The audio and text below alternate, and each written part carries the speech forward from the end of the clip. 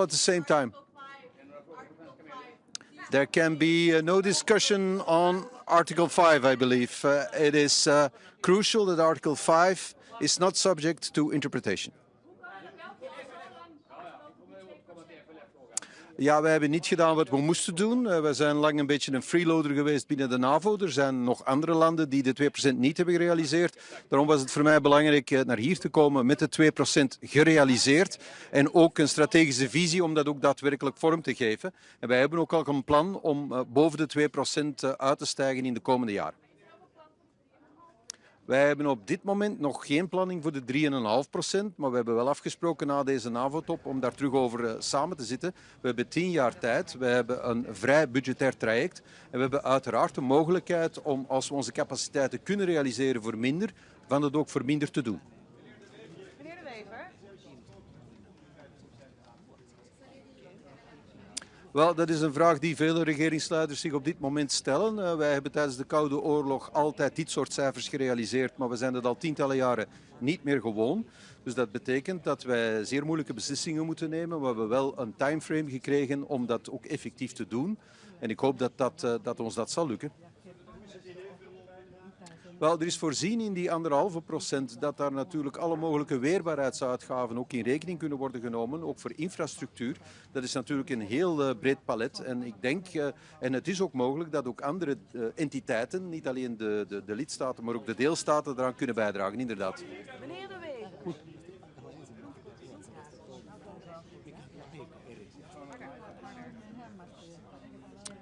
Het diner was nu niet van een aard dat wij allemaal heel serieuze besprekingen met elkaar hebben gehad. Dat was eerder een opwarmertje voor wat er vandaag moet gebeuren. Dus dat is gezellig verlopen. Meneer De Wever.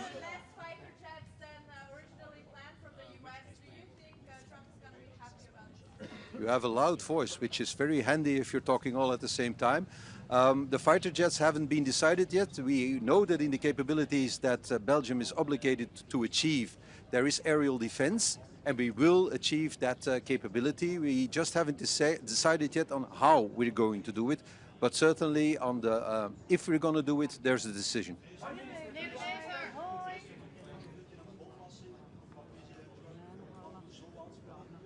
Well, ik zal dat zien, maar ik ben daar eerlijk gezegd niet bang van. En als die er komt, dan zal ik er ook niet van onder de indruk zijn, eerlijk gezegd. Well, dat zal ik zien, hè. Dat hangt er vanaf. Ik weet niet of dat ik die ga krijgen, die bolwassing. We zullen dat wel zien. Maar ik maak me daar helemaal niet zenuwachtig over. Wij zijn een autonoom land en wij zijn geen kolonie van een ander land.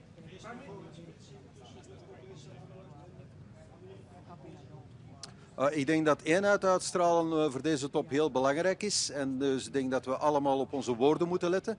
Want wij staan onder dreiging van opkomende machten enerzijds, Indo-Pacific, maar anderzijds ook het imperialisme van Rusland, het gewapend imperialisme. Het is dus niet het moment om vechtend over de straat te rollen. Dus ik denk dat we op onze lip moeten bijten. Maar we moeten ons als Europeanen de komende 10 jaar wel realiseren dat we onze eigen strategische autonomie moeten uitbouwen en dat we dus capabilities moeten realiseren die we vandaag nog niet hebben. Anders zullen wij het geopolitieke spel moeten blijven ondergaan in plaats van spelen. Well, I understand, of course, the budgetary problems that my Spanish colleague has, because I have exactly the same problems. We're almost in the same situation. So if he says that he can achieve the capability targets of Spain spending less money, that's an interpretation that he has. Mark Rutte has confirmed that this interpretation is correct. And if he can do so, that would be great. And of course, if he can do so, others can do so as well. And we will certainly also try to achieve our capability targets. And if possible, spend less than 3.5% of our GDP. Okay? We accept the same text for the 32 NATO members. It's important to stress upon that. There is no opt-out. There are no special treatments for any member state. It is the same text. And if the interpretation of Spain is correct, anybody can interpret the text in the same way. Okay?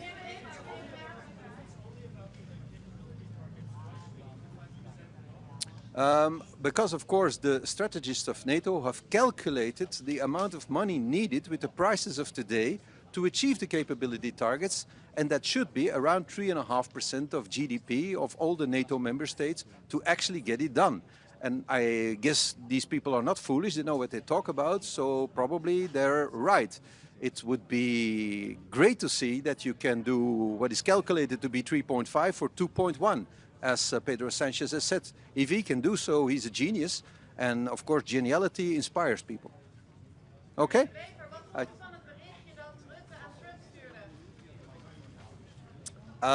Ja, u weet dat ik met een Nederlandse vrouw getrouwd ben en dat ik dus heel erg houd van dit land. Dus voor mij was het heel bijzonder en een beetje thuiskomen. Dankjewel. Ik denk dat Mark Rutte een moeilijke job heeft om iedereen in deze alliantie tevreden te houden. En dat hij veel moeite doet om zich van die taak te kwijten. Maar was het niet een beetje over de top? Hij doet veel moeite om zich van die taak te kwijten. Meneer De Wever, uw eigen parlement noemde de NAVO-verhoging compleet crazy. Hoe staat u er nu in?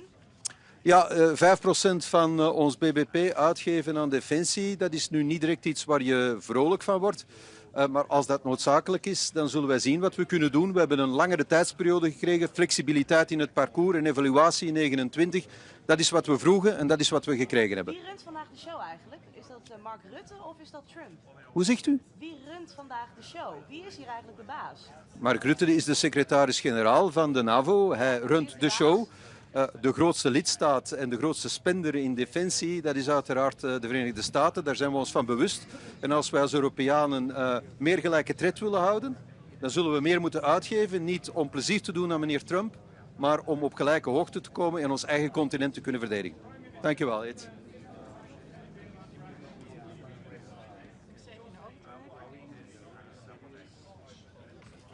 I'm not saying that I'm not going to spend 3.5%.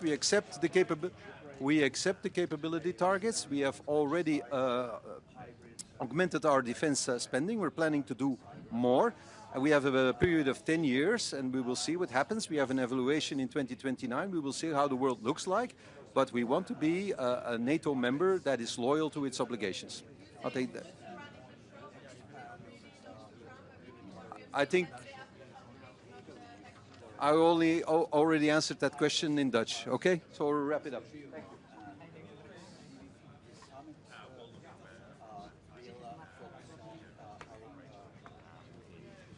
His custodianship of NATO, he had big shoes to fill, but I think he's doing a really good job in what is his first year. Thank you.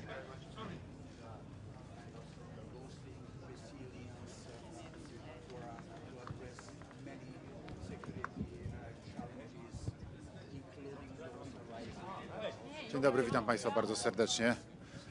Szanowni Państwo, no, mój 11. i ostatni szczyt NATO. Bardzo się cieszę, że spotykamy się i cieszę się, że wszystko zapowiada jedność krajów sojuszu także i tym razem. Przede wszystkim w tej najważniejszej i ostatnio bardzo często rozważanej kwestii podwyższenia wydatków na obronność.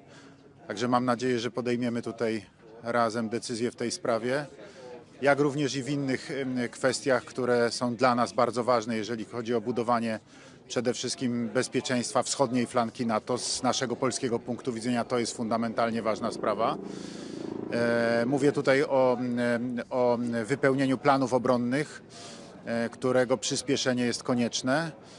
Mówię także o organizacji brygadowych grup bojowych, które także są decyzją jednego ze szczytów NATO, które były wcześniej. Natomiast dzisiaj rzeczywiście najważniejsza jest sprawa wydatków na obronność. To po pierwsze, tak jak mówię, mam nadzieję, że będziemy mieli jedność. Wszystko zapowiada, że tak. Natomiast druga kwestia dla nas bardzo ważna w Polsce to przedłużenie rurociągów prowadzących paliwo, strategicznych rurociągów NATO prowadzących paliwo, które dzisiaj kończą się w Europie Zachodniej, przedłużenie ich na wschodnią flankę NATO, bo to jest w tej chwili bardzo istotne do tego, żeby rzeczywiście zapewnić obronę. Oczywiście będziemy dyskutowali też o innych kwestiach, będziemy dyskutowali też o rozwoju przemysłów obronnych, co jak Państwo wiecie doskonale jest w tej chwili niezbędne. To pokazała zresztą też i rosyjska agresja na Ukrainę. Skala, w jakiej potrzebne jest uzbrojenie, a przede wszystkim amunicja, więc to będą te wszystkie tematy, które dzisiaj będziemy omawiali. No oczywiście na pewno będzie poruszona też kwestia dalszej pomocy dla Ukrainy, no i problem konfliktu bliskowschodniego też pewnie będzie poruszany na tym szczycie, chociaż wcześniej, jak wiadomo, nie był przewidywany w harmonogramie prac, no ale to jest sprawa względnie nowa i pewnie będzie poruszona.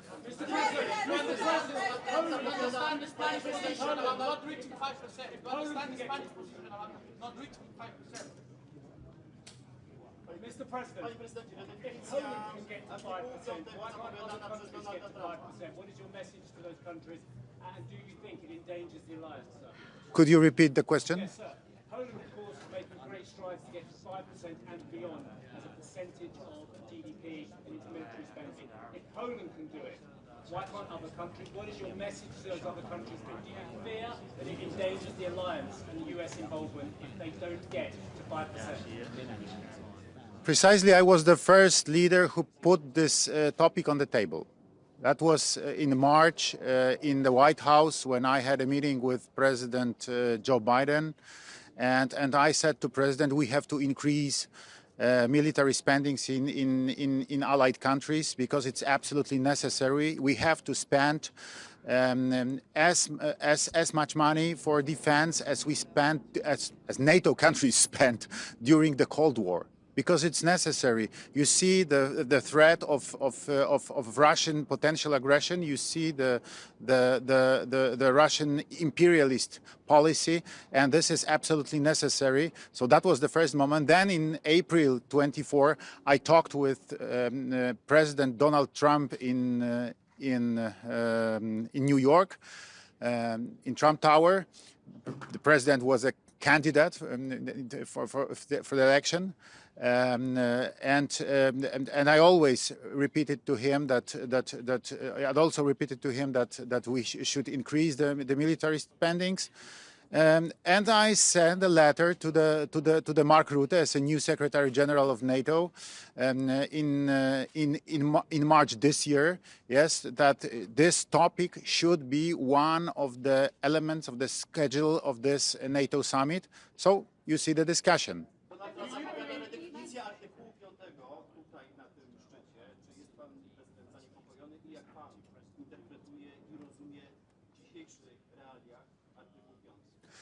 Szanowni Państwo, no, dwie są podstawowe zasady w NATO. Jedność, bo ona jest konieczna do tego, żeby podjąć jakąkolwiek decyzję. Jeżeli podejmiemy decyzję o 5%, to nie ma dyskusji pod tytułem, czy ktoś wydaje, czy ktoś nie wydaje. Wszyscy mają obowiązek wydawać. Artykuł 5 jest jasny i wyraźny i oznacza kolektywną obronę. I nie ma tutaj żadnej dyskusji wokół tego artykułu.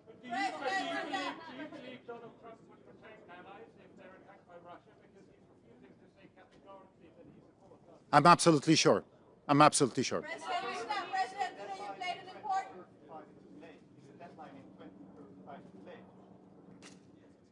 You know, it's difficult to say. Of course, I prefer to have it much earlier, yes, in 2030. But, you know, this is policy. President, today you played an important role in reaching the 5% declaration today, hopefully. How do you feel about Mark Rutte giving all the credit to Donald Trump yesterday in his private text messages? You know, the position of the President of the United States is the strongest in the alliance. So I understand that without the support of and without the leadership of Donald Trump, it would be impossible.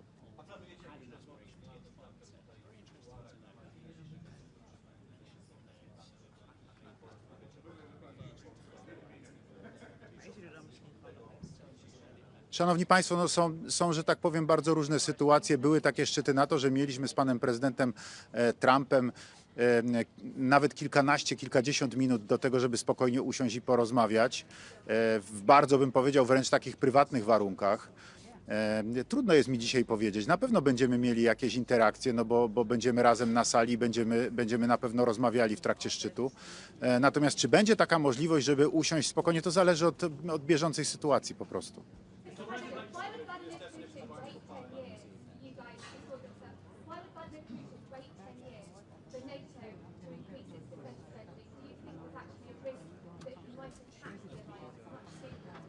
You know, I think that Russia is exhausted because of their aggression against Ukraine after this more than 3 years of aggression. Yes, and I don't expect that Russia is ready to attack other country now, but in the future, this is a real risk.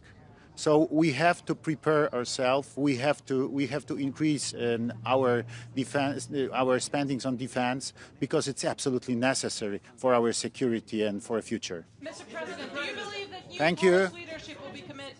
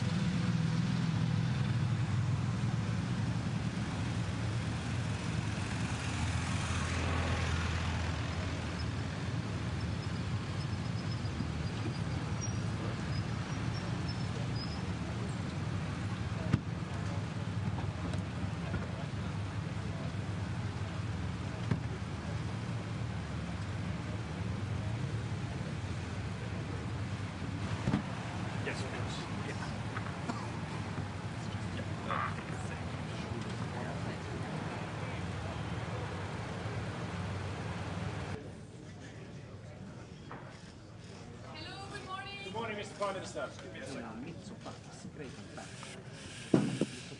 Good morning. Let me start by, first of all, as a country at the outer edge of the Eastern Mediterranean, welcome the ceasefire that was brokered by President Trump between Israel and Iran. But at the same time, let me express my firm belief that permanent solutions can only be found through active diplomacy. At the same time, it's important not to forget the other aspects of this regional crisis. It is absolutely necessary that we implement a ceasefire in Gaza, that humanitarian aid flows into Gaza. This is a big component of a permanent solution to the problem of instability in the region. Now, coming to the summit, I think it is very encouraging that we have all agreed to a significant increase in our defense spending. I have been a strong proponent of the need for Europe to step up our military spending and take more ownership over our own collective defense. Greece is a country which is currently spending more than 3% on defense, and we have consistently exceeded the 2% threshold, even during the very difficult times of the economic crisis. So I welcome the decisions taken by the summit. I hope that all member states will do their part, because at the end of the day, this is an alliance which is based on trust and on fair burden sharing. Prime Minister, if Greece can get to commit to 5% spending of military of GDP, why can't the Spanish? We have very similar history, very similar recent history for Greece and Spain. Surely you can put pressure on Mr. Sanchez to agree to a deal. Well, first of all, let me say that, as I told you before, we are currently above 3%. So we have a plan to spend more than 25 billion over the next 12 years.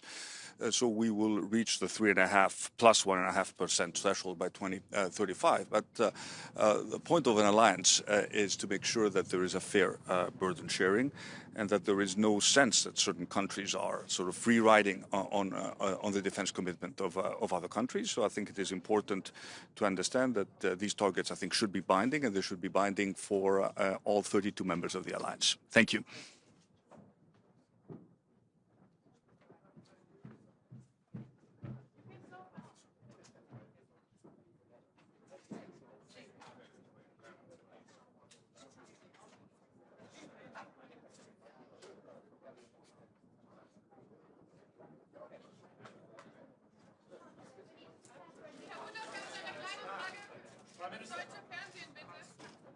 I think you prefer the German Chancellor.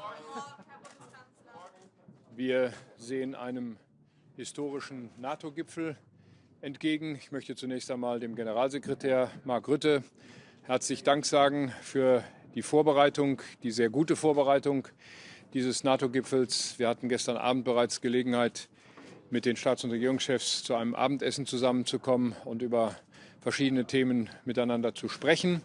Ich gehe davon aus, dass wir heute eine gemeinsame Entscheidung treffen, die NATO in Zukunft mit wesentlich besseren Mitteln auszustatten.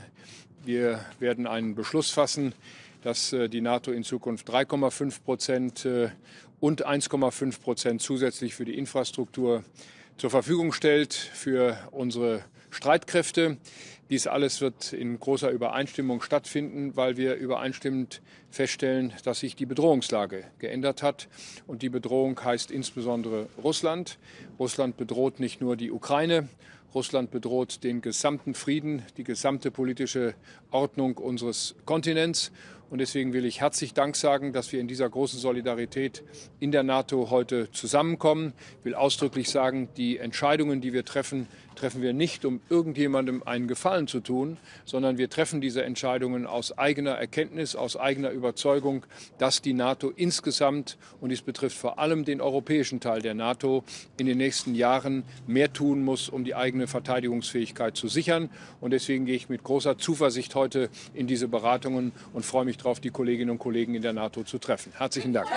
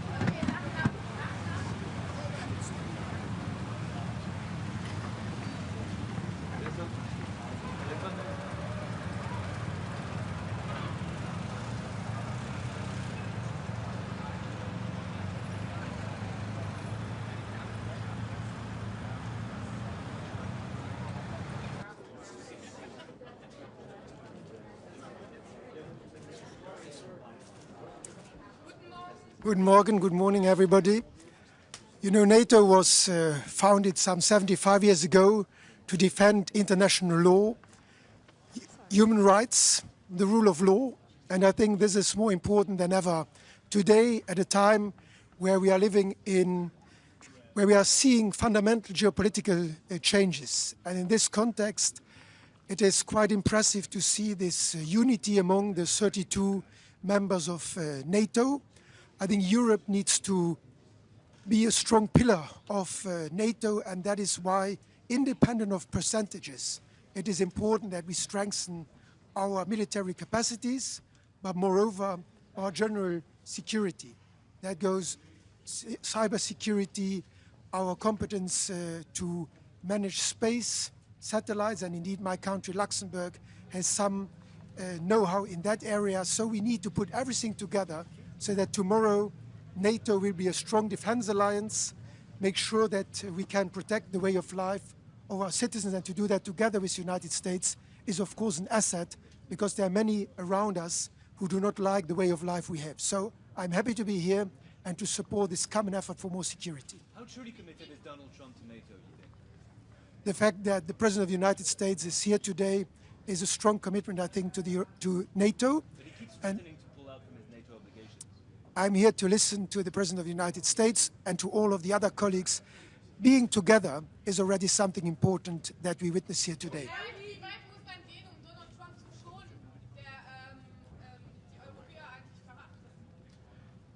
Wir sollten nicht nur nach Amerika schauen, wenn wir über unsere eigene Sicherheit nachdenken.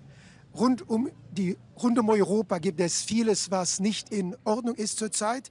Wir haben Russland, wir haben den Nahen Osten, wir haben Ambitionen von China, und wir müssen selbst in Europa für unsere Sicherheit sorgen.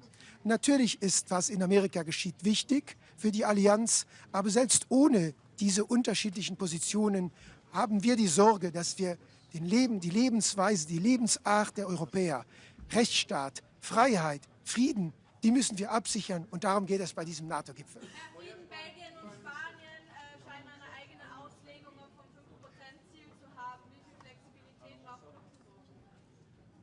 Der Weg zu diesen Ausgaben, den muss jeder Staat selbst beschließen. Und ich glaube, das, was NATO-Generalsekretär Rutte Spanien geschrieben hat, gilt natürlich für alle.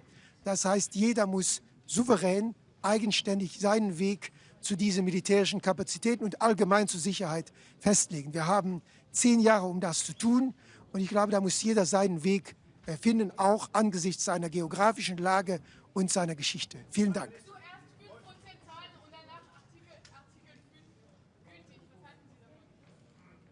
Artikel 5 ist ein Grundelement der NATO-Charta seit 1949. Das ist die Ursache, weshalb, glaube ich, viele von uns in NATO-Mitglied sind. Auch mein Land als Gründungsmitglied der NATO. Wir werden geschützt auch von den anderen. Und deshalb ist jeder, der hier etwas dazu beiträgt, ist auch ein Garant für die Freiheit und den Frieden anderer Staaten.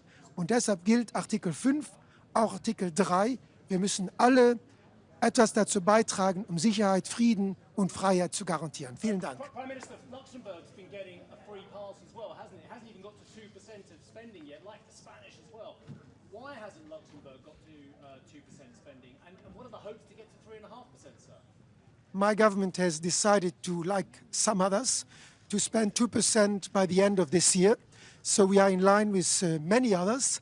And our goal is to continue to increase our collective effort in the years to come. Thank you. Are you worried about Donald Trump's kind of predictable interpretation of Article 5? Valid for the USA? So, I would like to say that after the yesterday...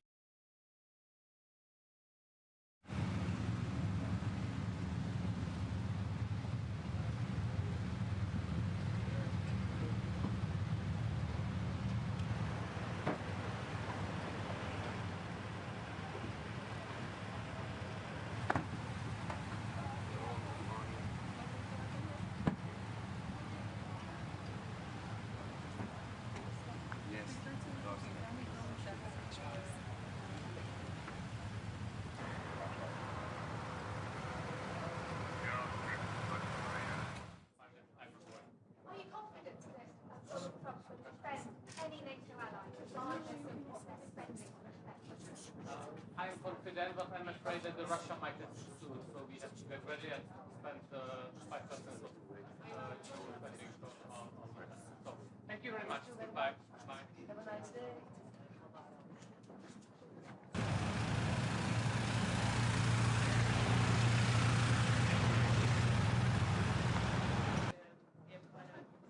Estar com isso ontem, Marco respondia na mensagem que trocou com Donald Trump e que tornou pública nas redes sociais.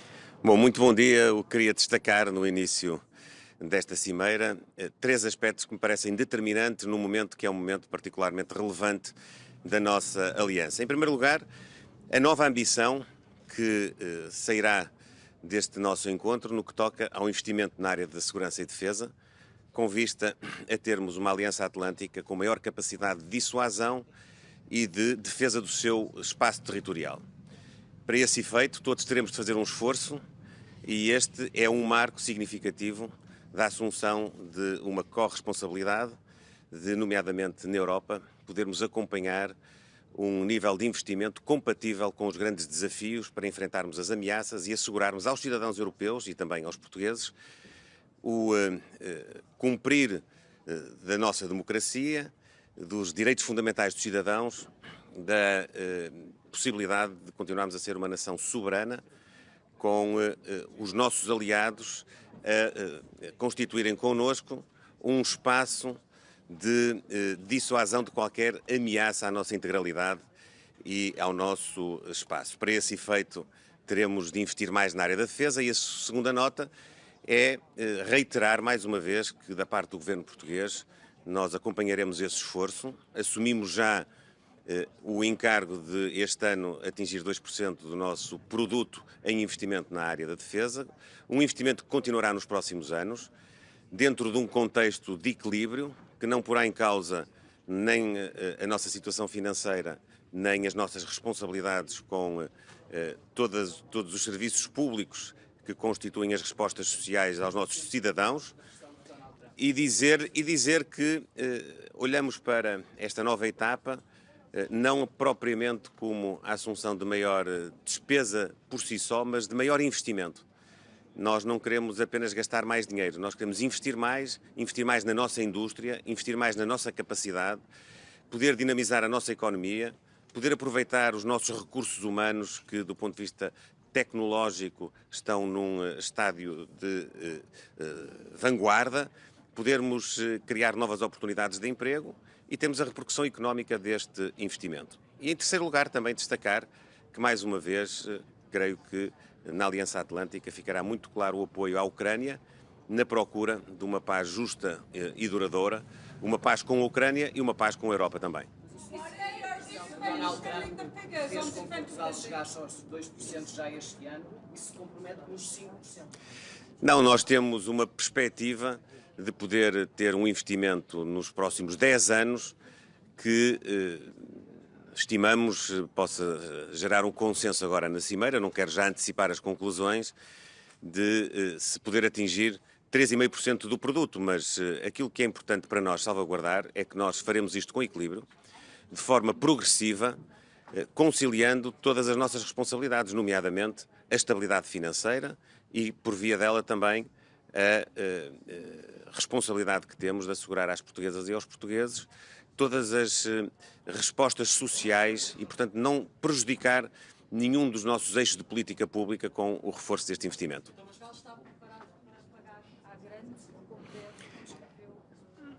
Portugal está preparado para ser parte de uma cimeira que marca uma nova fase, que garante a unidade da Aliança Atlântica, que garante a solidariedade entre a Europa, os Estados Unidos, o Canadá, que garante que nós, em conjunto, poderemos continuar a assegurar aos nossos cidadãos que os seus direitos, liberdades e garantias estão salvaguardados, que podemos ter as nossas democracias a funcionar e que podemos ter uma capacidade coletiva de enfrentarmos as ameaças que pairam sobre nós a vários níveis, não só do ponto de vista territorial, mas também do ponto de vista tecnológico. Nós hoje temos ameaças que são mais difíceis, muitas vezes, de percepcionar, mas que todos os dias temos diante de nós, nomeadamente no ciberespaço, nomeadamente naquilo que são, hoje, contextos de perturbação do normal funcionamento dos regimes democráticos e que existem, efetivamente, e para enfrentar essas ameaças nós precisamos desta solidariedade. Muito obrigado e bom trabalho. Obrigado.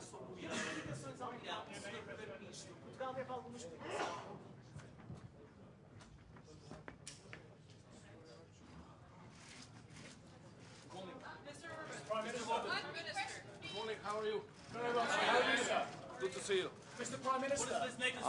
You are the Hungarians over there. Okay. Mr. Prime Minister. Yeah. Are we moving to 5% from Hungary's point of view? If so, is this of a level to deter Russian aggression? And is NATO creating more problems in its relationship? Too long. The question is too long. Sorry. Okay, Come back to the 5%. Yeah. With one precondition. So we are able to do it. It's not easy, but the whole calculation of budget regulation of European Union must be changed. So if we keep the regulation as it is, nobody in the European Union is able to fulfill 5%, whatever they say. So we have to recalculate everything in a different method. In that case, we can do. Aren't you fiddling the figures? Sorry? Aren't you fiddling the figures? Creative accounting. You like it? Mr. Orban, isn't it concerning that our global security depends on one man's ego, Donald Trump's? I don't think so. The international order is more based on common sense. And the President of the United States is a man of the common sense. As you have seen just recently, to manage the conflict between Iran and Israel. So he's the man of common sense. Which means that the new wars getting shorter and the old wars are running out of the fuel, which is the consequence of his activity. Sorry. Who will run the show today, Trump? Biggest threat to Europe. Is Putin the biggest threat to Europe? Biggest threat to Europe?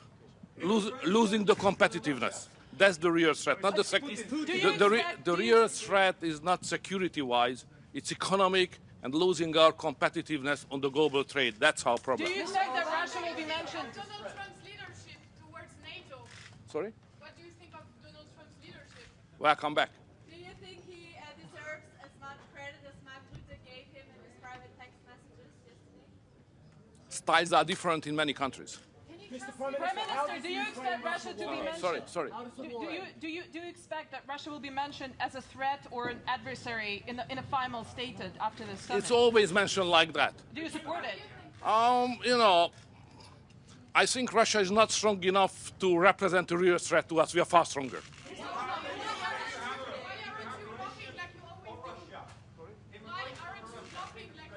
Blocking what? No, we don't block it. Are you happy that President Zelensky is being kept on the sidelines this time and there's no talk of Ukraine membership for NATO? You know, NATO has no business in Ukraine. Ukraine is not member of NATO, neither Russia. And my job is to keep it as it is. Thank you very much.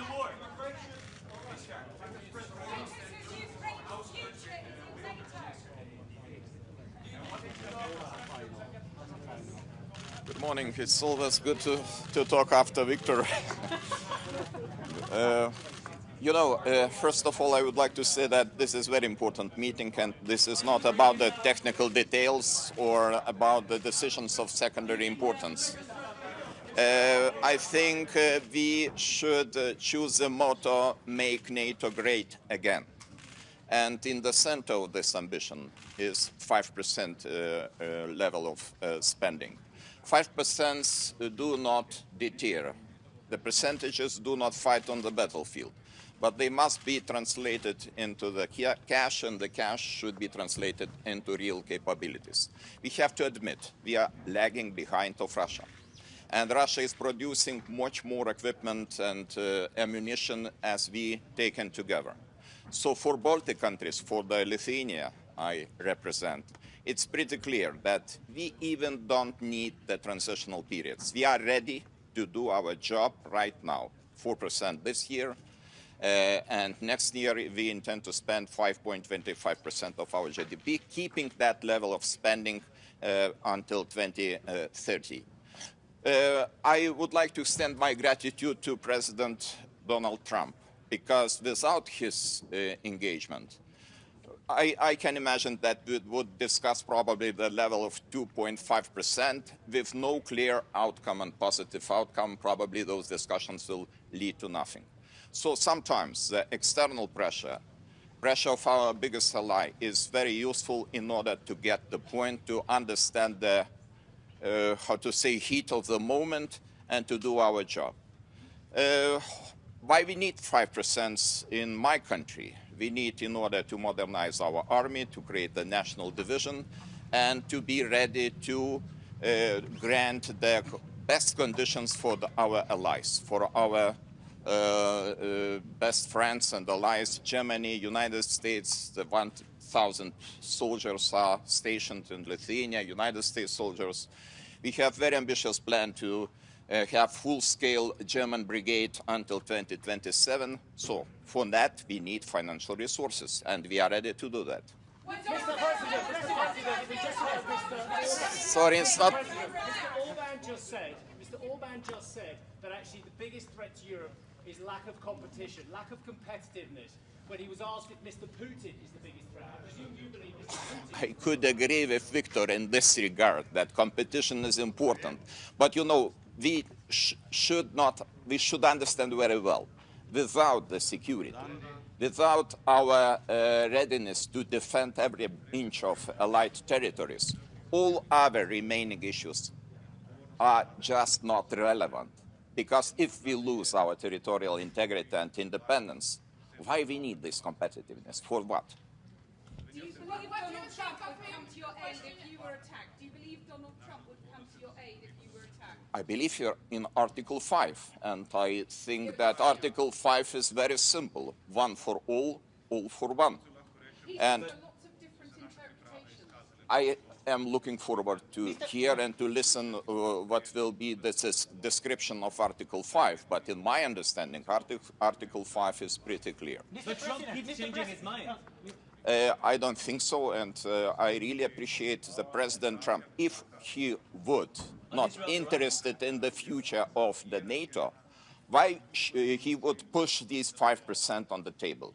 I think this is very important to understand. If some person is interested to get the organization stronger, then proposals are coming, and proposals are coming from our biggest ally, and we have to respect those proposals. But Mr. President, what do you think? What is your assessment? Why Russia poses so big threat to us now? What are Mr. Putin's goals at the moment? Let's go to the year 2007, 2008. Mr. Putin said that the largest tragedy of 20th century was the collapse of Soviet Union. And if you listen what he's saying carefully, you will explain all the activities we faced in the recent decade, starting from Crimea, going to the war in Ukraine, and of course these threats. These threats are around us. And of course we should talk not only about Ukraine, Middle East, incidents in the Baltic Sea, almost everyday incidents, attacks against the critical infrastructure. This is our reality. This is our business as usual. And this is because of Russian activities. And of course, close ally Belarus, because Belarus is another issue, and we have very long border with Belarus, and we face another kind of hybrid activities, for example, in the form of illegal and instrumentalized migration. Mr. President. I'm from the Netherlands. We have done so for do you hope that they follow German decision to We appreciate very much your contribution, because this is an integral part of EFP troops in Lithuania, and we all are working as a one strong power. 2035, of course, looking from our perspective, it is too late, because as I mentioned, we are ready to spend immediately 5%, and we would be happy to see that our allies, our partners, we are ready to do the same. But you know, NATO, like the European Council, is the organization of the consensus. If they reach the consensus, and the consensus is 2035, let's be like that, and I hope that we will increase the financing every year, consequently, in order to reach this target. Mr. President, given that everyone seems to be...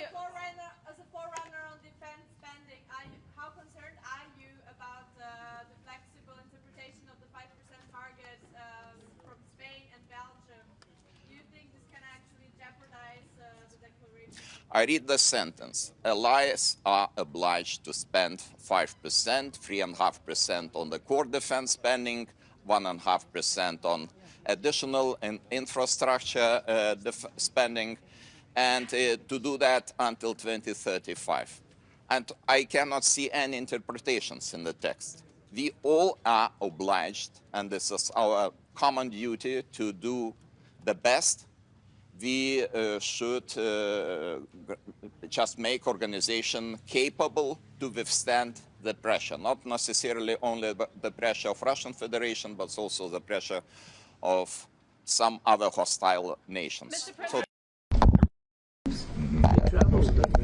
They have better seats than I do. Mr. President, what are you telling the Prime Minister about your goals for NATO and Article 5 today? We're with them all the way. I mean, if you take a look at the numbers, we're with them, and they have very big things to announce today. I don't know if you've taken the vote or you're going to take the vote, but I've been asking them to go up to 5% for a number of years, and they're going up to 5%. That's a big, from 2%. And a lot of people didn't even pay the 2%. So I think it's going to be very big news. NATO is going to become very strong with us, and I appreciate doing it. And perhaps you want to talk. Yeah, absolutely. Let me first, before I go to the spending, I just want to recognize your decisive action in Iraq. Thank you. You are a man of strength, but you're also a man of peace. And the fact that you are now also successful in getting this ceasefire done between Israel and Iran, I really want to commend you for that. Thank you. And I think this is important for the whole world. Then on spending, it's absolutely true. I want to state here, without President Trump, this would not have happened. In 3 stages. When you became president in 2016, 2017, you forced Europeans and Canadians to pay more. At this moment, result of that phase is 1 trillion extra aggregate defense spending by the Canadians and the Europeans. Then came phase 2, when you became president in January last year. Phase 2 is that all the countries not yet on 2% have now committed to the 2%. This is the old goal from Wales in 2014.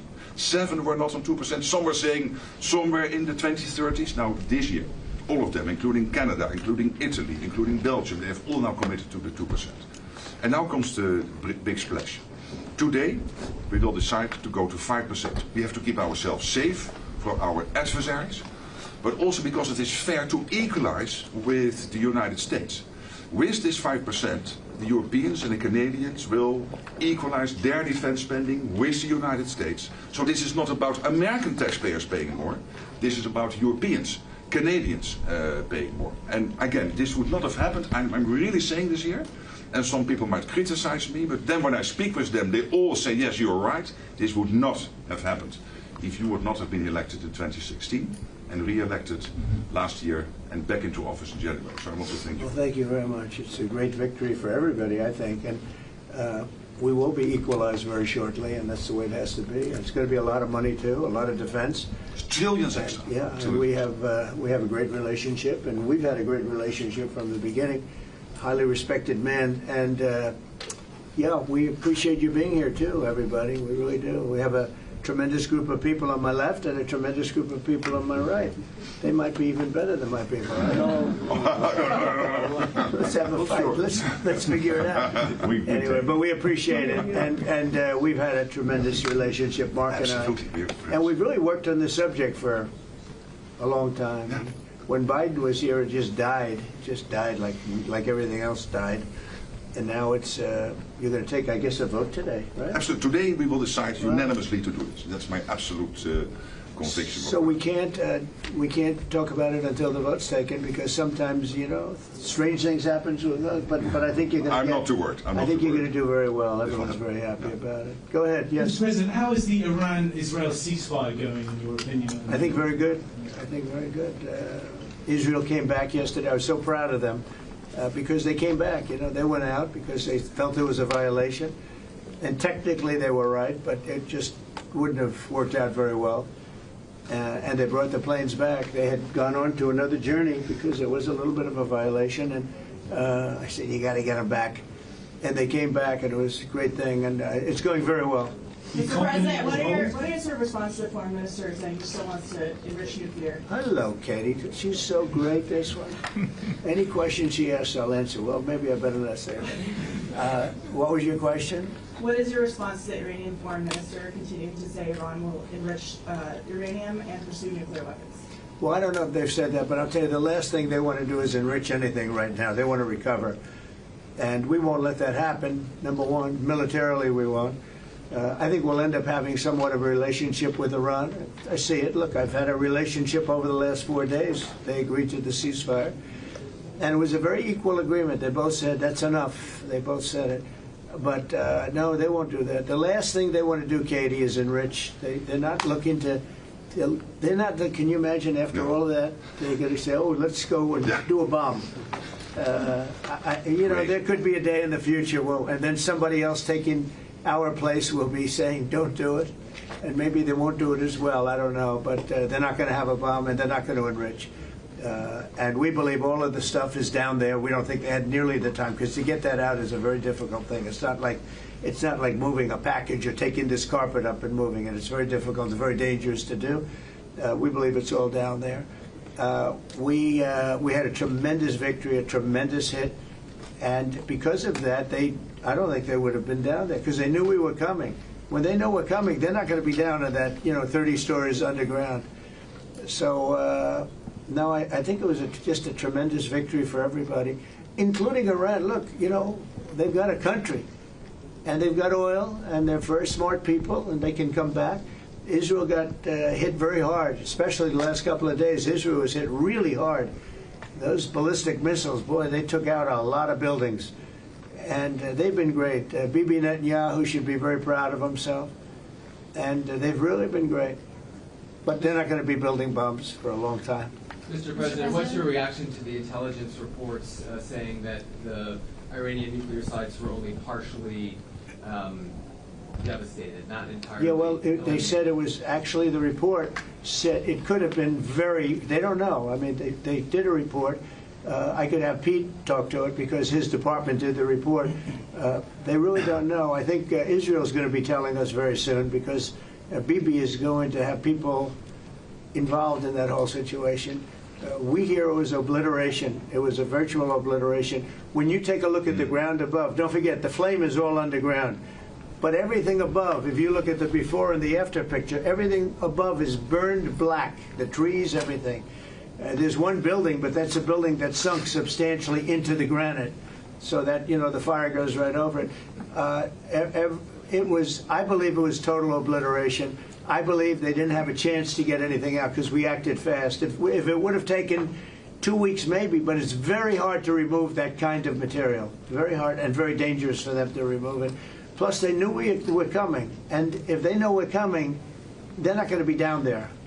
There aren't too many people that are going to be down there. Pete, do you have something to say about that? Well, Mr. President, when you talk to the people who built the bombs, understand what those bombs can do, and deliver those bombs, they landed precisely where they were supposed to. So it was a flawless mission. Flawless. Right down where we knew they needed to enter. And given the 30,000 pounds of explosives and capability of those munitions, it was devastation underneath Fordo. And the amount of munitions, 6 per location, any assessment that tells you it was something otherwise is speculating with other motives. And we know that because when you actually look at the report, by the way, it was a top secret report, it was preliminary, it was low confidence. All right, so this isn't, you make assessments based on what you know. They don't, it said it could be very devastating, very serious. Moderate to severe, and we believe far more likely severe and obliterated. So this is a political motive here. Was there a leak investigation?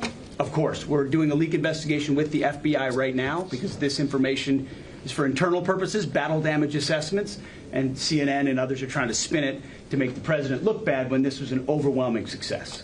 We had a tremendous success, and this is the New York Times. I call it the failing New York Times. It's going to hell. And CNN, which, as you know, very few people are watching. And you would think they'd do the opposite. You would think they'd want to say, this was an unbelievable success. And the thing that hurts me is it's really demeaning to the pilots and the people that put that whole thing together, the generals. That was a perfect operation. And when you look at the holes, and this was done from 52,000 feet, there was no moon, there was no light, and those 3 holes are right together. And also, and nobody talks about this, we shot 30 Tomahawks from submarines, in particular one submarine, but that was 400 miles away. And every one of those Tomahawks hit within a foot of where they were supposed to hit. Took out a lot of buildings that Israel wasn't able to get. We took them out with Tomahawks. We don't even talk about that. This was a devastating attack, and it knocked them for a loop. And, you know, if it didn't, they wouldn't have settled. If they had won, if we didn't take it out, they wouldn't have settled. Somebody mentioned that to me last night. If that thing wasn't devastated, they would have never settled. Marco, do you have something to say? No, first of all the stuff about the intelligence, this is what a leaker is telling you the intelligence says. That's the game these people play. They read it, and then they go out and characterize it the way they want it characterized, and they're leakers. This is the game they play. So that's number one. Number two, here's a fact. The conversion facility, which you can't do a nuclear weapon without a conversion facility. We can't even find where it is, where it used to be on the map. You can't even find where it used to be because the whole thing is just blackened out. It's gone. It's wiped out. It's wiped out. Then we dropped 12 of the strongest bombs on the planet right down the hole in 2 places. Everything underneath that mountain is in bad shape. And I refer you to the statement of the IAEA, Mr. Grossi. Yes. You know what he said? He said there was Iran, the way it looked the day before the attack, and what their nuclear program looks like now. 2 very different things. They are way behind where they were just 7 days ago. Now, anything in the world can be rebuilt, but now we know where it is. And if they try to rebuild it, we'll have options there as well. But all this leaker stuff, these leakers are professional stabbers. That's what they are. They go out and they read this stuff, and then they tell you what it says against the law, but they characterize it for you in a way that's absolutely false. There's no way Iran comes to the table if somehow nothing had happened. This was complete and total obliteration. They're in bad shape. They are way behind today compared to where they were just 7 days ago because of what the president did. Marco, can I just alert you to one other aspect? So the great thing is you took out the nuclear capability of Iran. This was crucial. You did it in a way which is extremely impressive. But the signal it sends to the rest of the world that this president, when it comes to it, yes, he is a man of peace, but if necessary, he is willing to use strength, the enormous strength of the American military. So I think that signal to the rest of the world, this is far beyond Iran, is extremely important. So let me also point us to that aspect of what happened. They went down, Iran went down to the site afterwards.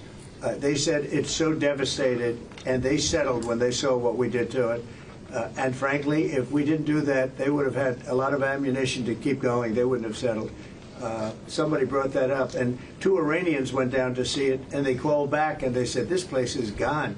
So it's just fake news by CNN, which has got no ratings. It's a failed network. Anybody here from CNN, by the way? Because you're a really disgraceful network. MSNBC, I think, is actually worse. But they're all pretty bad. But yours is good, Katie, I'll tell you. Mr. President, You know what Marco reminded me of? He did such a nice job there. It was 9 years ago I had to debate this guy.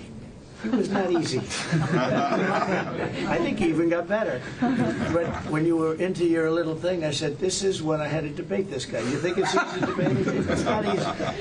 How long do you think that the Iranian nuclear program has been put back by these strikes? Years or totally obliterated? I think basically decades, because I don't think they'll ever do it again.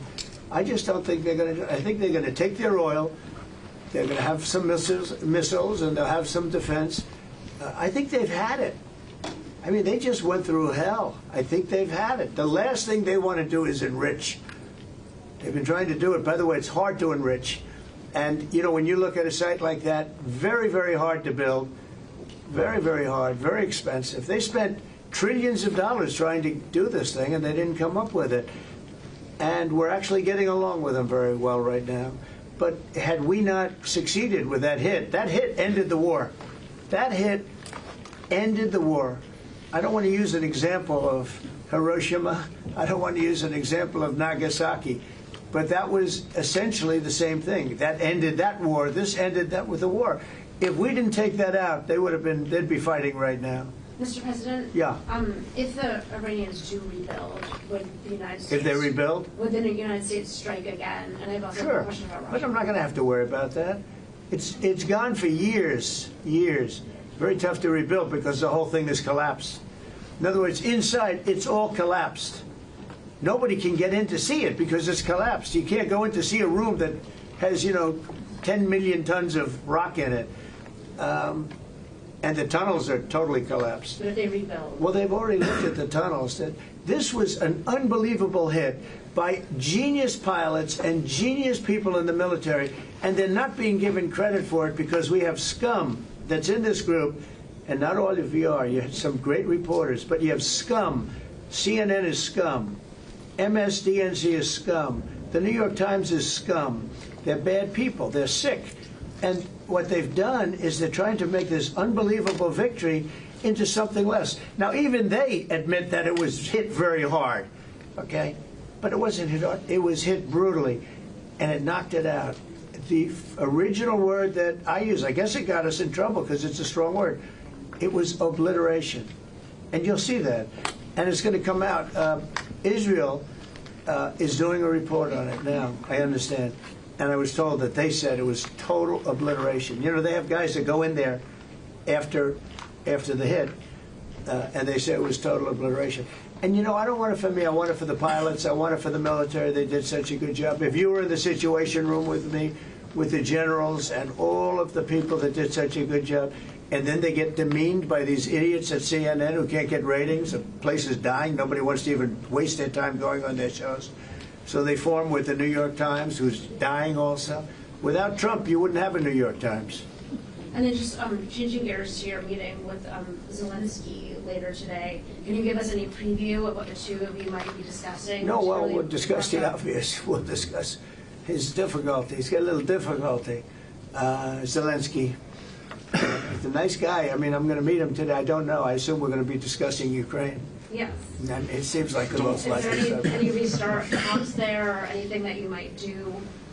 Well, we're going to see. I mean, I've spoken to Putin a lot, and he actually was very nice. He volunteered help on, as you know, on Iran. I said, no, I don't need help on Iran. I need help on Russia. Okay? I said, do me a favor. Help us on Russia, not on Iran, but he was very nice. We're going to talk about that. We're going to talk. I think progress is being made. I think great progress is being made on Gaza. I think because of this attack that we made, I think we're going to have some very good news. I was talking to Steve Witkoff, who, by the way, is terrific, and who knows more about this subject than anybody, the subject of what we were just talking about. He was on last night with Jesse and with Laura and with Sean. And boy, Susie, he has a great take on it. He just explains it so easily. He's really very knowledgeable. But he did tell me that Gaza is very close. Mr. President, just one follow-up on Iran. Both you and Secretary Rubio and Hegseth mentioned the leakage. But can you clarify, is the intelligence correct or is the intelligence wrong? Well, the intelligence was very inconclusive. Okay. The intelligence says we don't know. It could have been very severe. That's what the intelligence says. So I guess that's correct. But I think we can take that we don't know. It was very severe. It was obliteration. And you'd think that a media outlet would say, isn't that a great thing? I mean, more importantly for the pilots, for the military, you take their guts out. You take their absolute guts out. They had a tremendous attack. It was a complete obliteration.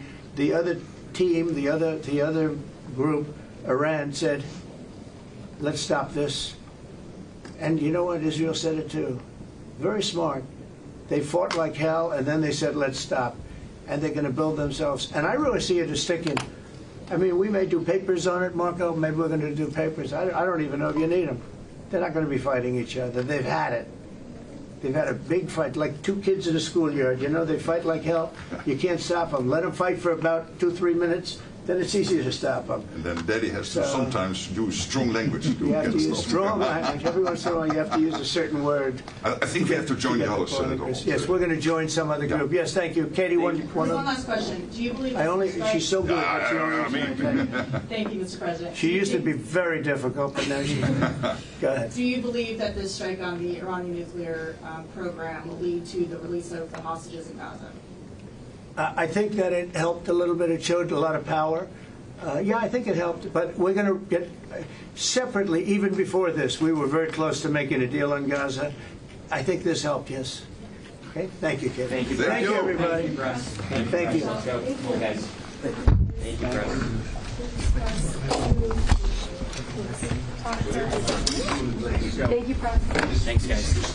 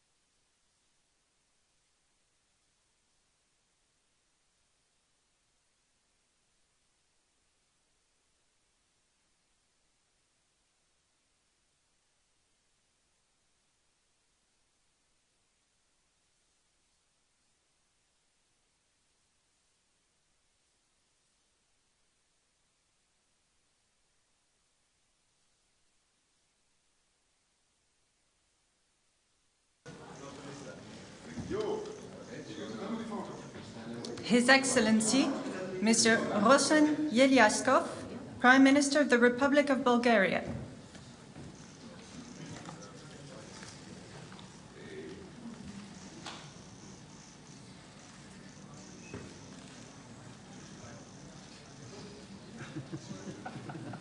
Her Excellency, Ms. Gordana Silyanovska-Davkova, President of the Republic of North Macedonia.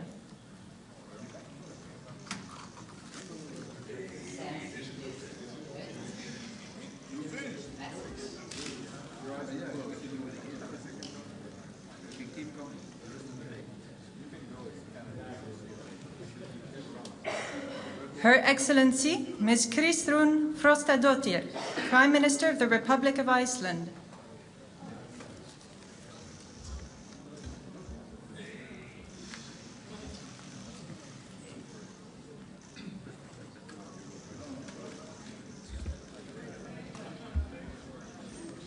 The Right Honourable Mark Carney, Prime Minister of Canada.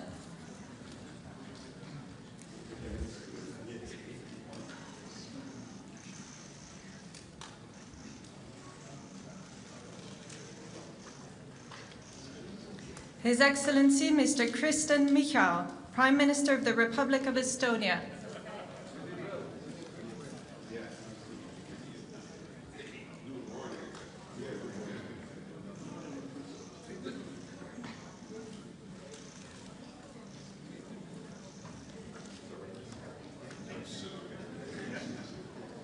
His Excellency Mr. Peter Pellegrini, President of the Slovak Republic.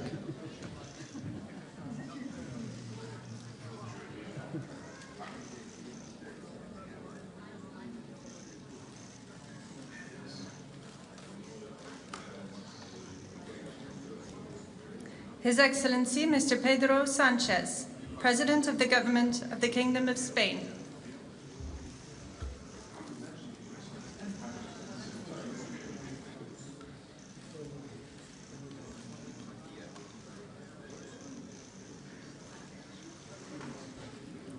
His Excellency Dr. Robert Golob, Prime Minister of the Republic of Slovenia.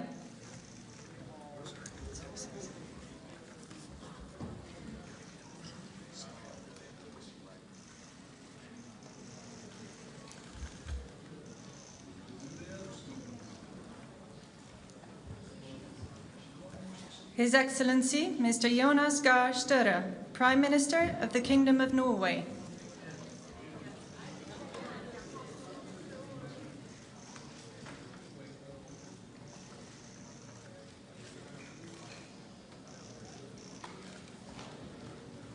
His Excellency Mr. Edi Rama, Prime Minister of the Republic of Albania.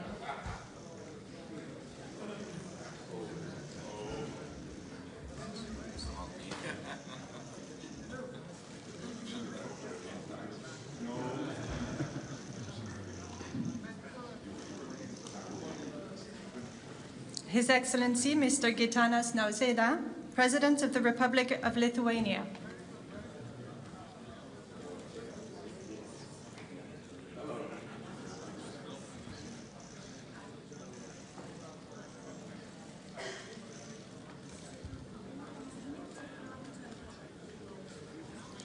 His Excellency Mr. Andrzej Duda, President of the Republic of Poland.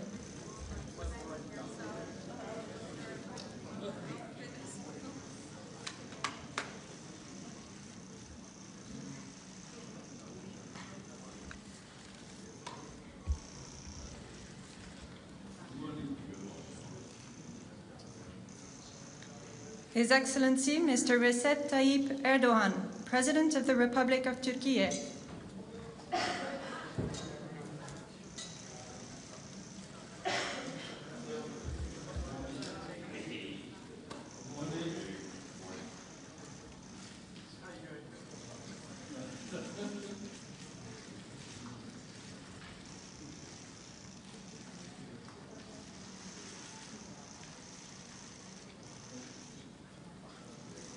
His Excellency Mr. Edgars Rinkēvičs, President of the Republic of Latvia.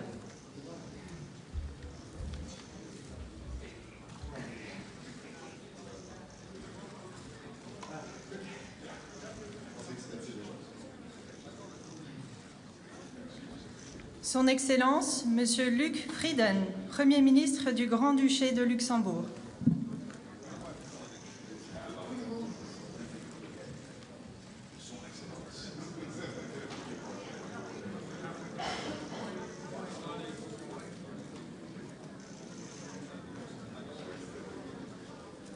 His Excellency, Mr. Luis Montenegro, Prime Minister of the Portuguese Republic.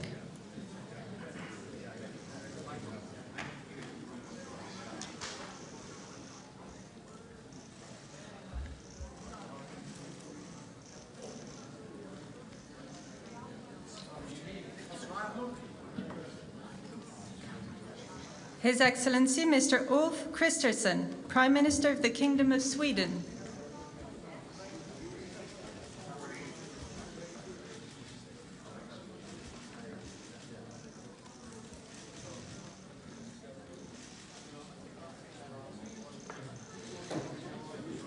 His Excellency, Mr. Jakub Milatovic, President of Montenegro.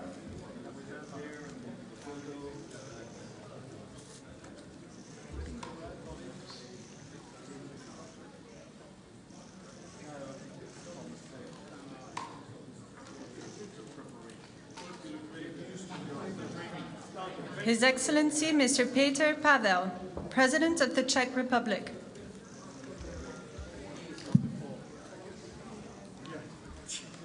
Thank you for that advice. No problem. Just as I'm going up. You want to swap cars?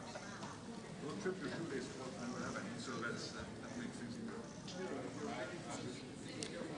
His Excellency, Mr. Nicu Jordan, President of Romania.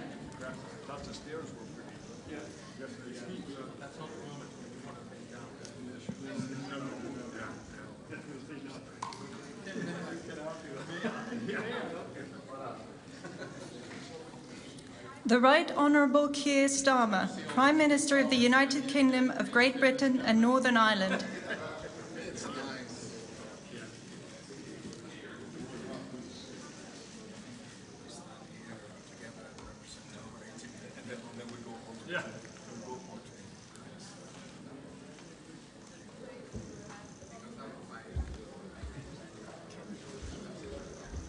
His Excellency, Mr. Kyriakos Mitsotakis, Prime Minister of the Hellenic Republic.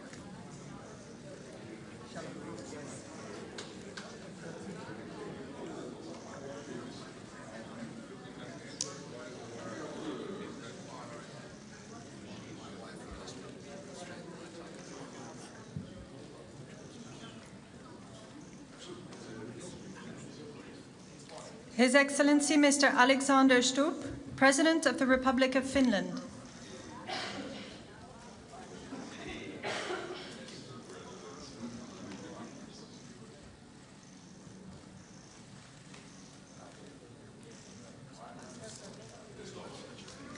His Excellency, Mr. Friedrich Merz, Chancellor of the Federal Republic of Germany.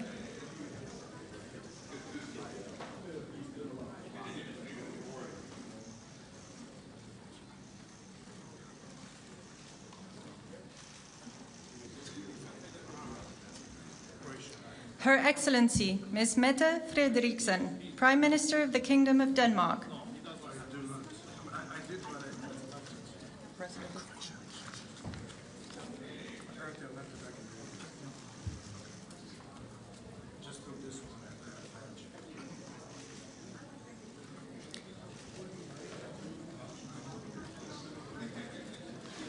His Excellency, Mr. Zoran Milanovic, President of Croatia.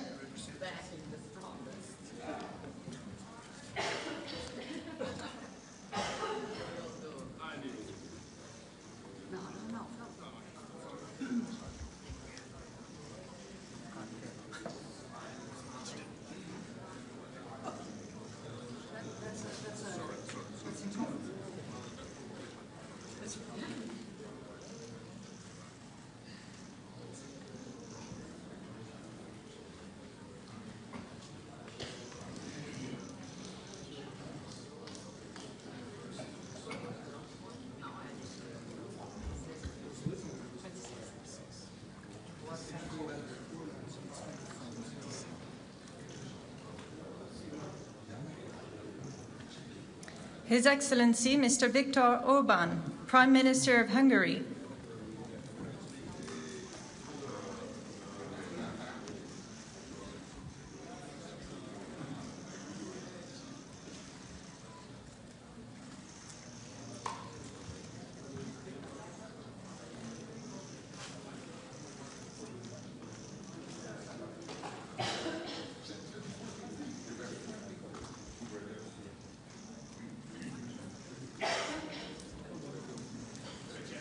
Her Excellency Ms. Giorgia Meloni, President of the Council of Ministers of the Italian Republic.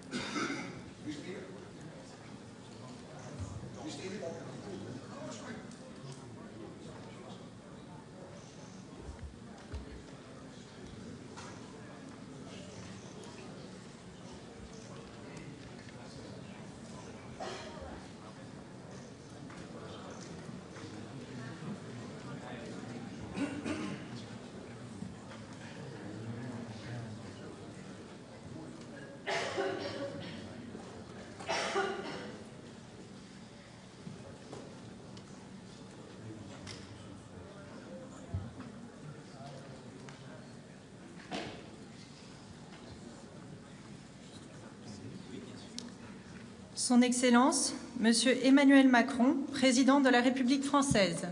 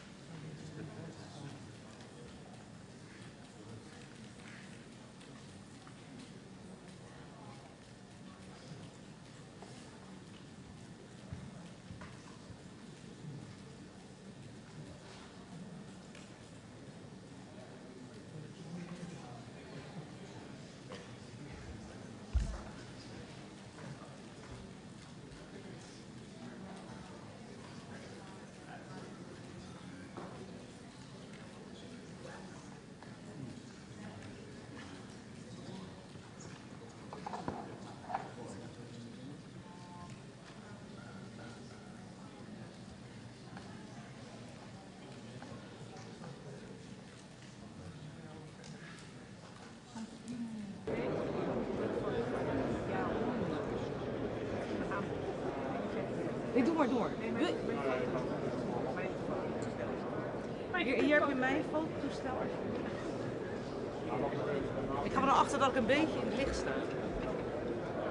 Dat is fijn. Oh. Mevrouw, sorry, maar heeft u een badge? Even kijken, heeft u een goede Nee, maar gewoon er tussendoor, dat maakt niet uit. Ga maar een stukje door. Ik kan die heel lang... Ja.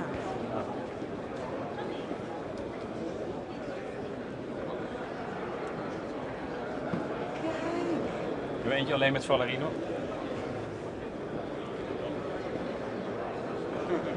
Doe maar dicht. Nee. Oh, dat kan anders. Ja. iPhone kan alles.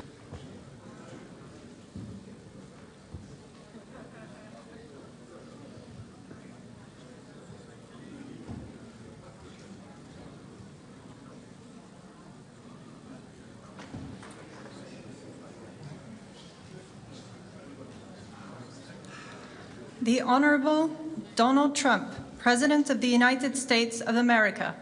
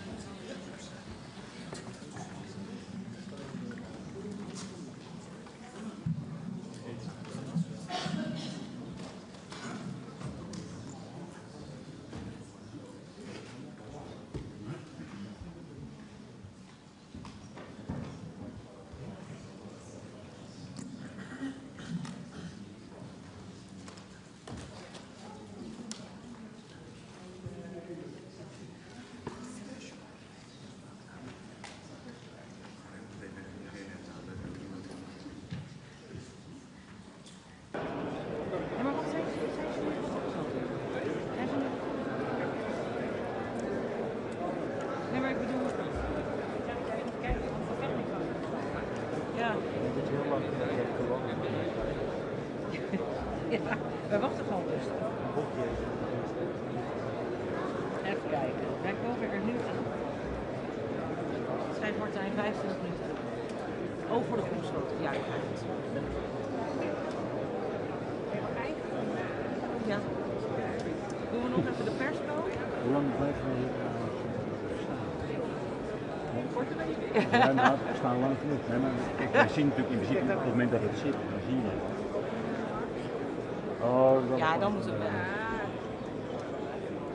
Ja, dan hebben we nog wel even een paar weken. Ja, want daar zit ik ook te wachten. Iedereen zit. En dan kan ik een overzichtje maken en even er doorheen. Dat heb ik toch? Ja, fijn hè?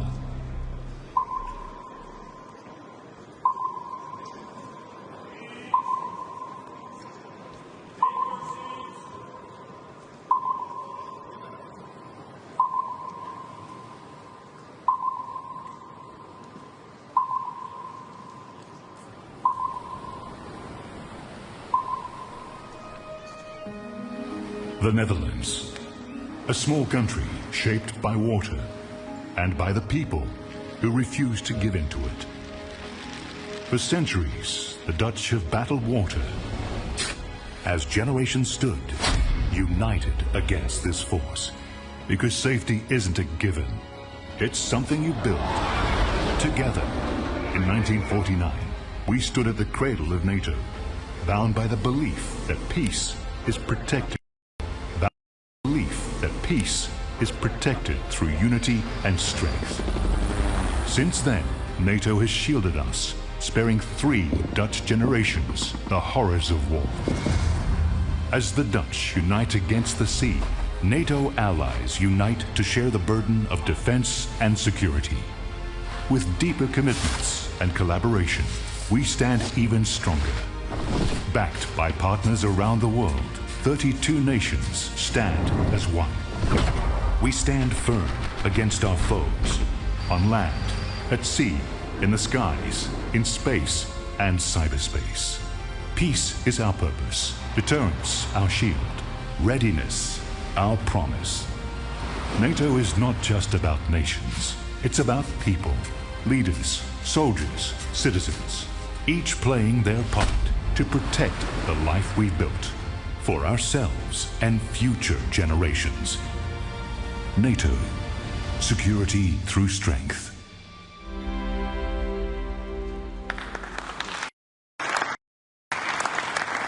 So, good morning. Good morning to you all, and welcome to this leaders session of the North Atlantic Council. We meet at a dangerous moment for our 1 billion citizens. Russia's war against Ukraine rages on. An assertive grouping of adversaries seeks to divide and challenge us. There's war in the Middle East, terrorism poses a persistent threat, and new technologies bring opportunities, but also many serious security challenges. In the face of this, we stand together, united in NATO, the most powerful defensive alliance in world history. History has shown that North America and Europe working together is a winning combination. Our adversaries know this. Our enduring commitment to Article 5, that an attack on one is an attack on all, sends a powerful message. In this meeting, we will take historic, transformational decisions to make our people safer through a stronger, fairer and more lethal NATO. To make NATO stronger, we have a concrete plan for all allies to spend 5% of GDP on defense. It will go towards core defense as well as defense and security-related investments. This decision is deeply rooted in our core mission and is required to resource our plans and readiness. This will also make NATO fairer, to ensure anyone and everyone contributes their fair share for our security. For too long, one ally, the United States, carried too much of the burden of that commitment, and that changes today. President Trump, dear Donald, you made this change possible. Your leadership on this has already produced $1 trillion in extra spending from European allies since 2016. And the decisions today will produce trillions more for our common defense to make us stronger and fairer by equalizing spending between America and America's allies. Allies will also agree to further increase defense production so that our armed forces have everything they need. That means a huge expansion of our defense industrial base on both sides of the Atlantic. That's good for our security, it's good for our economies and good for our jobs. Our decisions include continuing our support to Ukraine, while also pushing for a just and lasting peace. We all want the bloodshed to stop. We call on Russia to end its aggression against Ukraine. Let me now turn to Prime Minister of the Netherlands, Dick Schoof, whose government and people are graciously hosting us here. Thank you to the media for joining us. We will continue our discussions in just a moment, but first, and with the media here, please, Dick Schoof, your introductory remarks. Thank you, Mark. Colleagues, friends, allies, on behalf of the Dutch government, welcome to The Hague. This is the NATO summit, the first NATO summit ever to be held in the Netherlands. And we are honored to have you here in this city that has been speaking in the language of peace and justice ever since the first Hague Peace Conference was held in 1899. I'm convinced that after today, The Hague will also be known as a city of collective purpose, unity and resolve. After all, we are about to write history.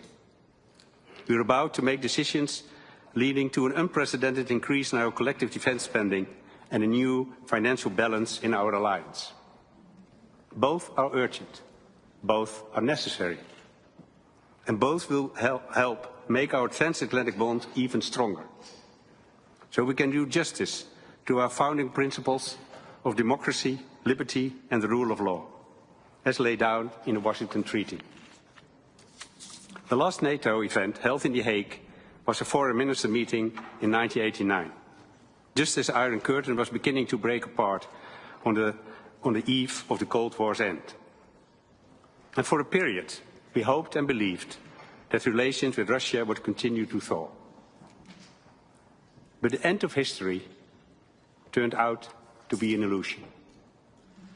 An illusion that was shattered for good when Russia brutally invaded Ukraine. So today, there is a renewed awareness in our ranks that peace cannot be taken for granted, that it must be protected constantly and with conviction. And yes, peace comes at a cost. We must act on this swiftly and decisively. So let's stand united and embrace the The Hague Defence Investment Plan. Let's go to work and write that history today. Thank you.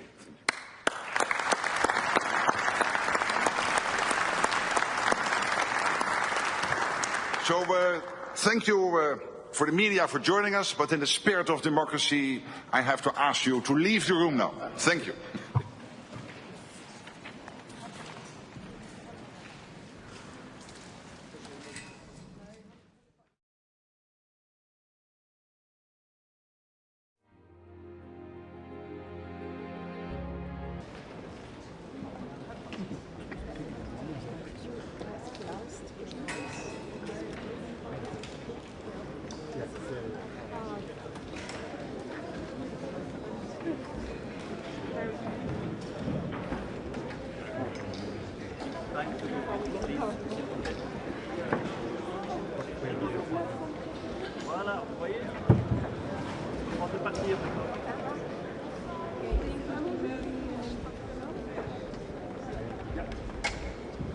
Yes, let's go. Yes, thank you. Not to go, sir. Yes. Sorry? Then do it. Can you Yes, I understand. Which way we leave it? That way. Just there, photographer. Zoals daar doen trouwens. Ja, sorry to ask you. Everybody can leave that way.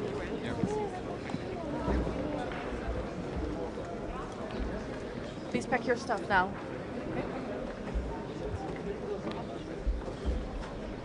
Ja.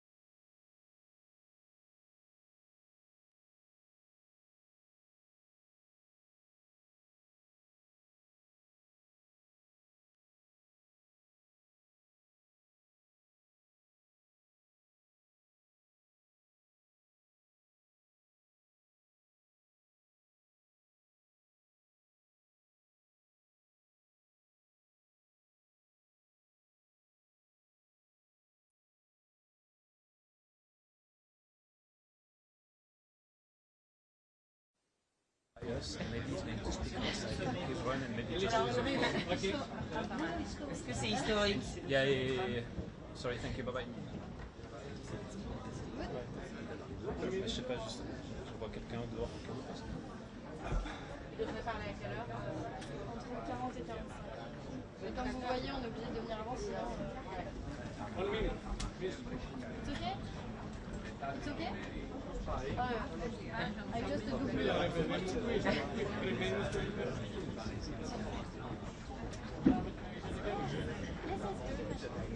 I just need for 10 minutes to and I need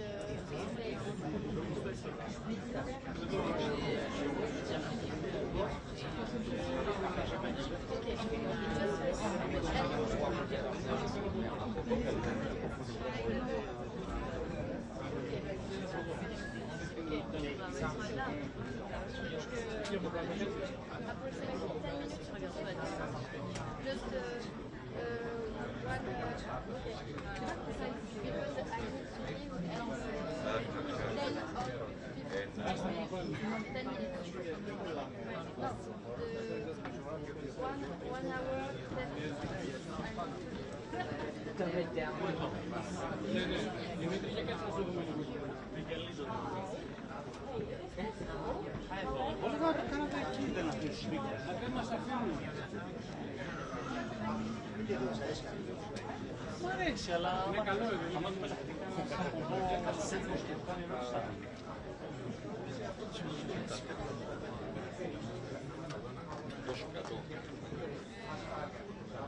Είναι πιο ψηλό. Ναι, εντάξει. Για πες μου κάτι. Τι να σου πω τώρα εδώ πέρα. Σου είπα είναι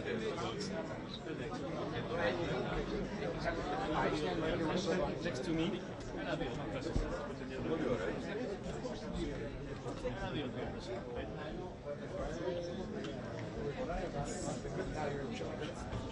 Ένα-δύο. Εντάξει. 2, 3, 4, 5. Έρθλιξ.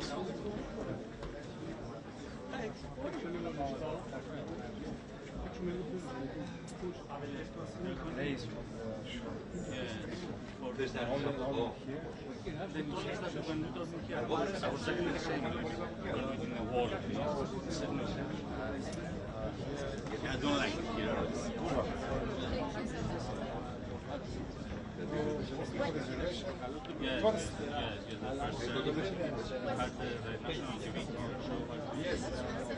Et France Télé, on a mis un pool télévision française là.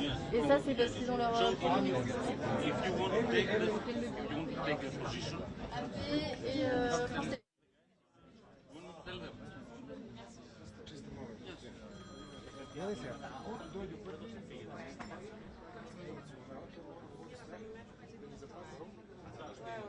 Όχι, απλά επειδή έχουμε ο αντίστοιχος ο Αλέξης που είναι λίγο ζωντανός. Αν θέλει να έρθει να κάνει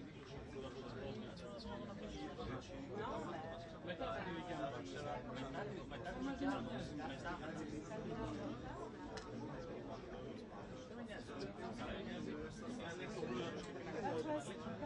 Yes, you could have.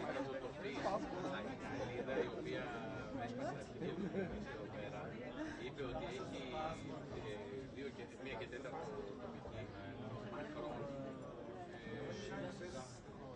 ρεζερβέ.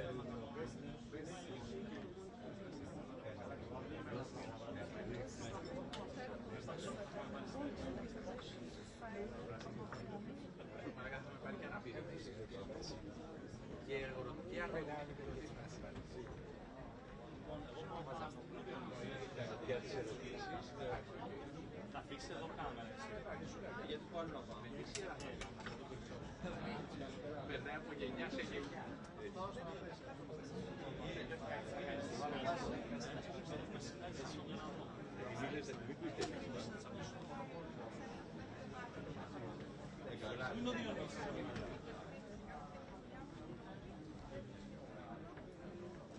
Ωραία, πάμε πάνω Διονύση. Να βρούμε ποιος το είπε.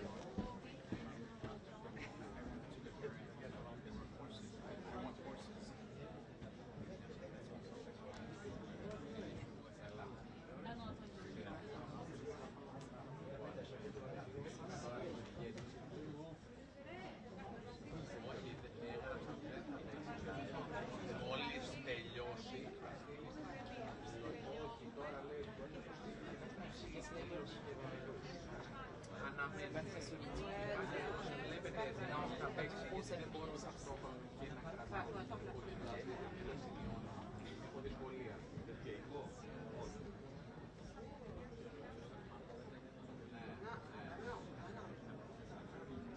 Live τώρα όλοι. Τώρα.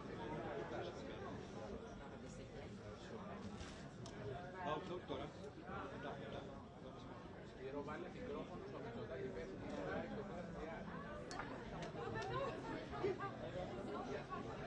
θα καβλώσει, πάλι θα καβλώσει. Πάνε μόνο.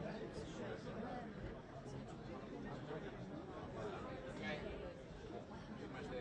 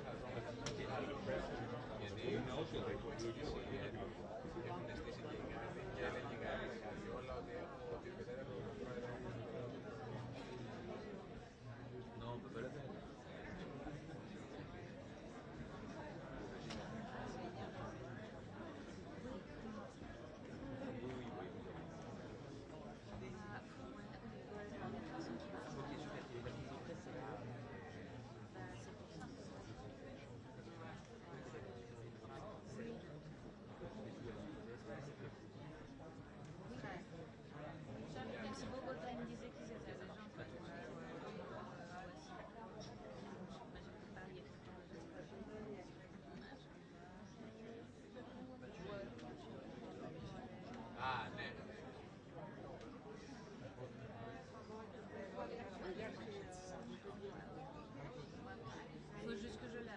Έλα, μωρέ, κλάνε. Πες,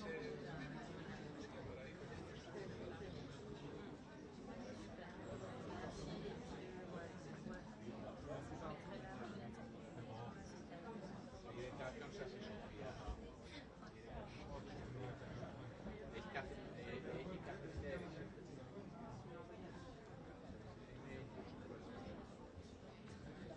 Δεν έχει τελειώσει το podcast. Πού είσαι? Σε ποια αίθουσα? Στο άλλο κτίριο που ήμασταν. Δεν είμαστε εκεί. Θα γίνουμε στο δίπλα κτίριο και όπου ήσουν απ' έξω στη Μέτρη. Στο media briefing. Και όταν μπεις μέσα σε αυτό το κτίριο, όπως μπαίνεις αριστερά και δεξιά μέσα. Ρε, εκεί που ήσουν απ' έξω, στο κτίριο που είχες πλάτη σου, που έλεγε media briefing. Και αν έχεις οποιοδήποτε πρόβλημα,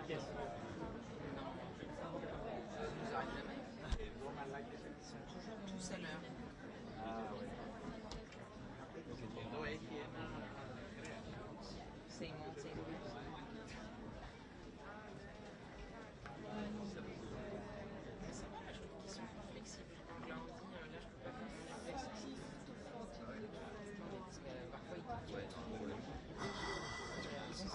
Celui-là, c'est pour... sinon, je peux le faire en studio. Sinon, c'est pas la peine que je sois là si je peux pas...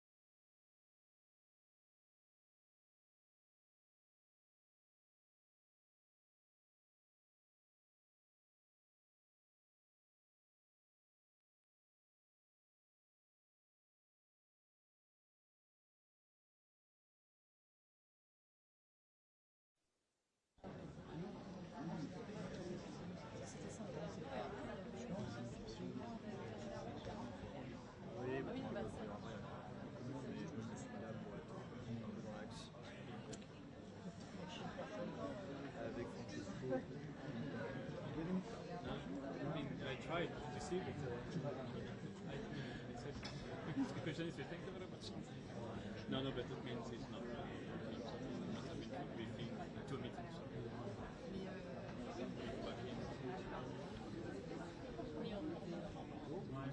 Yeah, good. You can tell people he's back in the room. Yeah.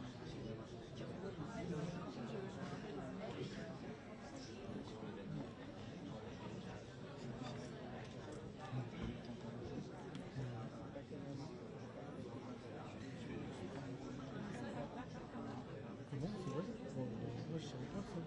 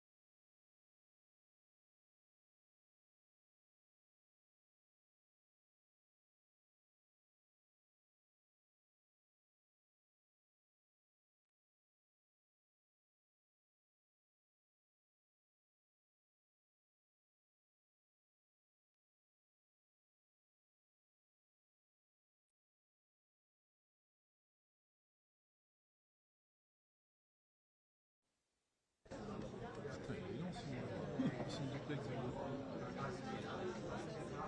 10 minutes. Il y a des choses à raconter.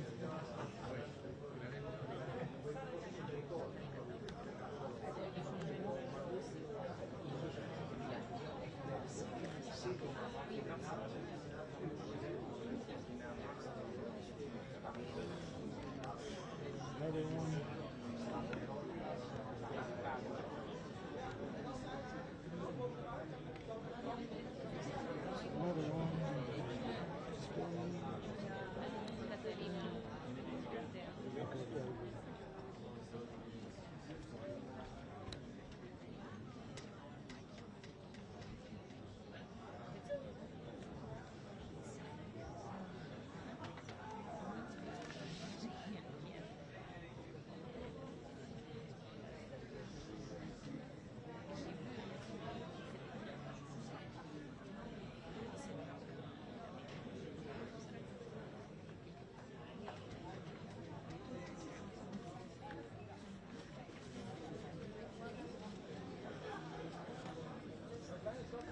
ça, c'est les tests.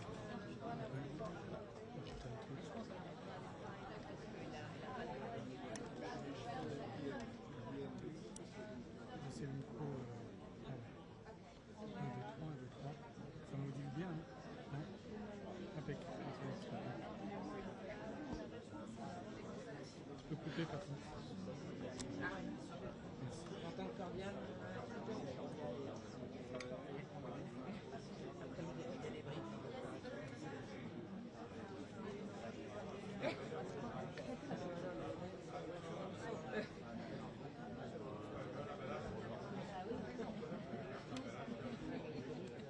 Et ça depuis.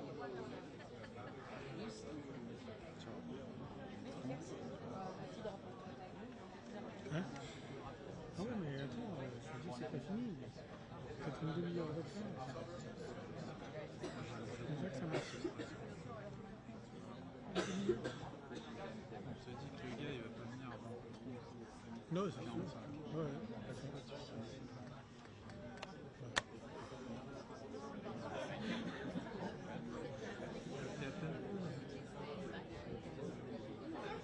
Interférence? Ah ouais, ouais. Ah non, mais je pensais pas qu'elle... Non, elle était surtout.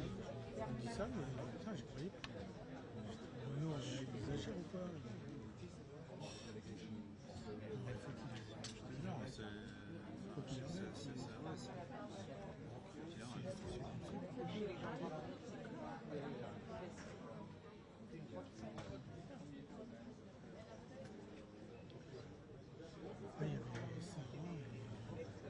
avait Sarah également, c'est clairement.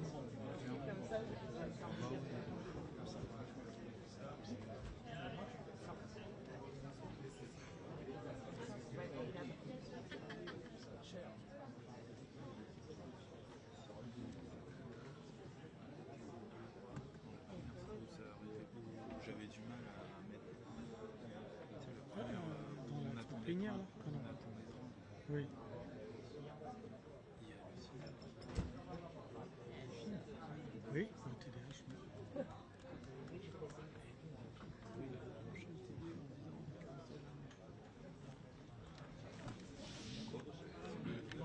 Oui.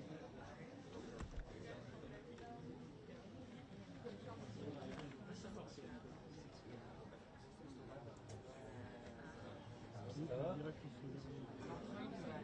Ok, ici, là, ah oui, c'est les ça.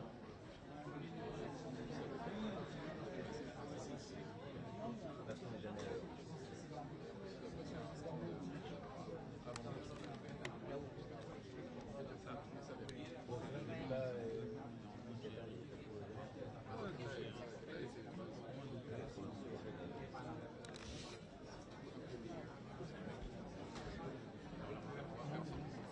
Là, on met un point et je vais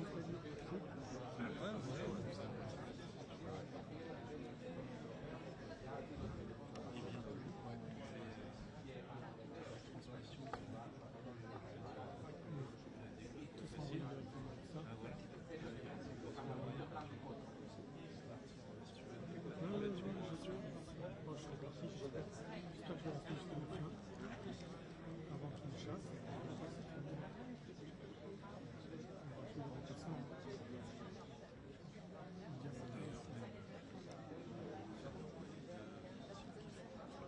Même ça, c'est... Oui, je sais que je suis là. Si je peux tenir encore bon, jusqu'à la France, ça va aller, mais après, je sais pas si le prochain, comme ça, je sais pas. Je suis pas si sûr. Tu vois ce que je veux dire? J'ai encore 5 ans. Puis t'as vu comment ils sont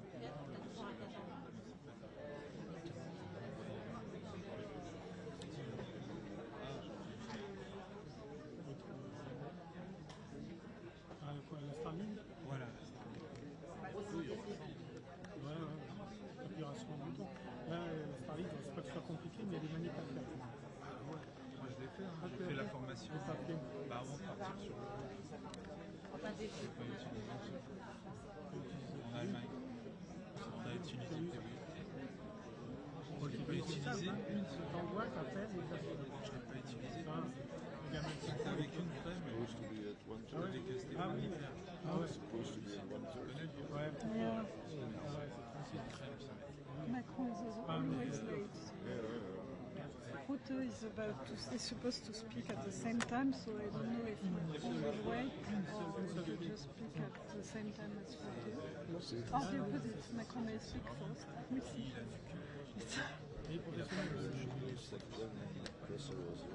Okay, that's why, yeah. I don't know. On my screen, does it say how much battery power I have? Si, Top right? Je bossais avec, ouais, ben voilà, je bossais avec Médéa. What does that mean? Ça m'a surpris en fait. Okay, so it's still doing the external battery. Perfect. Yeah, so it means it's draining the external battery first, so the internal battery is full. That's good. Means I have to go for more hours. I know, no.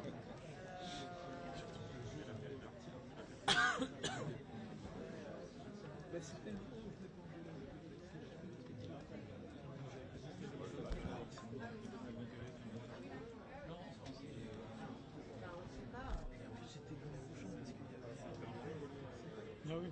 Mais depuis chez moi,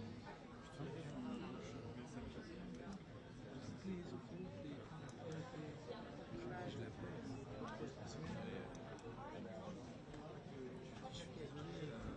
Avec Ursa.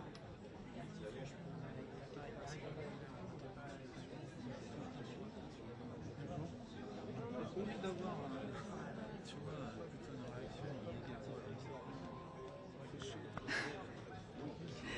Only 20 more years. Then you can retire. More than 20, probably. Come at Not 20. that old. I'll make it. My goal is just to keep running 2 marathons every year, and I'll get to the finish and it'll be easy. Maybe at some point I do, I don't know, sports, something like that. You should aim for a half marathon. It's a good goal to have. It is, it's nice. First time I did it was 4 years ago. Wonderful. Yeah, just got tired during the pandemic of everything, just started jogging. And then I worked my way up to 10K. And how long is a half marathon? 20K? Let's give it a try. And I did it. You did it? Yeah, and then I've done many half marathons now, and I've completed 5 marathons in the last 3 years. Last 2 years. Wow. It's just a social thing now.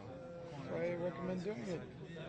It expands your brain for what is possible and the difficulties you can endure.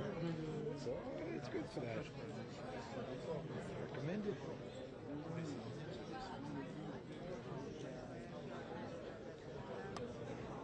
Je dirais pas avant 14 heures. So now it seems it won't be before 2.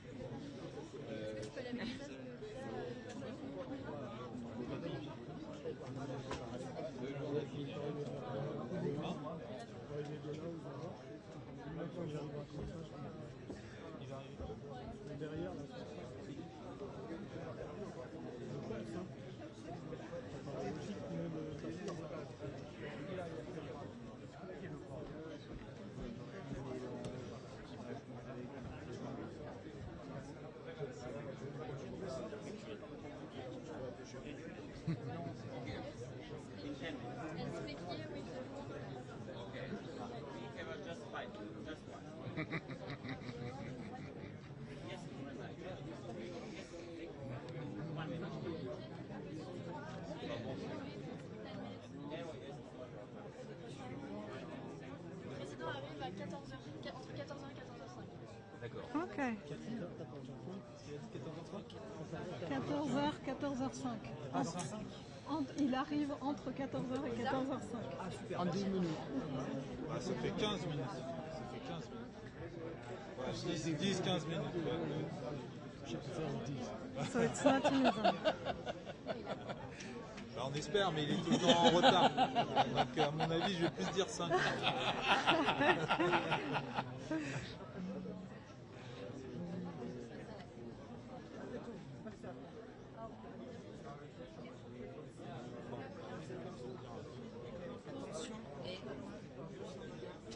Vous appuyez pas trop, on va partir. Ouais, je m'appuie effectivement.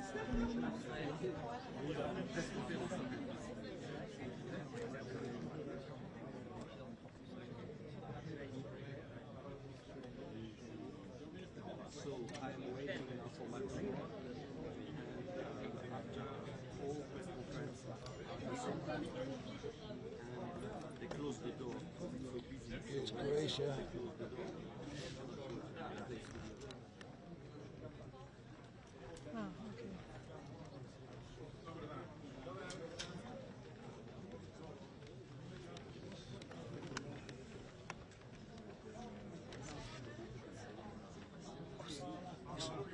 Forza.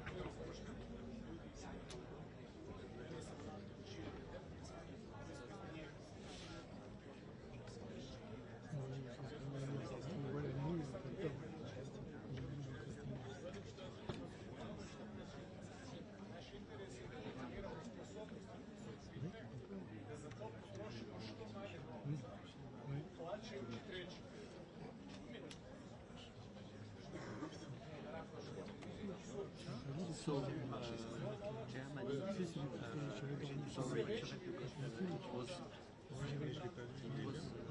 was scheduled comme ça, il y a dans un pays, ce pays qui nous appelle et justement les mecs ils ont le même gars dans la nuit et tout, ils disent oui, je suis pas il a peur.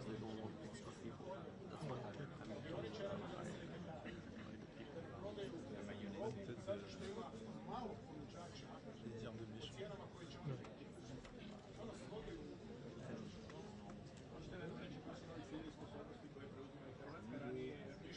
Ça va? Ouais, quoi.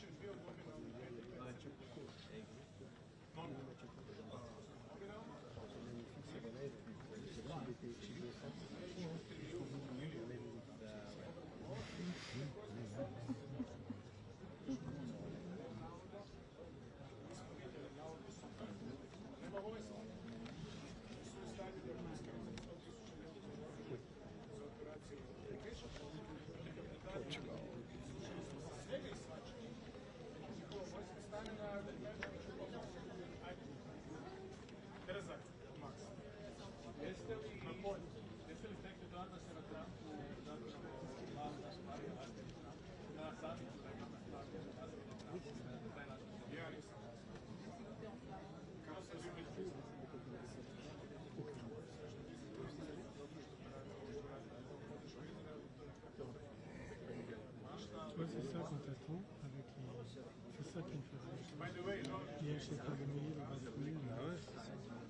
C'est arrivé au moment où quand je suis arrivé ici, ça m'énerve. Ah ouais, vite. Ouais, tu sais comment elle est. Non, ça s'en fait.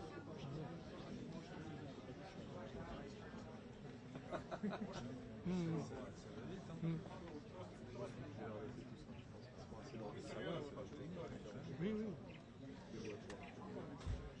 Bon.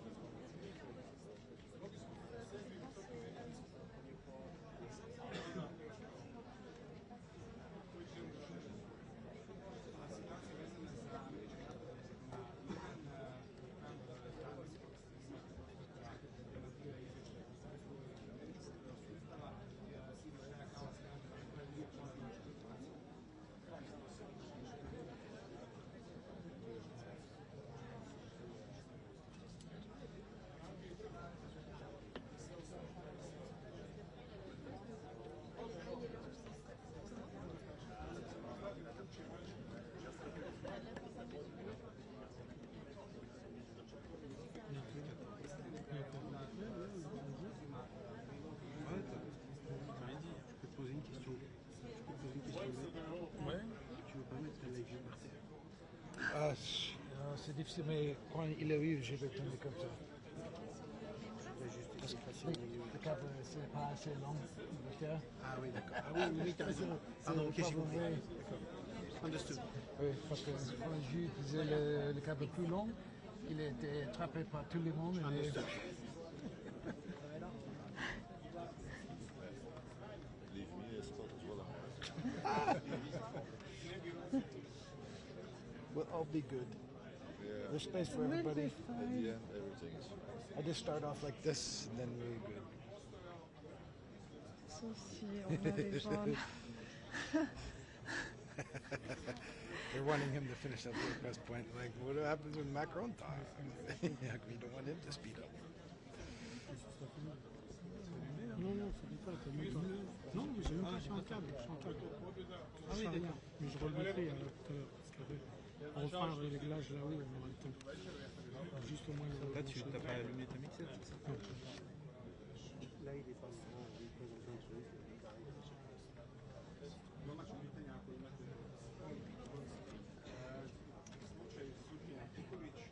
Hoće li on utjecati na odnose vas i Andreja Plenkovića i u kontekstu tih novih informacija koja morate zajedno? Položaj vrh predsjednika Vrhovnog suda je častan, on je simbolički jako važan, nije neka vlast. Nisam dobio jedan, ali nije ideja. Zašto? Napraviš test? Nije.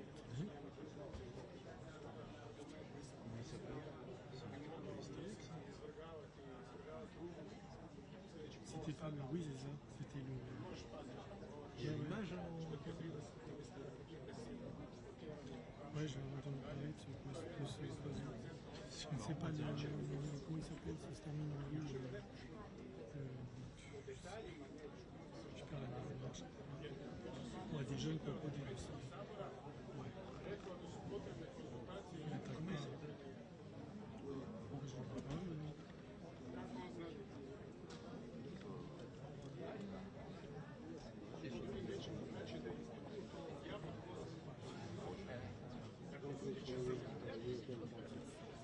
Non, je veux rentrer chez lui. I want to have 2 days with my family. So, shouldn't be a problem.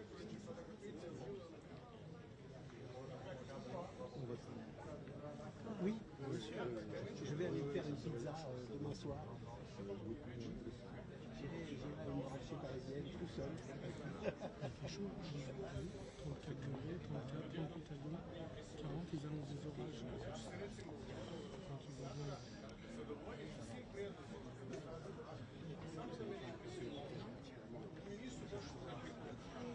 Je ne sais pas quand il fait trop chaud, tu vois. Moi non plus.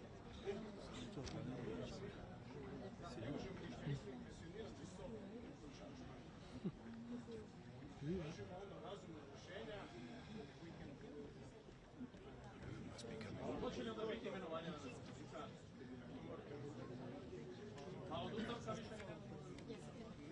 Il arrive, je pense.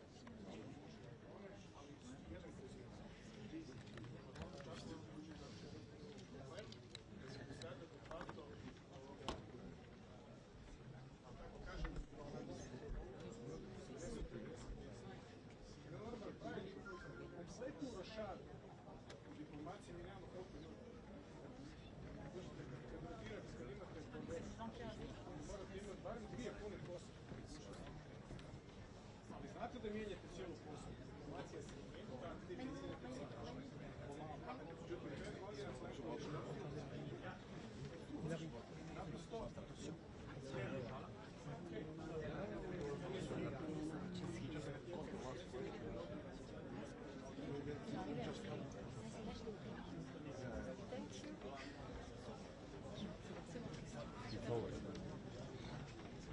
Thank you.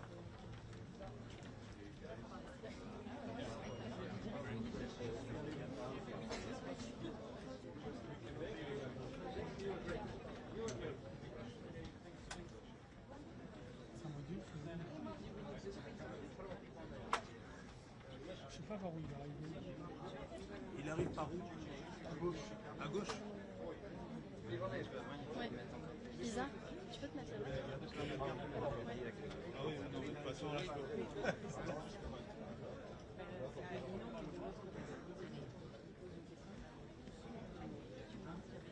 Oui, non, on peut rester. Pas toi, non.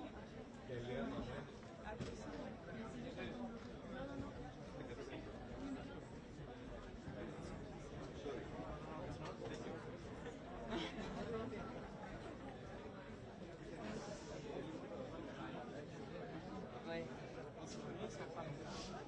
T'es quelle sœur?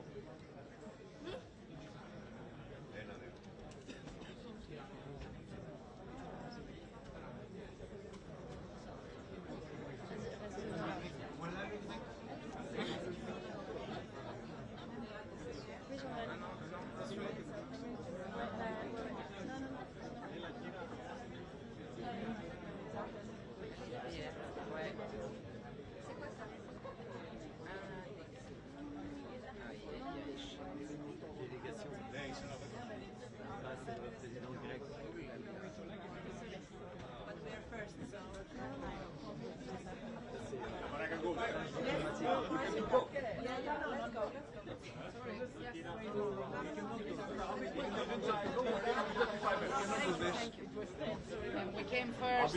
I'll be 5 minutes. I'll be very quick. So I will come within 5 minutes.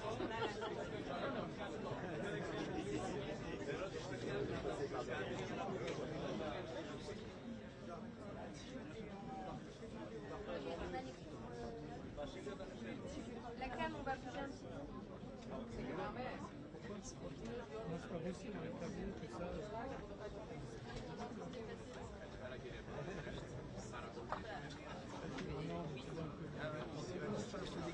Attention, il faut, s'il vous plaît, les rédacteurs, vous pouvez faire un pas en arrière, on va devoir replacer la cam de poule. C'est bon ici.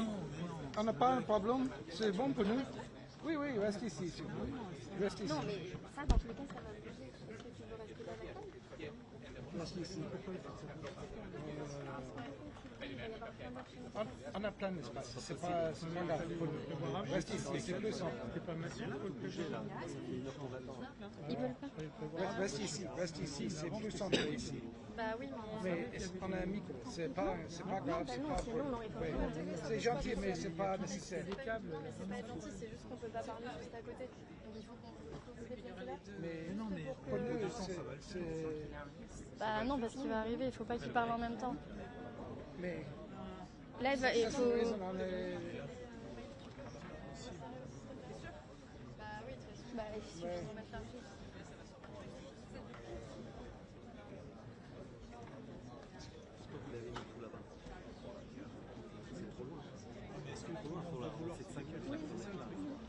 C'est là? Ici? C'était là? C'est là ou pas? Ouais, c'est là. Non. C'était là? Maïli, tu peux le remettre avec moi, s'il te plaît? Devant la caméra.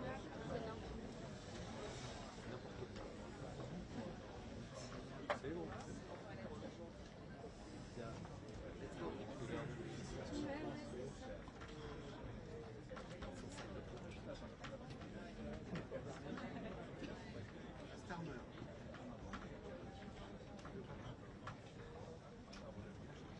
Mr. Prime Minister.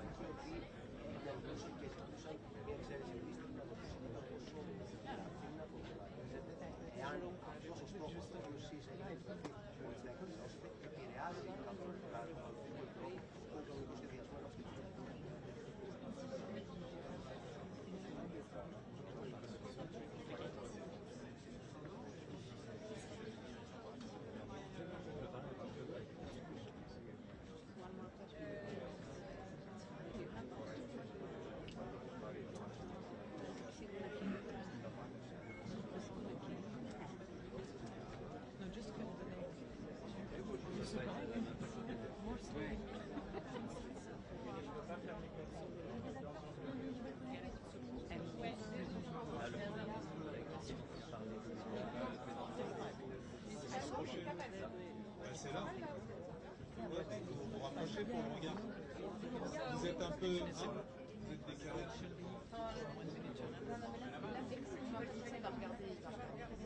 Ah ouais. Et pour le pool, ouais.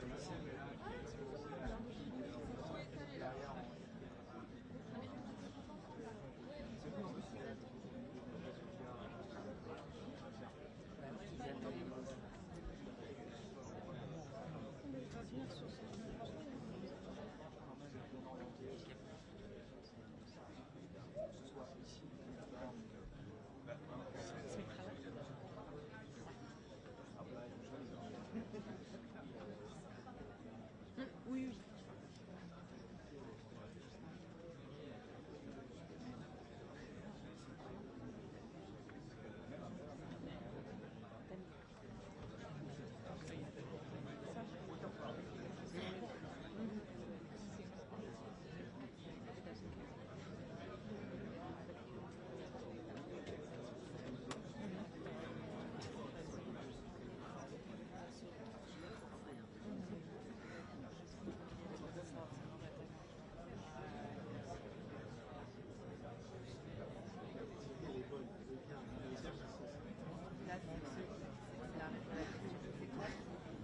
C'est moi qui le lance.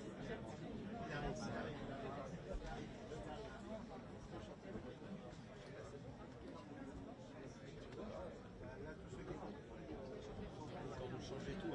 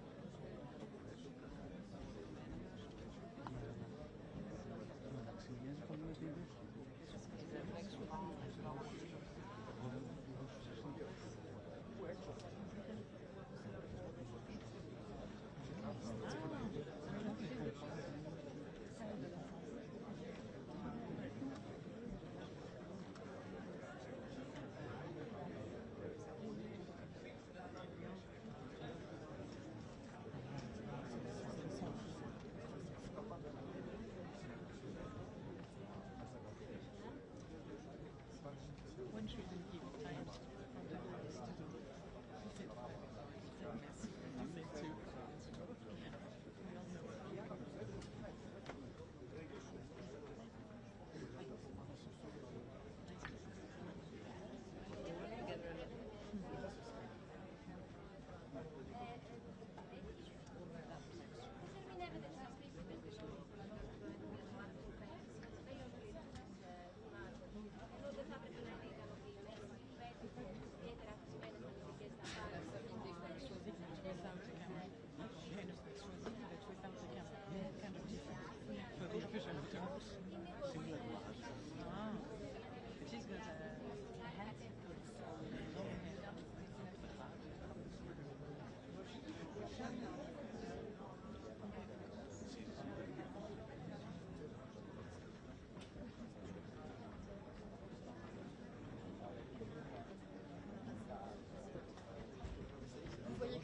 pas? Ou vous voyez pas là, c'est bon? Ok.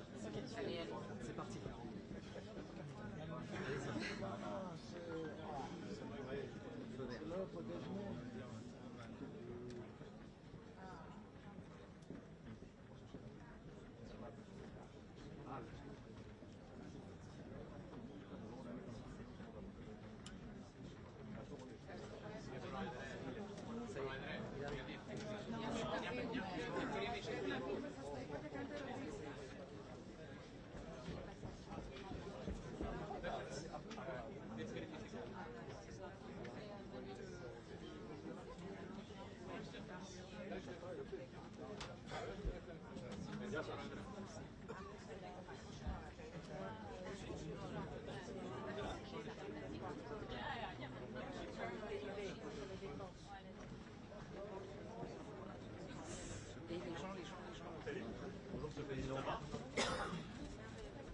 Bonjour messieurs, dames.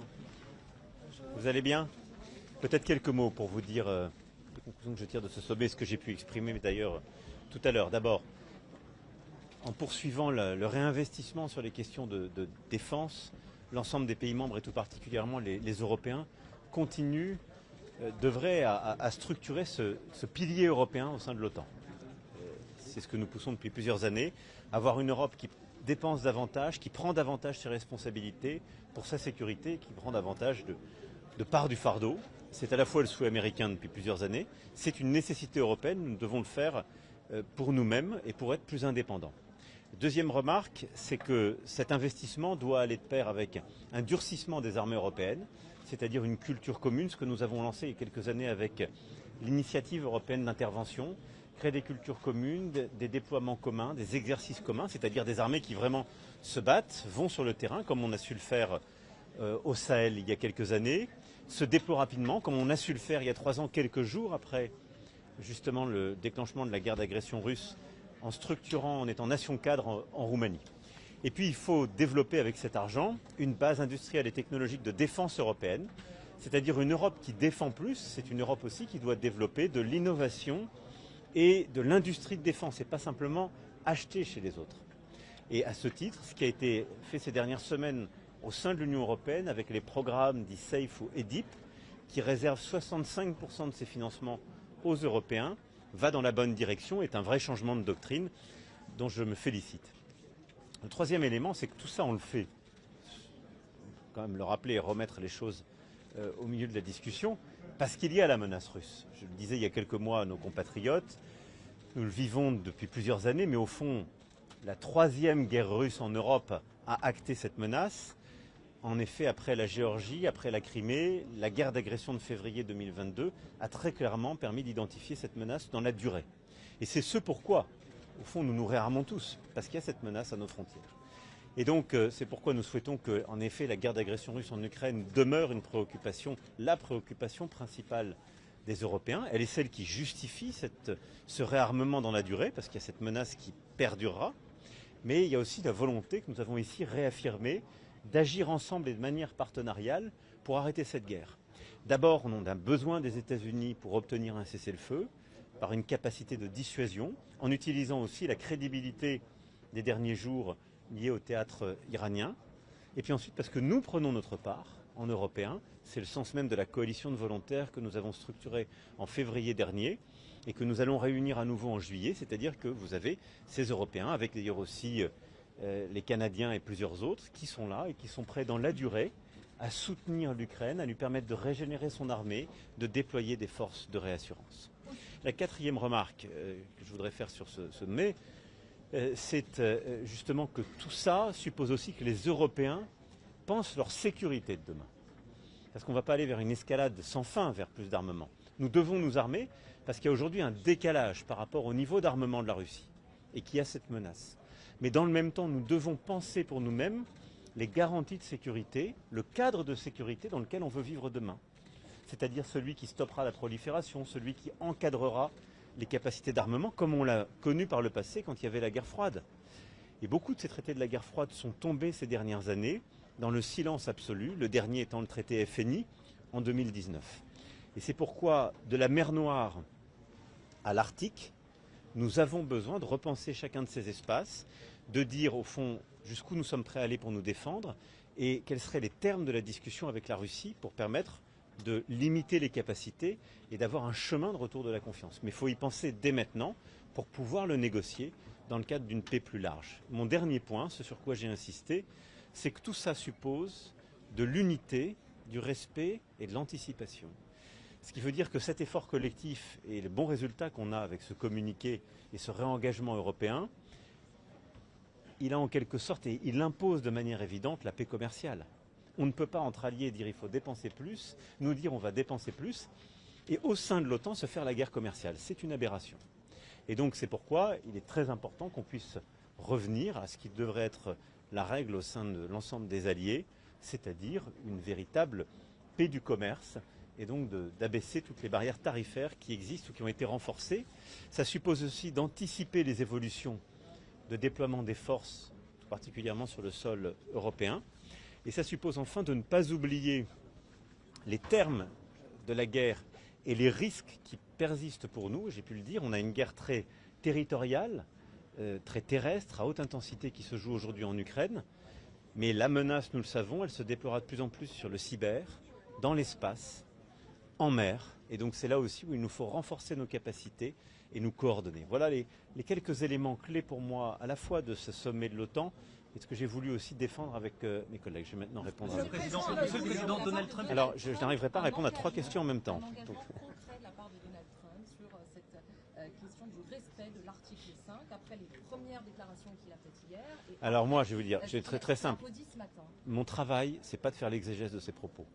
Il y a des textes, il y a des juristes pour voir ces textes, et après vous lui posez les questions. Mais sur le fond, mais moi, vous faites confiance aujourd'hui parce que mais ça fait moi, partie des choses je veux dire, on est dans cette alliance avec tout ce qu'elle embarque, qui est une solidarité entre tous ses membres. Et donc quand mais ça, c'est pas mon job. C'est pas mon job, ça. On a l'impression. Moi, je vais vous dire très simplement, j'avance. Je veux que les Européens, il y a des textes, ils sont signés. Je crois qu'ils font pas tellement mystère. Et il n'y a pas tellement aujourd'hui, ni chez les juristes, ni chez les diplomates, l'article 5 implique une solidarité entre tous les membres, pas d'ailleurs d'un vers les autres, entre tous les membres s'ils étaient agressés. Donc je pense qu'il ne faut pas jeter le doute là-dessus. Après, ce que je dis, c'est que, cette solidarité existe, elle est dans nos textes, que tous ceux qui sont autour de la table aujourd'hui, ça veut dire qu'ils continuent d'œuvrer dans cette solidarité, et que nous renforçons la place des Européens par ce réinvestissement historique que nous décidons, que la France a d'ailleurs commencé depuis 7 ans, puisqu'avec nos 2 lois de programmation militaire, nous aurons doublé notre budget des armées.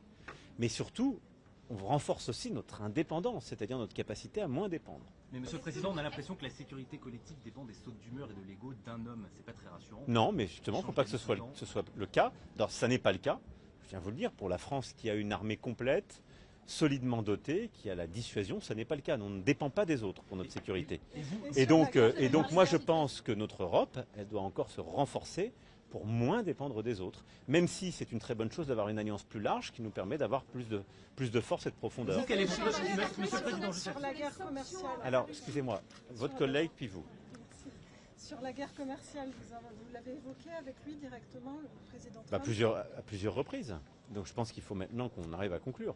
Vous l'avez évoqué ici lors du sommet. Je l'ai évoqué lors du sommet, je l'ai évoqué publiquement devant les autres, oui. Le président Erdogan d'ailleurs a fait de même, ou la première ministre Mélanie. Mais c'est de l'accord. Posez-lui la question. Posez-lui la question. Est-ce que vous avez parlé de la situation au Proche-Orient, Monsieur le Président, avec Donald Trump sur le cessez-le-feu entre l'Iran et Israël? Je n'ai pas eu l'occasion là d'en parler avec lui.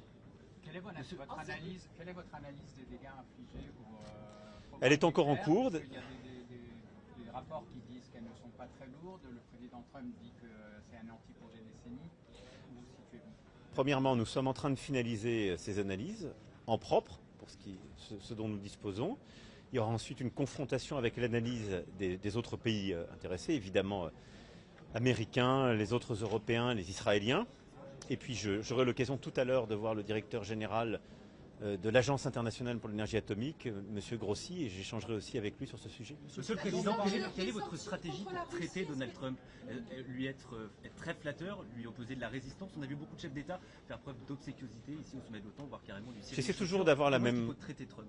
J'ai toujours fait pareil depuis 2017, c'est-à-dire en étant extrêmement direct, tout à fait respectueux, mais Moi, j'ai toujours dit les choses, donc je les ai dit aujourd'hui, et je les dis à chaque fois. Voilà. Les sanctions contre la Russie, est-ce que les Américains sont prêts à suivre les Européens pour un durcissement? Je ne suis pas président des États-Unis d'Amérique, donc je vous invite à lui poser la question. Mais pour ce qui est des Européens, je suis assez simple. Ce que je dis, je le fais. Et donc nous défendons le paquet de sanctions, le 18e paquet qui a été proposé par la Commission. Il a été fait en coordination avec les sénateurs américains. Et tout ce qui nous a été dit jusqu'alors était que ces sénateurs avanceraient, allaient dans les prochains jours déposer justement ce paquet de sanctions et qu'ils devaient avancer. C'est les prochains jours qui nous diront ce que les États-Unis feront. Monsieur le Président, il faut augmenter le PIB, la part du PIB consacrée à la défense. C'est un des engagements qui a été pris également par les différents dirigeants à l'horizon 2035, 5%. Concrètement, pour les personnes qui nous regardent, qui se posent des questions, comment on fait en France pour augmenter cette part du PIB consacrée à la défense dans un contexte budgétaire extrêmement tendu, avec aussi un risque qui arrive à l'automne, on le voit très bien avec ce qui s'est passé hier à l'Assemblée nationale, de renversement de ce gouvernement Biden. Mais vous avez raison de le dire, simplement on le fait déjà nous. On n'a pas attendu. Et on n'a pas attendu non plus la guerre d'agression russe en Ukraine de février 2022, puisque depuis 2018, nous augmentons. Et à travers les 2 lois de programmation militaire, on a fait des investissements qui n'ont pas été remis en cause par quelque aléa politique que ce soit. Seul le vote de censure et le décalage du budget nous a mis en retard en début d'année. Il a d'ailleurs beaucoup coûté à l'économie, c'est pour ça que j'invite chacun à réfléchir. Mais les lois de programmation militaire depuis que je suis président sont respectées scrupuleusement. Et donc d'ores et déjà, chaque année, nous augmentons de plusieurs milliards d'euros notre effort. Ce qui fait qu'au terme de ces 2 lois de programmation militaire, on sera passé de 32 milliards d'euros à peu près de budget des armées quand j'ai été élu à plus de 60 milliards. Ce que nous sommes en train... Oui, mais enfin, si mes prédécesseurs avaient porté le même taux d'effort, on serait largement au-dessus. Et je rappelle qu'il n'y a pas si longtemps, on était en train de les diminuer. Donc je me félicite que nous ayons... Bien sûr, c'est la vie démocratique. Vraisemblablement. Vraisemblablement. Mais donc il faudra poursuivre cet effort. C'est un impératif. Nous sommes en train, là, très précisément, avec le Premier ministre, le ministre des Armées, le ministre de l'Économie, des Finances et le ministre du Budget, de justement regarder combien il nous faut faire pour intensifier ou accélérer certains des plans d'action qui étaient dans cette 2e loi de programmation militaire. Voilà, donc on continue. En dépit d'autres choses dans le budget qui sera... Vous avez raison, mais toujours, et on l'a toujours fait comme ça, il faut le financer en faisant des choix. C'est ça, gouverner. Et donc nous devons continuer de choisir. Mais je pense qu'on fait bien parce qu'on choisit notre indépendance. Et ce qu'on fait en matière de défense, en matière industrielle, en matière de recherche et de technologie, c'est ce qui nous permet d'avoir plus d'indépendance pour le pays, aujourd'hui et demain. Et d'ailleurs l'indépendance que nous avons encore, qui avait pu être fragilisée par des choix plus récents, elle procède aussi de choix historiques qui avaient été faits dans les années 60 ou 70, qui avaient permis de doter la France de programmes ou d'équipements qui nous permettent aujourd'hui de ne pas dépendre justement des sautes d'humeur ou des aléas de l'autre côté de l'océan. C'est notre force. Est-ce que vous avez eu des précisions sur le calendrier de redéploiement des troupes américaines en Europe? Non, mais je pense que c'est très bien de l'avoir. Est-ce que c'est pas peur que le président américain est optimiste sur la fin d'un cessez-le-feu rapide à Gaza? Écoutez, moi je plaide pour qu'on ait aujourd'hui 3 cessez-le-feu en même temps. Et on est de plus en plus ambitieux, mais celui qui tient et qui a été obtenu entre Israël et l'Iran, celui à Gaza, qui est indispensable et qui est pour moi une priorité absolue, et le cessez-le-feu que nous souhaitons avoir en Ukraine pour ouvrir les négociations de paix durable. Vous êtes d'accord que les 5% bénéficient aux équipements américains et que toute l'Europe se met à acheter des patriotes? Mais c'est ce que j'ai dit tout à l'heure. Le deuxième point pour moi, la clé, c'est que les Européens s'équipent et produisent. C'est ce que fait la France, c'est ce que font plusieurs autres Européens. Et c'est d'ailleurs ce que nous avons défendu dans nos négociations européennes avec succès, puisque les derniers programmes ont une composante européenne, avec les programmes d'ISAF, SAFE et EDIP. Et donc c'est une très bonne chose. Il faut que les Européens aient justement ce réflexe désormais. Pourquoi? Parce que nous allons dédier une part croissante de notre richesse nationale dans les efforts de défense. Il faut que ça permette de créer de l'emploi. Il faut que ça permette d'avoir un retour en termes d'industrie dans nos pays. La France a ce modèle historiquement, d'autres l'ont moins. Et d'ailleurs, nous souhaitons avoir des programmes beaucoup plus larges, beaucoup plus partenariaux et qui aient aussi des retombées industrielles pour ces pays. Et je pense que c'est comme ça qu'on aura une avancée qui est gagnant-gagnant. Ça réduit aussi notre dépendance, parce que parfois, quand on achète des programmes ou des équipements qui sont américains, quand on a des désaccords géopolitiques, on est dépendant de leur autorisation ou pas. Avoir des programmes européens, ça nous permet d'être libres de ces règles et donc beaucoup plus libres à la fois sur notre stratégie export, qui est essentielle pour la compétitivité de nos industries d'armement, et pour notre liberté d'usage, c'est-à-dire l'indépendance de notre diplomatie et de nos choix militaires. Sur l'Iran, quelles sont les prochaines étapes juste de l'initiative européenne de négociation? Écoutez, là, sur l'Iran, on a un cessez-le-feu. On voit bien combien il est volatile et fragile. Mon souhait, c'est qu'il tienne.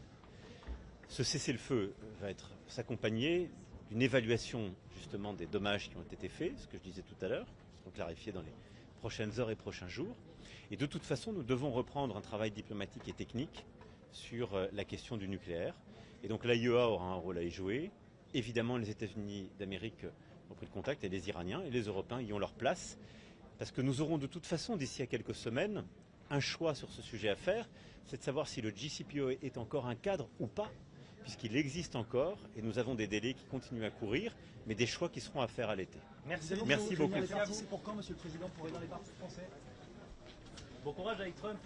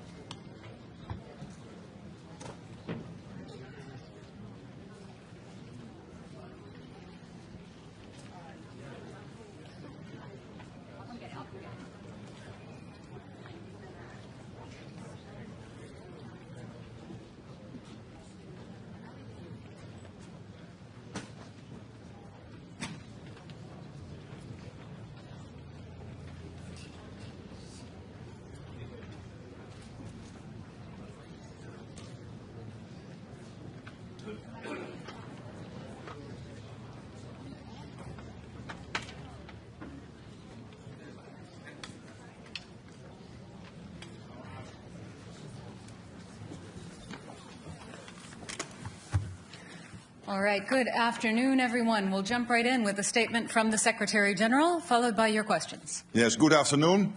And we have just concluded the formal part of the NATO summit in The Hague. Of course, there will be many other meetings later today, this afternoon. And together, allies have laid the foundations for a stronger, fairer and more lethal NATO. NATO leaders agreed on the Hague Defence Investment Plan. And this will fuel a quantum leap in our collective defence. They agreed to boost our defence industries, which will not only increase our security, but will also create jobs. And we have reaffirmed our unwavering support for Ukraine. All of this is crucial. It means that no matter the challenges we face, whether from Russia or terrorism, cyber attacks, sabotage or strategic competition, this alliance is and will remain ready, willing and able to defend every inch of Allied territory and ensure that our 1 billion people can continue to live in freedom and security.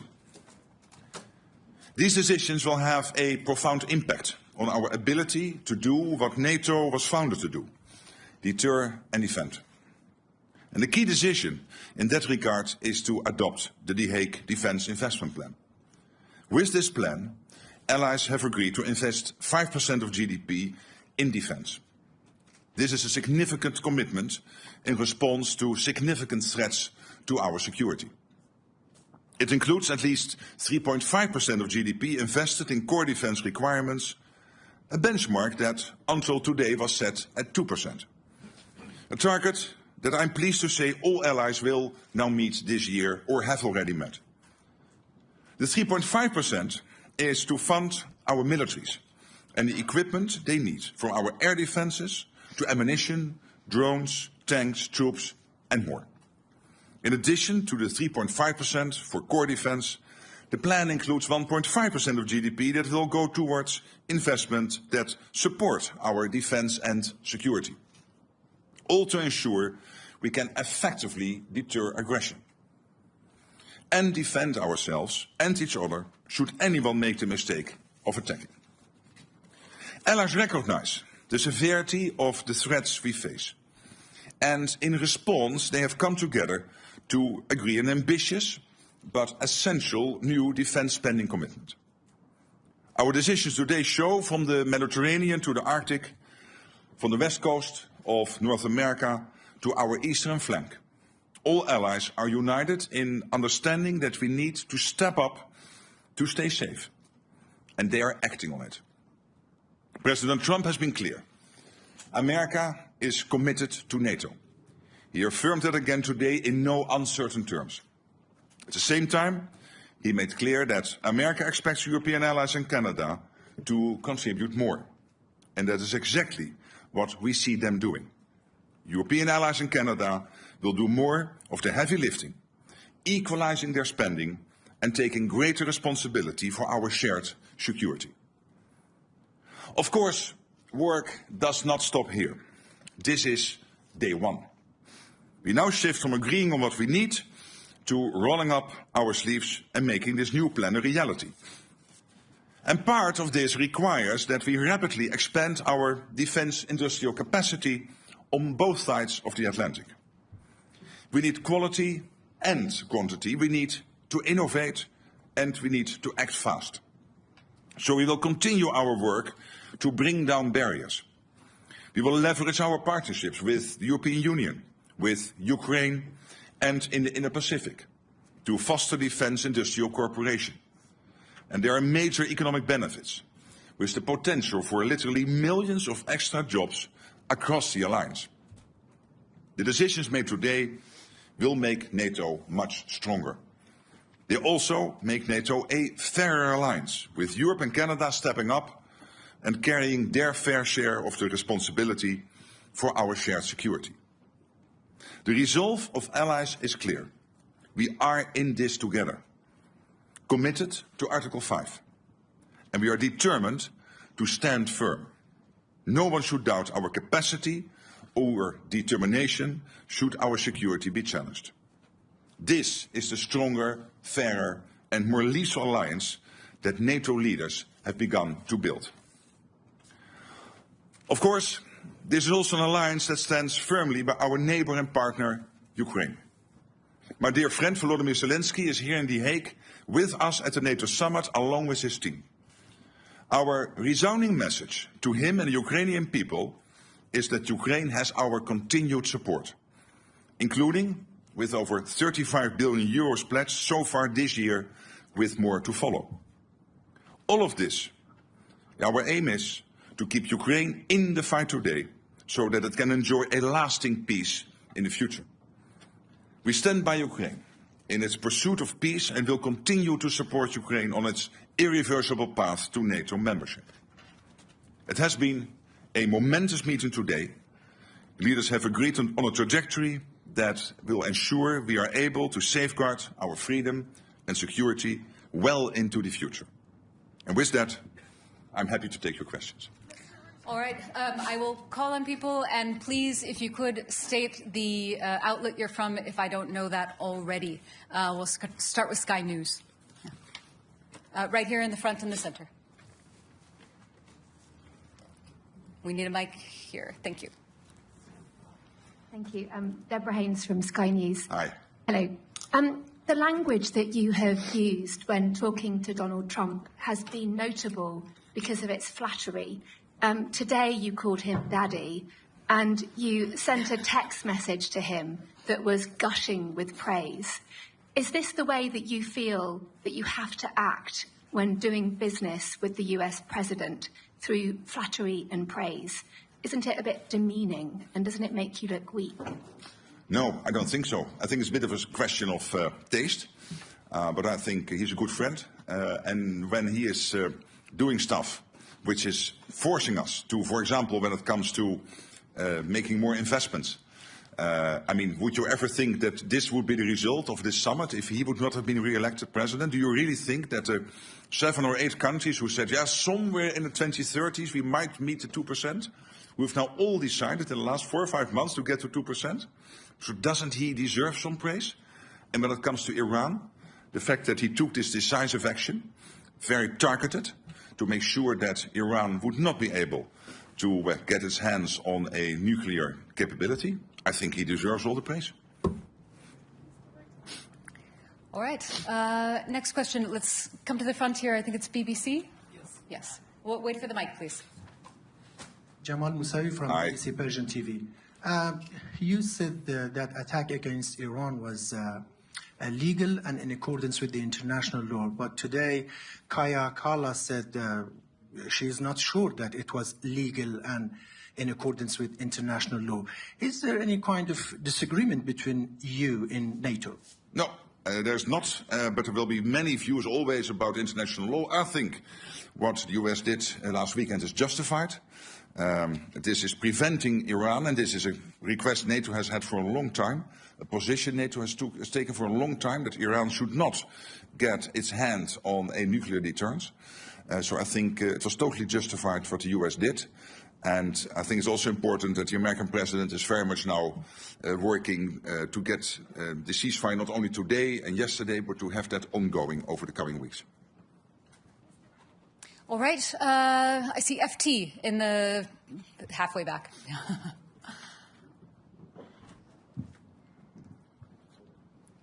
She has to hold it. Secretary General Henry Foy, Financial Times. Aye. The floor. Donald Trump has said the US won't agree with the 5%. That's for all of us to do, but not him. Is that fair in an alliance that's built on sharing and unity? And secondly, what will you do if he comes back next year and asks for more than 5? Thank you. Well, when it comes to the 5%, there are the 2 elements. One is the 3.5% core defense spending. The US is more or less there. And when it comes to the 1.5% defense-related spending, we can safely assume that the US is doing that. When you look at their enormous capacity when it comes to fighting cybercrime, hybrid threats, when it comes to their infrastructure investments, when it comes to developing the defense industrial base. So I think we can safely assume that the US is more or less at that 5% already. All right. Next, I think we'll go over to the left side again, about halfway back, Washington Post. We need a mic.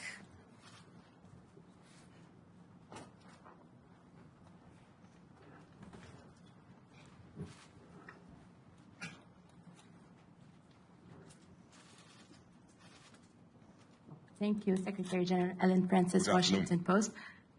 NATO allies will have to go to great pains to convince people that this money should be spent because of a Russian threat. But some of the comments at this summit suggest that it's all about pleasing President Trump. I think Secretary Rubio called it the Trump summit. Do you agree that it's the Trump summit? And how much of this pledge is about keeping the U.S. president happy? Thank you. Well, there are 2 issues to this and to the 5%. One is that there is this consistent ask from the US. This started already with Eisenhower in the 1950s for the Europeans and the Canadians to equalize with what the US is spending. And now, finally, we are going to do that. But obviously, the 3.5 core spending and the total 5% is deeply rooted in the outcome of a process in NATO, the NATO defense planning process, which has led to agreeing by the defense ministers 2 weeks ago on our targets. So what each country needs to do when the call would come. If the call would come, we need you to help because there is an Article 5 situation. And we have calculated that to basically reach those targets, we need to spend 3.5% on core defense and, of course, the 1.5% on defense and security-related spending. So there is this US request, please equalize, because it's not fair that we shoulder much more than the others are doing and that we are carrying more weight than the others are doing. And there is the issue of that it is really necessary because of the long-term threat by the Russians to the whole of the Euro-Atlantic area and also the other upcoming adversaries, and of course the situation with China, where we see this impressive military build-up. So it is both true. The US has consistently had this request now for 60, 70 years, and finally we will do it. And I think that's important. It makes the whole of the alliance more stable and fairer. And there is the need because of Russia and others. All right. The woman in the third row over on the left side here. Natalia Robb, the new voice of Ukraine. Secretary General, you have stated that this year Canadians and Europeans have pledged 35 billion into military support to Ukraine, and this is not even the half of the year. In your opinion, what should be expenditure for Ukraine at the end of the year? And what amount of military aid to Ukraine could help Ukraine to win the war, not just survive? Well, on the first question, it's difficult for me to exactly predict, but you can safely assume is the trajectory in the first almost 6 months now is really north of the trajectory last year, that also by the end of the year it will end up north of the over 50 billion which was pledged in 2024. So I'm positive about that, optimistic, but I'm not going to make a concrete prediction. But we can safely assume that the end result will be positive. And of course, what we are doing here, we have to make sure that Ukraine can stay in the fight, that Ukraine has what it needs to be as strong as possible. But obviously, we are all also working on getting a peace deal done or a long-term ceasefire done. And then we have to make sure that Ukraine has what it needs to prevent Vladimir Putin from ever trying this again in the future. And the first layer of that, making sure that Ukraine can defend itself post a peace deal / a long-term ceasefire, obviously is also the support we are now providing to keep them in the fight, which has to do, of course, with training, it has to do with delivering military equipment, so the command in Wiesbaden, but also the various streams of money going into Ukraine, developing Ukrainians' defense industrial base, which still has about a 35 billion spare capacity. So this all together will help Ukraine to be as strong as possible now, but also to deter the Russians post a peace deal / a ceasefire. All right, let's come to the center section now. I see CNN in the fourth row. Thank you so much. I want to follow up on what you just said about the strikes in Iran, but first, can I ask you on Article 5, do you believe that Article 5 is subject to interpretation? Well, you know, Article 5 is absolutely clear, and at the same time, we have always said we will never go into details when exactly Article 5 will be triggered. And why not? Because we don't want to make our adversaries any wiser. And to follow up on Iran, sir, you just praised the U.S. strikes in Iran, saying that you do believe it will help prevent Iran from getting a nuclear weapon. There have been questions about where that highly enriched uranium is, and if Iran moved it before the United States struck on Saturday night. Do you have concerns about that and whether or not it poses a threat to NATO? Look what happened last weekend. American B-2s, nobody in the world is able to do this. Only the United States. You are 25% of the world economy. You are by far the biggest military power in the world. Only the United States is capable to do this. So the B-2s, the fantastic pilots in those fighter jets, the bombs which were used to get deep into these nuclear facilities in Iran. Nobody has that type of stuff. And history made you the leader.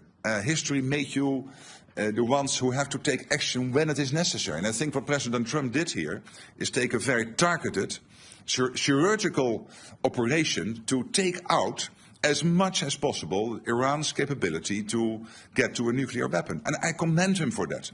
And obviously it's now up to all the studies being done and all the details look into what exactly has been the effect of this. But I'm personally very optimistic that this has dealt a massive blow to Iran. All right, we have a very full room and limited time. Next question to the front row. There's a mic coming. Oh, that's good. Yeah. Hello, Eelco Bos van Roostal, Nieuwsuur, Dutch TV. You're dealing with a very unpredictable president or friend who has been all over the map on Article 5 in the past. In his first term, he threatened to pull out of NATO, which he doesn't seem to do anymore. But how are you certain that the Trump you're dealing with right now is the same version of Trump that you'll be dealing with for the rest of his term? I've now known him for almost 10 years. He's a good friend. I trust him. He was totally right that Europe and Canada were not basically providing to NATO what we should provide, and that the US was spending so much more on defense than the Europeans and the Canadians. Now we are correcting that. We are equalizing. I think it is a man of strength, but also a man of peace. You've seen that basically now with Iran. The man of strength being able to command his B-2 bombers to go into Iran to take out that nuclear capability, but also the man of peace who is then immediately following up with making sure that Israel and Iran will commit to a ceasefire. And I think this is exactly what you want the American president to do, provide that type of leadership. And so I find him very predictable. Next question, all the way in the back. I don't think so. DPA. Ansgar Hase, German press agency, DPA. Secretary General... We were speaking. Here. There you are. No. Yeah, in fact. I cannot see you. I can only answer the question if I see who is. Can you stand up? Oh, you're really in the back. Sorry. Yeah. Please. Thank you. Secretary General, I would like to come back to Article 5.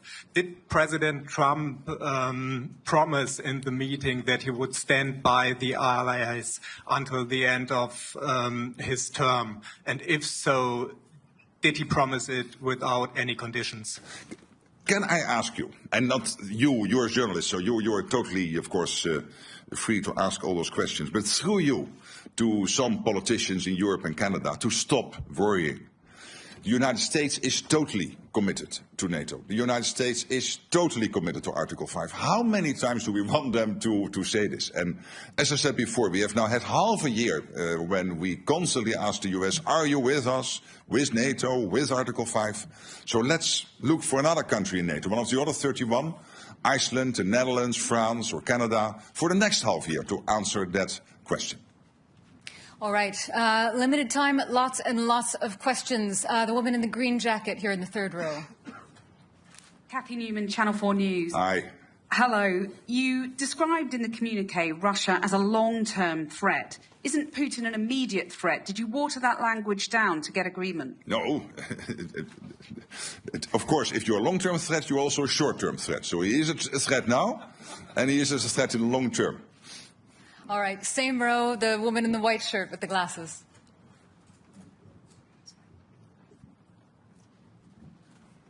Thank you. Ida Hallikainen from Ilta-Sanomat, Finland.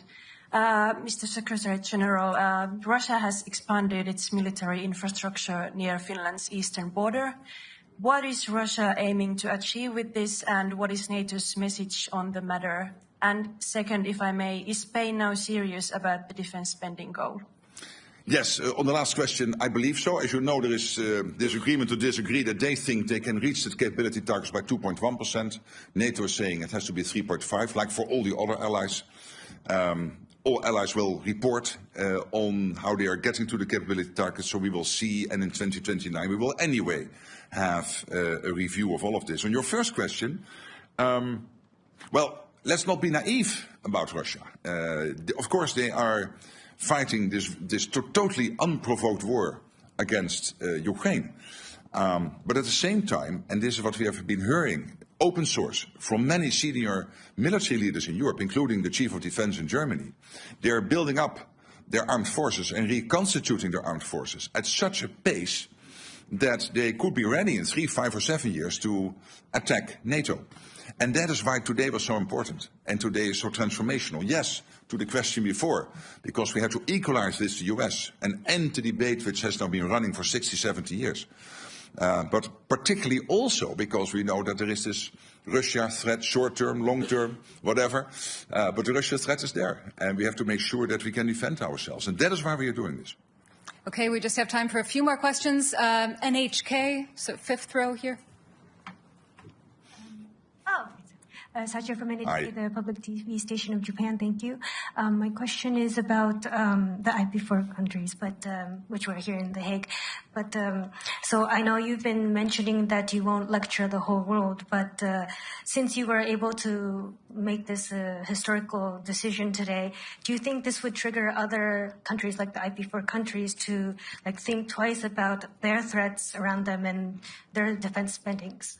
Well, we have this close cooperation. I had yesterday an excellent meeting with the Japanese Foreign Minister. We will have a meeting with the senior leaders from the Indo-Pacific 4 countries later today, and there will be another meeting also with President Zelensky and European leaders. So, but with the Indo-Pacific 4, we will also meet. And this is because we know that our two areas, so the Euro-Atlantic and the Indo-Pacific, are getting more and more connected. Look at North Korea being so closely involved now in the war effort, and North Korean soldiers fighting on European soil against, on the Russian side, against Ukraine. That is rather historic. So this cooperation is important, where it's very much focused on innovation, very much focused on procurement, on defense industrial production, making joint assessments of what is happening in the Pacific, what is happening in the Euro-Atlantic, and how the two are more and more interconnected. And I must say, when I'm speaking to the leaders, and I was visiting Japan early April, having a long meeting with the Prime Minister, and I met him again last week in Calgary at the G7, but also the leaders of the Republic of Korea, Australia, New Zealand, they all are very much aware that, of course, part of having a deterrence is that you spend enough on it. And you see in all these countries debates ongoing on doing more where possible, but it is not up to me to advise them. Let me concentrate on the 32 and make sure that we do what we need to do. But I think that debate is taking place also in many countries outside NATO. Okay, I think we've just got time for a couple more questions. The center, fifth row, gentleman in the very center there. Yeah. Yes, my name is Heikki Aitikoski. I'm from the Finnish newspaper Helsingin Sanomat. Did you exchange views on Vladimir Putin and Mr. Trump seems to be in rather friendly terms with him? It would be interesting to hear what you talked about him. I've not changed my views on Vladimir Putin. I don't trust the guy, and of course I had a lot of dealings with him personally when we had a terrible situation with flight MH17, the Malaysian airline flight MH17, being shot out of the air by Russia in July 2014, and Putin telling me that he was not present in the Donbass and that he had no dealings in Ukraine and this, that and the other, and these were all lies. We know that. Okay, for the sake of geographical diversity, all the way in the back, Telegraaf. Pim Cedee, the Telegraaf. Mr. Rutte, I have two short questions for you right here at the back.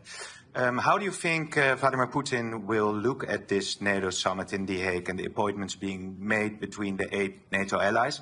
The other question, completely different one, but how big is the role of the Dutch King, Willem-Alexander, the Queen, and also Amalia in organizing this NATO summit and making it into a success? A big role. Last night was really amazing, and I mean, we are both Dutch, and we can be very fortunate to have this royal family. Of course, they have that overview which many politicians who are there for 1 or 2 terms can never compete with. So we have a king here in the Netherlands who is now in that position for 12 years. And you sense that. I mean, the breadth, the benefits from which he is speaking, including with the American president and other leaders, is really impressive. And I've seen the same before with his mother, Queen Beatrix. So that is one of the huge advantages of having a monarchy. And I would say, well, to your and my country, let's be happy and let's be glad and grateful that his family is willing to do that. On the other question, I mean, look what Putin achieved.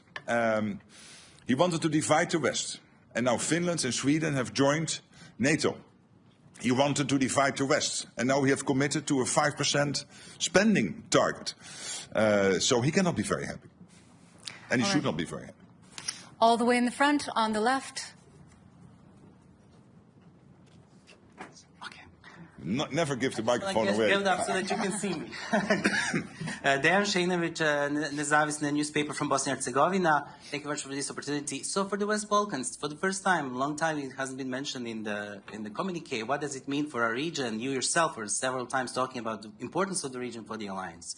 What can you tell us why it's not mentioned? Yeah, but again, this is not your traditional communique which you would see in the UN or in NATO in the past, where you would have 60 pages, 90 paragraphs, basically talking about the world from the birth of Jesus up to today and everything in between. I mean, that's done. We try to focus. So we are still very much concerned. KFOR is there in Kosovo. EUFOR is there in Bosnia and Herzegovina. I was visiting the region, had extensive talks with the leadership in Bosnia, in Kosovo. I had a dinner in Brussels with the president of Serbia. So we are very much involved as NATO. The EU, of course, is very much involved. We closely coordinate with Kaja Kallas and Ursula von der Leyen on the European side. But what we really want to do here is not to recall all the language, like the irreversible path of Ukraine into NATO. It's still there, nothing changed. But really to focus on three core issues in 5 paragraphs. And one of the paragraphs is about the next meeting. So basically 4 paragraphs. And that is about, as you know, production, spending, and Ukraine. Okay, final question to the young reporters in the front. Yes. We'll get a mic to you. Just a moment. Thank you very much for this opportunity, Secretary General. We are the youth correspondents. Absolutely. And you are here now for 2 days, and you've been marvelous. Yes, thank you. There's a lot happening in this world, and many children worry about it. Do you think we children can also fight for peace? Or should we trust that you could bring peace to the world? Thank you. But I cannot personally bring peace to the world. What we can do collectively is to make sure that we are so well prepared, we are so strong, that nobody will ever attack us. So the best way to preserve your future and that our children can live in a democratic, free, open society where you can be who you want to be, think what you want, have free press, what we basically have in the West, and let's be honest, it's fantastic, is to make sure that we spend enough on our defense, particularly if we know that we have some adversaries who are really trying to get at us. So that's the best way to preserve your future. And that's what we try to do today, to make that commitment. But you standing here is really touching, and we've seen each other now for 2 days. We know each other for some longer time. I really want to thank you both, and in you, all the free press sitting in this room, for your fantastic work, and see you soon in Brussels or elsewhere. Bye-bye. Take care. Thanks. Thank you all very much. That's all we have time for today.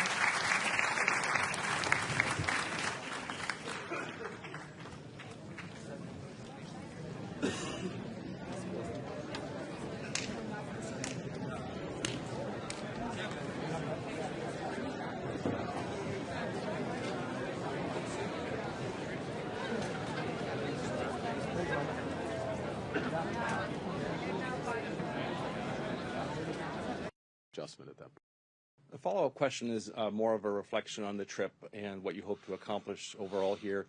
You said the other day that Canada is the most European of the non-European countries.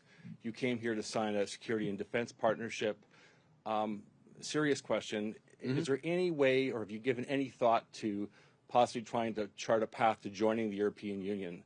Obviously, it's a geographical series of countries, but they also share a philosophy about how to arrange society and how to treat individuals, and they share a lot of values with us. So is that door completely closed to us, or is there anything like being an observer or something that we can get to? Because I have to say that question comes up a lot in talking to Canadians these days. Interesting. I haven't heard it expressed to me by Canadians, or many Canadians. So the short answer is no. That's not the intent. That's not the pathway we're on. But the comment, but much of what you said in your question, I would subscribe to, which is that most European and non-European nations. That's not necessarily a comment about the historical makeup of the country, but it's the relative value set, the value on liberty, the value on democracy, the importance of solidarity. We have similar social welfare systems. The importance we put on sustainability, our ability to mutualize, in other words, to work with others and protect, our belief in a rules-based international system, which the footprint of that is shrinking, but it's not immaterial, and we're helping to build that with Europe. And the way we see it, if I could frame it, final comment, and this could be a bigger discussion at the right point, Europe, part of what Europe is focused on as members of the European Union is a so-called ever closer union. We're looking for a closer partnership with that union. So yes, we cooperate much more clearly and broadly to our mutual benefit, but not as a member, but along that continuum. That starts to answer. I don't think that's a final answer to your question, but it's an important element of building out the system, the way I would say. Hi, Mr. Carney. Mackenzie Gray with Global News. Previously, you've spoken about the idea that Canadians will need to make sacrifices to pay for defense spending. Can you outline what sacrifices you're expecting Canadians to make? Well, I think right now the people who've been making sacrifices have been the men and women of the Canadian Armed Forces because they have not been paid to reflect what we are asking them to do. They haven't been operating with the right equipment in many cases. Many cases their equipment hasn't been working. So the first sacrifices have been there, and we're making up for that and level setting that, and that's an important part of just what we're doing this year in terms of the increase in defense.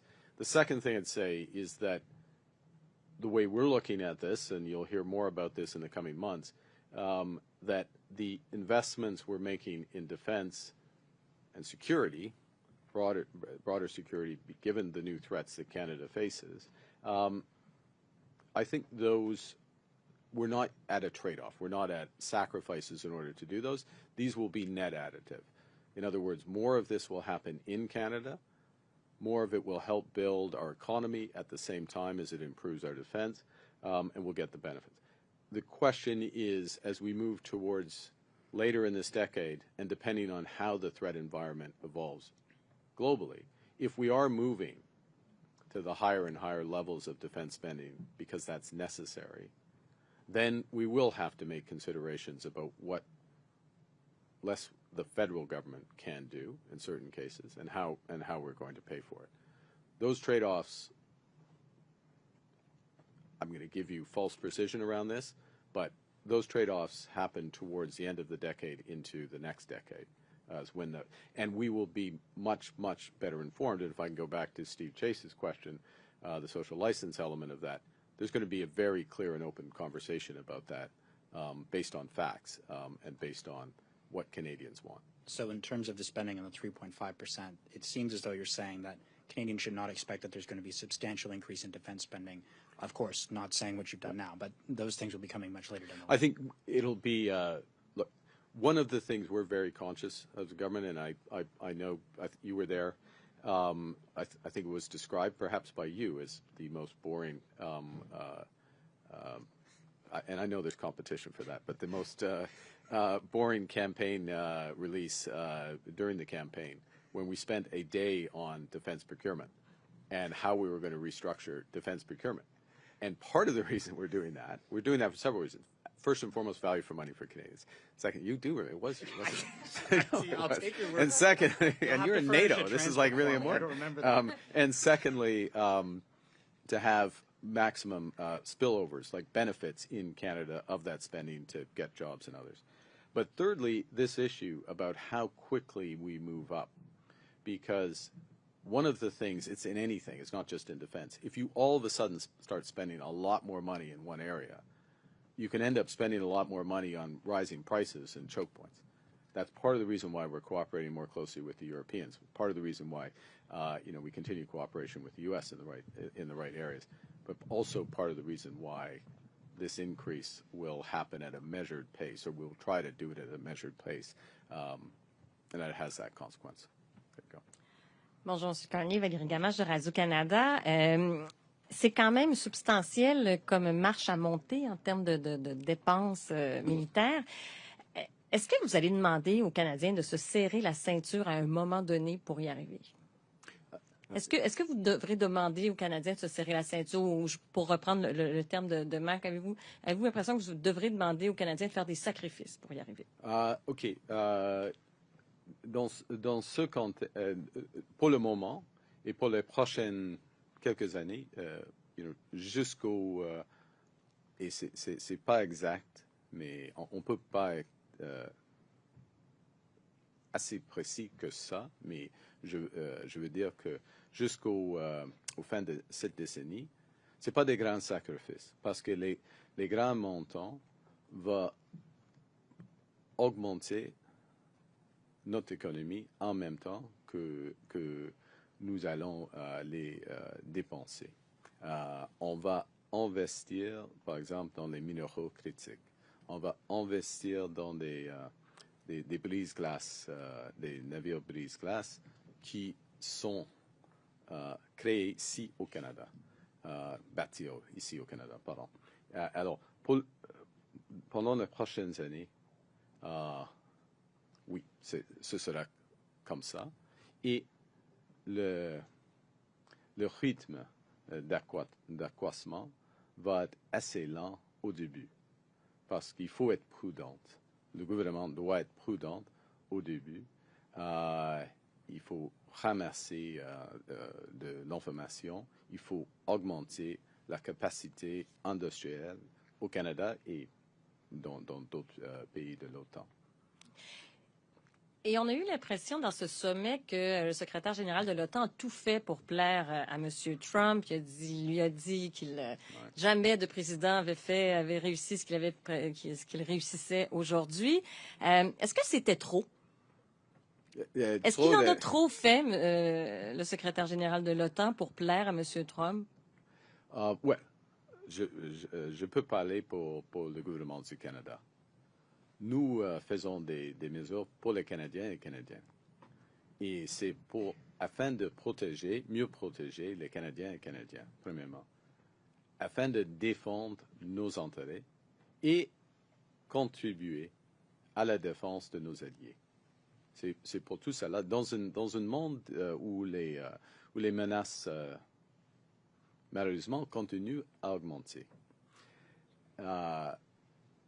Est-ce que c'est trop? On verra. On verra en 2029. Parce qu'il y a un moment que tout l'OTAN, c'est au sein de cet accord, cet engagement, il y a un moment de faire une revue du montant et de la division entre le promis, c'est quoi le pledge? C'est engagement industriel de la défense et le montant en total. Alors, on verra, et si c'est trop à ce moment-là, si le 5% est trop, on va la réviser. Okay. Next question. Good afternoon, Mr. Prime Minister. Jeremy Sharon, CTV News. Do you have an estimation of what 3.5% of GDP will look like in 2035? Well, that's a great question, and there's two ways to answer it, and in both cases I'm going to say no, in effect, but it's going to take me a bit of time. And the reason is this, is that, and this is a crucial point that we have been making, the ambassadors here have been making, the ministers have been making, as officials have been making, I make in the room and in bilaterals, is the world is changing quite rapidly. We all know that in terms of the threats. The nature of warfare and defense is also changing quite rapidly. You just look at the experience on the front lines in Ukraine, drone technology, the revisions to drone technology, the integrations of drones with radar surveillance, the targeting. I mean, these are 3-month cycles, product cycles that are happening in terms of the changes. The cost footprint is potentially substantially less. It is substantially less in terms of much of what is being fought. We have not, Canada, the NATO more broadly, have not yet integrated those learnings. And that's first thing. People know they need to do that, but that's part of the questions that's going to evolve over time. Secondly, the other threat environments, cyber, I'll group them under cyber, but the scale of cyber, which will only be augmented by quantum, the risks be augmented by the development of quantum, that's changing very rapidly. So we don't know how much we're going to be spending and how we're going to spend, both in terms of, I'll call it, drones are both air and battlefield tank defenses wrapped into one. So how that's going to evolve, how the cyber warfare is going to evolve, what the relative spend is going to be on that, and what's the most efficient way to do that. That's the first element. The second element is whether the threat environment itself changes, because we should spend for the environment, not for some what could be an arbitrary number. Key point. The fact that we are doing this today, the fact that we're united, the fact that the United States is fully behind this, the fact that we're working together, is going to reduce the threat environment 10 years from now. Certainly, now, we'll never be able to precisely answer that, what it would have been versus what it is there, but the deterrence element of NATO has just gone up substantially, and it's crucial. And we would really feel it if we went in the other direction. My follow-up's on the Middle East. Have you seen intelligence from the U.S. attack on Iran's nuclear sites, and do you know how far set back Iran's nuclear attack was, or set back their nuclear capabilities were by this attack? Yeah, I don't have intelligence that I can share with respect to that. I will say that the U.S. attacks degraded Iran's nuclear capability, nuclear weapons capability. Crucial point here. We're now all talking about what we should be talking about, which is this was nuclear weapons capability that they were developing, and that has been degraded.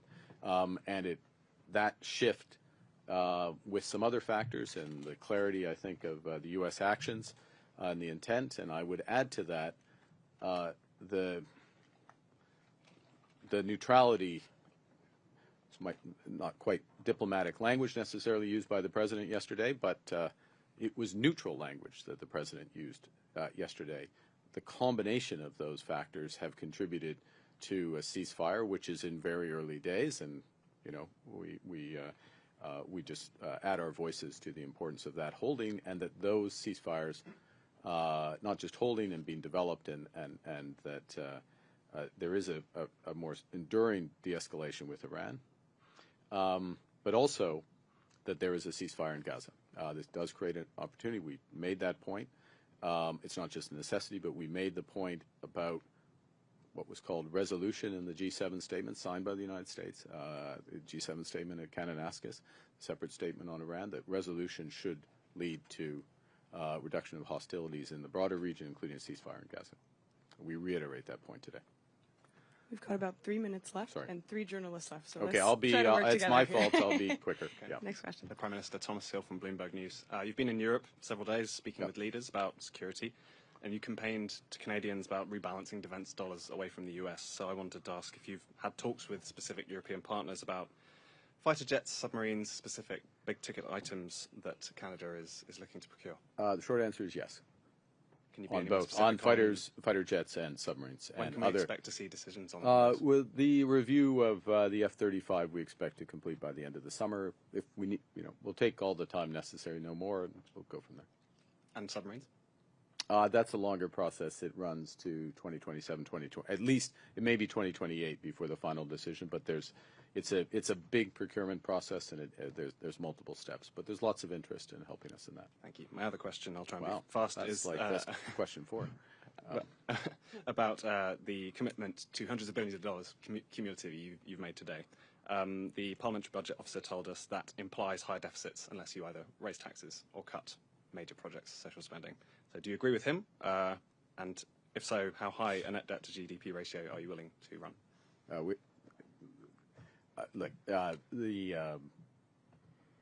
We will grow this economy. We'll grow this economy. We'll balance our operational budget in 3 years. That's our commitment. But we will also invest in this country, including in our defense industry. Thank you. This country being Canada, not Netherlands. Yeah, thank you. Prime Minister Kate McKenna from the CBC. In your platform, you made some very specific promises related to defense procurement, including artillery and other things. I'm wondering, is that your roadmap to hit this 3.5%, and will it get you there, or will you have to do additional things? Thanks for the question. No, it's your question's on point. Those commitments, the elements that were identified in the platform, and it's obviously questions of amount, but that they would be consistent with defense spending in the low twos percent of GDP. So there's additional capacities that would need to be developed. Yeah. And my follow-up, did you pick the 2029 review because Donald Trump will be out of office? Will he be out of office? Oh. In January, I didn't realize that. Okay. Look, it's a natural time to review. We'll have enough information at that point. I think we all recognize Canada. Well, I'll speak for Canada.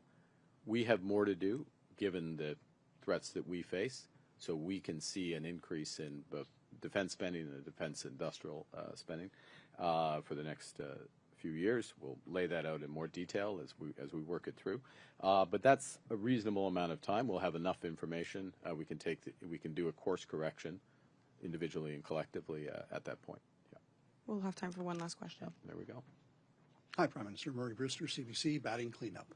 There you go. I want to pick up on a couple things that you've been asked already about defense procurement. There are a number of legislative and authorities that the Canadian government has to be able to speed up defense procurement. Do you anticipate on some of the high-value projects using those authorities? It's a great question. The first thing we look to do is change the machinery of defense procurement, if I can put it that way. This new defense procurement agency with Secretary of State Fuhrer is the Secretary of State responsible for that, obviously working closely with both the Department of National Defense and what's called the Department of Government Transformation, but basically Procurement Canada. So that's the first. There are elements of that, though, that we've identified where we will look to make adjustments with appropriate authority, but make adjustments to our ability to buy Canadian and our ability to buy more rapidly as appropriate. My final question relates to the other half of the summit that was talked about, and that's Ukraine. Should Ukraine have been in the room, especially when Allied leaders were talking about it, and at the table for some of the important decisions that were made on its behalf? Yeah, I think, well, there were no, the fact of the way the summit was organized, was that the focus was on what we've been talking about, the 5%, the nature of it, why have a review, how work together. Our big emphasis, by the way, one thing I will emphasize, I'm just going to take this opportunity, which is because the threat environment is changing globally, and for Canada, I keep coming back to the Arctic and the threat to the Arctic. That's something, our view of the threats in the High North, as High North being a term that, say, the Norwegians and the Swedes and others would use, the Icelandic countries, the whole Nordic group of countries. There's a much greater focus on that. And one of the points we're making in the room is NATO needs to take that into account as it develops its thinking about what are the responsibilities of the members, what are the capabilities we need to develop. We don't need a bunch of Black Hawk helicopters up in the Arctic, right? We need icebreakers. We need radar. We need submarines. We need people on the ground, etc. Okay, you get my point. So the point is that I use that as an example, but that was the nature of the discussion in the room and much of the nature of the discussion in the corridors, the core of the decisions that were taken. So in that regard, Ukraine, Ukraine didn't need to be part of that discussion. That said, would we have preferred, Canada have preferred, a special session with NATO, with Ukraine? Absolutely. It's why we invited President Zelensky to the G7. I sat at dinner with President Zelensky last night. I had a separate series of conversations with him. I made points in the room, in this case, and a few others did, about Ukraine and what next steps. I took the opportunity to emphasize the importance of comprehensive by which I mean all NATO members, financial sanctions against Russia. And there is a huge opportunity here. Europe's considering their sanctions this week, their 18th package. There is legislation ready in the U.S. Senate under Senator Graham's sponsorship in the U.S. It would be very powerful if they, in both those jurisdictions, EU and the U.S., joined Canada with our latest sanctions. And that would really help tip certainly the economic balance in this struggle. So yes, it would have been better to have a session. We didn't have it. But in the actual session, myself, several others made points, but the bulk of the discussion was about the core decision. Thank you. Thank you. This was our third press conference. C'est ce qui m'a fait la conférence de presse. Merci. Merci.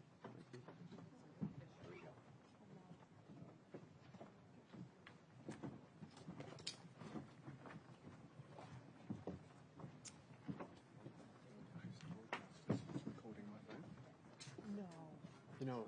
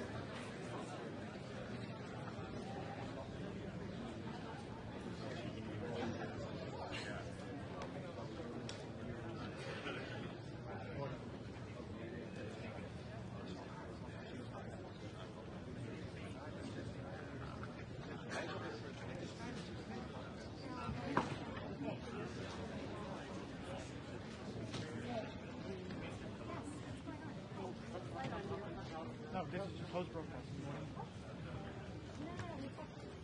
Oh, you're the one. Yes, I need to go in the center. Yeah, you can stand. Oh, lovely, thank you. No worries. Thank Get your hand. you very much. Here we go. We're going to move you over. Caroline, we have a second, so let's move the camera. Yes, so how do you want to work this? This camera can move to the side? Ja. Dit is het Witte Huis, deze moet naar achter. Sorry? Kunnen we deze naar achter duwen? Ja. Dan komt deze van het Witte Huis hier te staan. Oké, maar anders niet gebruiken als je wilt. Do you want to use the same tripod so we just can click on our camera? Huis maar helemaal naar achter. Zeg jij het er? Ik zeg het, komt zo. Plek gemaakt wordt voor het Witte Huis.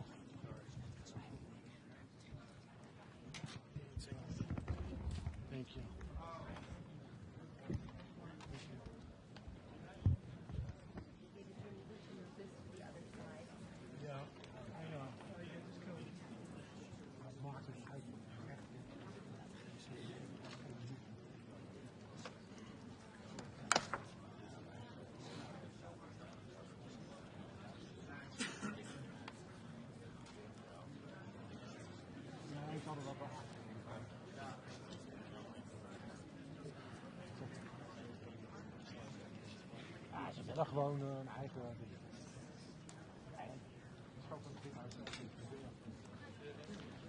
I need power. Is there power? I need power. AC. Is there power back here somewhere? Where? No.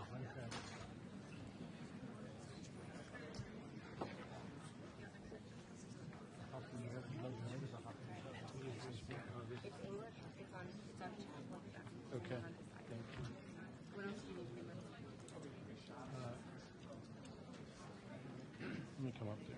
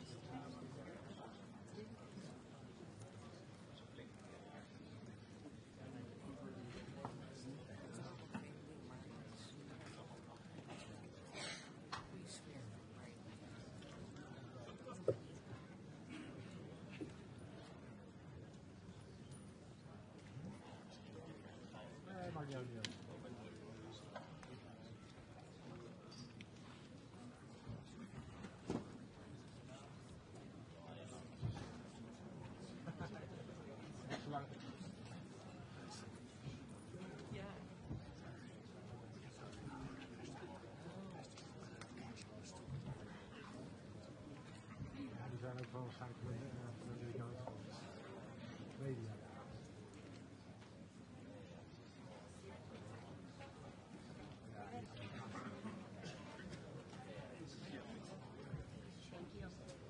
David, Ethernet is right behind you. Ja, dat kan ik verstaan. Thank you.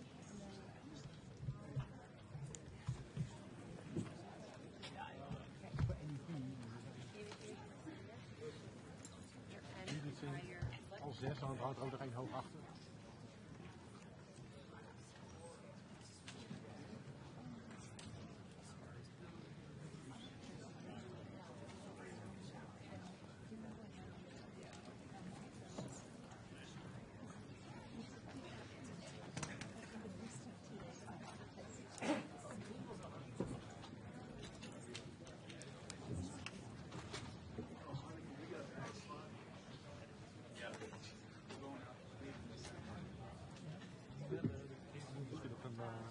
Of zo. Dan mogen ze gaan staan. One consider this also mine.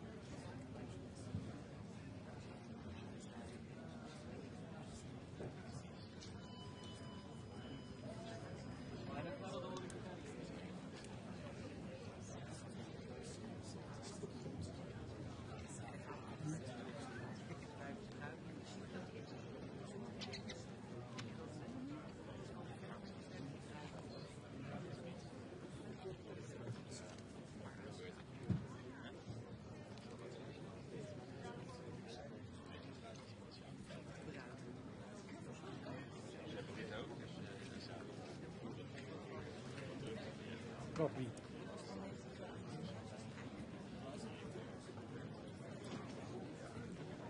Ja, tuurlijk. Waait er ook. Hij niet.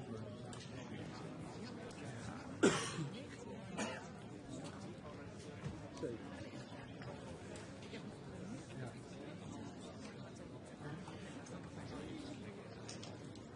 Ik heb het gemist.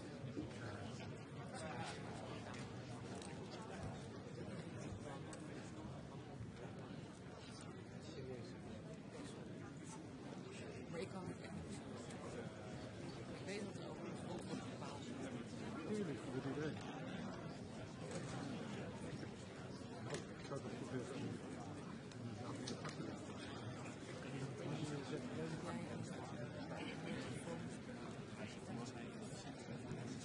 Iedereen maakt het goed. Nee, sorry. Ja, nee. Nee, toch? Maar zo goed. Dat zou je doen. Dit is de leeftijd.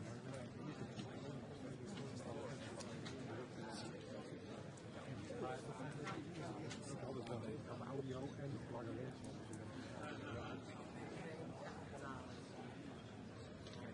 Dat weet iedereen.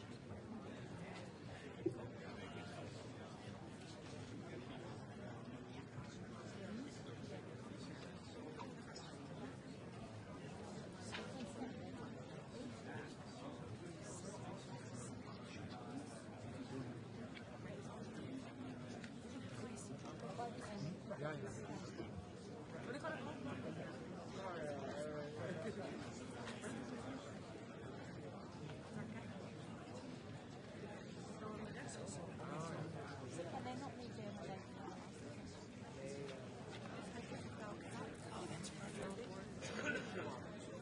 Oh, thank you so much.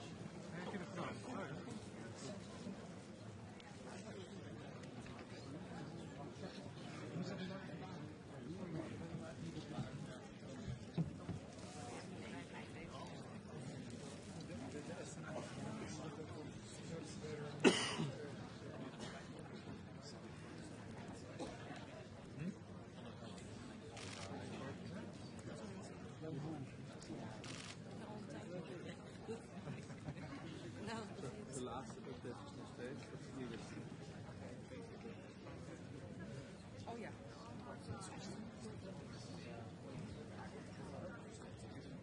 Ja, dus vol mensen.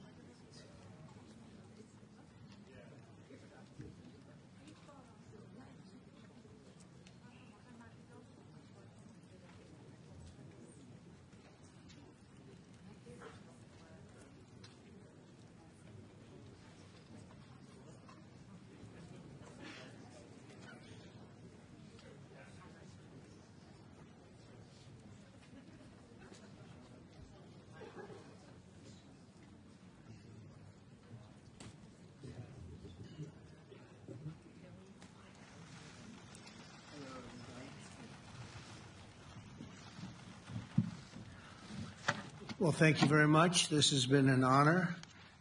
It was a fairly long trip, but worth it. Tremendous things have been accomplished, as you probably noticed. Listened to a lot of wonderful speeches from the heads of a lot of wonderful countries. But I want to thank you for joining us at the conclusion of a highly productive NATO summit in the Netherlands. I want to thank them for the royal treatment they've given us. Couldn't have been nicer. And it's a beautiful country, really a beautiful country. Coming in, I saw the most beautiful trees. In fact, I want to bring some back with me. I want to also thank, I had breakfast this morning with the King and Queen, and they're incredible people. I said, you're central casting, beautiful people, great people, big, beautiful heart.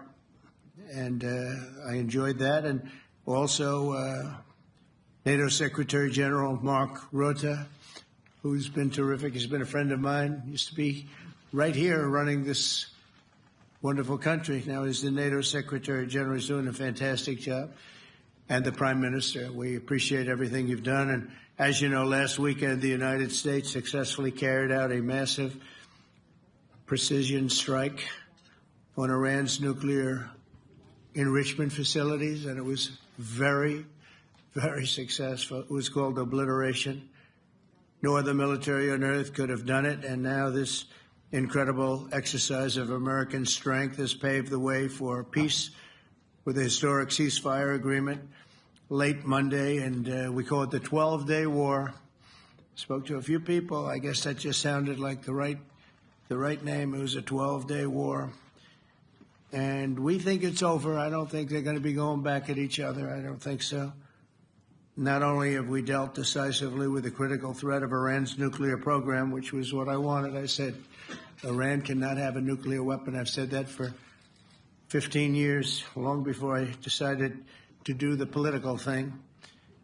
But we've also reasserted the credibility of American deterrence, which is like no other. The people at NATO said there's never been anything. You know, I rebuilt the entire military during my first term. And we have a great military. We have great generals. I got to know the good ones and the bad ones. We kept the good ones. Over the past 2 days, I was honored to participate in the NATO leaders meeting and also had extremely good individual discussions with the King and the Queen, Secretary General Rutte, and the Prime Minister. Great discussions. Very knowledgeable people. Major focus of our conversations at the summit was the need for other NATO members to take up the burden of the defense of Europe, and that included the financial burden. As you know, it was 2%, and we got it up to 5%. And they said, a couple of them came up to me. One in particular said, sir, we've been trying to get it up to 3% for 20 years, and we haven't been able, and you got it up to 5%. So they're going to be, most of them, I guess almost all of them, are going to be contributing now, 5%. A number that people are surprised at, but you need it today. The United States accounts for 2/3 of all NATO defense spending. And since I began pushing for additional commitments in 2017, believe it or not, our allies have increased spending by $700 billion. I said to people, you don't have any money, and a lot of them weren't paying. And so I started the process, and I picked it up as soon as I got back, which is 6 months ago. And following my election last November, almost all have accelerated plans to reach the 2%, 3%, 4%, and then ultimately, very quickly, 5%. And all of this is going to be done very quickly, almost immediately. You probably know this as well as I do. I'm sure they've been talking about it. It's really been a big focus. In a very historic milestone this week, the NATO allies committed to dramatically increase their defense spending to that 5% of GDP, something that no one really thought possible. And they said, you did it, sir, you did it. Well, I don't know if I did it, but I think I did. This will be known as the Hague Defense Commitment, which is pretty good, pretty appropriate. When the allies reach this number, it will add more than $1 trillion a year. Think of that, $1 trillion per year to our common defense. And this is a monument really to victory, but it's a monumental win for the United States, because we were carrying much more than our fair share. It was quite unfair, actually. But this is a big win for Europe and for actually Western civilization. For years, past administrations failed to get most allies to contribute even the 2%. I remember when I came here, we had 4 countries that were up to 2%, and I remember Poland was there. A couple of them were there, and but most of them were. We had 28 at the time. As you know, it's increased a little bit, and they've agreed now to more than double their budgets in all cases. And Europe stepping up to take more responsibility for its security will help prevent future disasters like the horrible situation with Russia and Ukraine, and hopefully we're going to get that solved. Last week they lost 7,000 soldiers, mostly soldiers, but they're also getting hit in Kiev. They're getting hit in some of the towns also. And that means life. Life is disappearing also in the cities and towns. Should have never happened, would have never happened if I was president. I said it 1,000 times, and it never did happen. It's never even thought about. But it's vital that this additional money be spent on very serious military hardware, not bureaucracy, and hopefully that hardware is going to be made in America because we have the best hardware in the world. You saw that where 14 missiles were shot at us the other day. And they were very nice. They gave us warning. They said, we're going to shoot them. Is 1 o'clock okay? They said, it's fine. And everybody was emptied off the base, so they couldn't get hurt except for the gunners. They call them the gunners.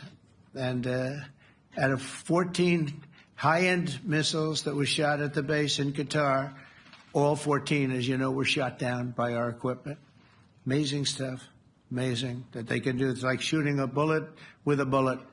It's the same thing if you think about it. 14 out of 14, and they weren't even that surprised. I said, do you do that well often? They say, we pretty much do, sir.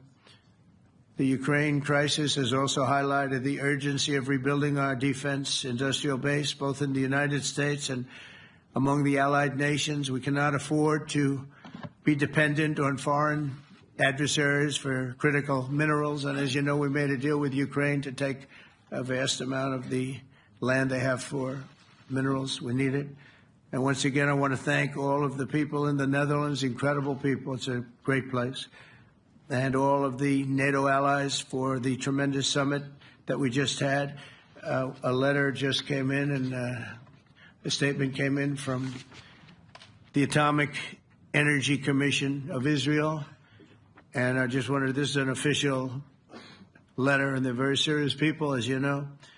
The devastating U.S. strike on Fordo destroyed the site's critical infrastructure and rendered the enrichment facility totally inoperable. It was devastated. We assess that the American strikes on Iran's nuclear facilities has set back Iran's ability to develop nuclear weapons for many years to come. This achievement can continue indefinitely if Iran does not get access to nuclear material, which it won't. It's so sad that that whole thing had to go. But I just want to thank our pilots. You know, they were maligned and treated very bad, demeaned by fake news CNN, which is back there, believe it or not, wasting time, nobody's watching them, so they're just wasting a lot of time, wasting my time. And the New York Times, they put out a story that, well, maybe they were hit, but it wasn't bad. Well, it was so bad that they ended the war. It ended the war. Somebody said in a certain way, you know, that it was so devastating, actually. If you look at Hiroshima, if you look at Nagasaki, you know, that ended a war, too. This ended a war in a different way, but it was so devastating.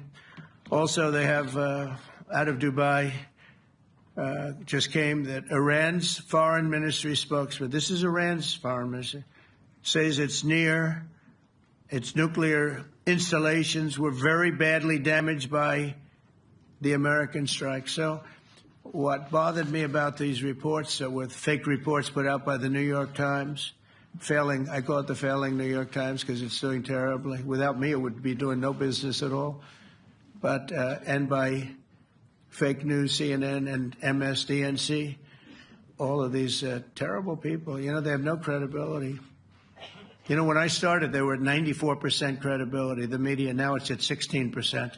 And I'm very proud of it because I've exposed it for what it is. But when I saw them starting to question the caliber of the attack, was it bad?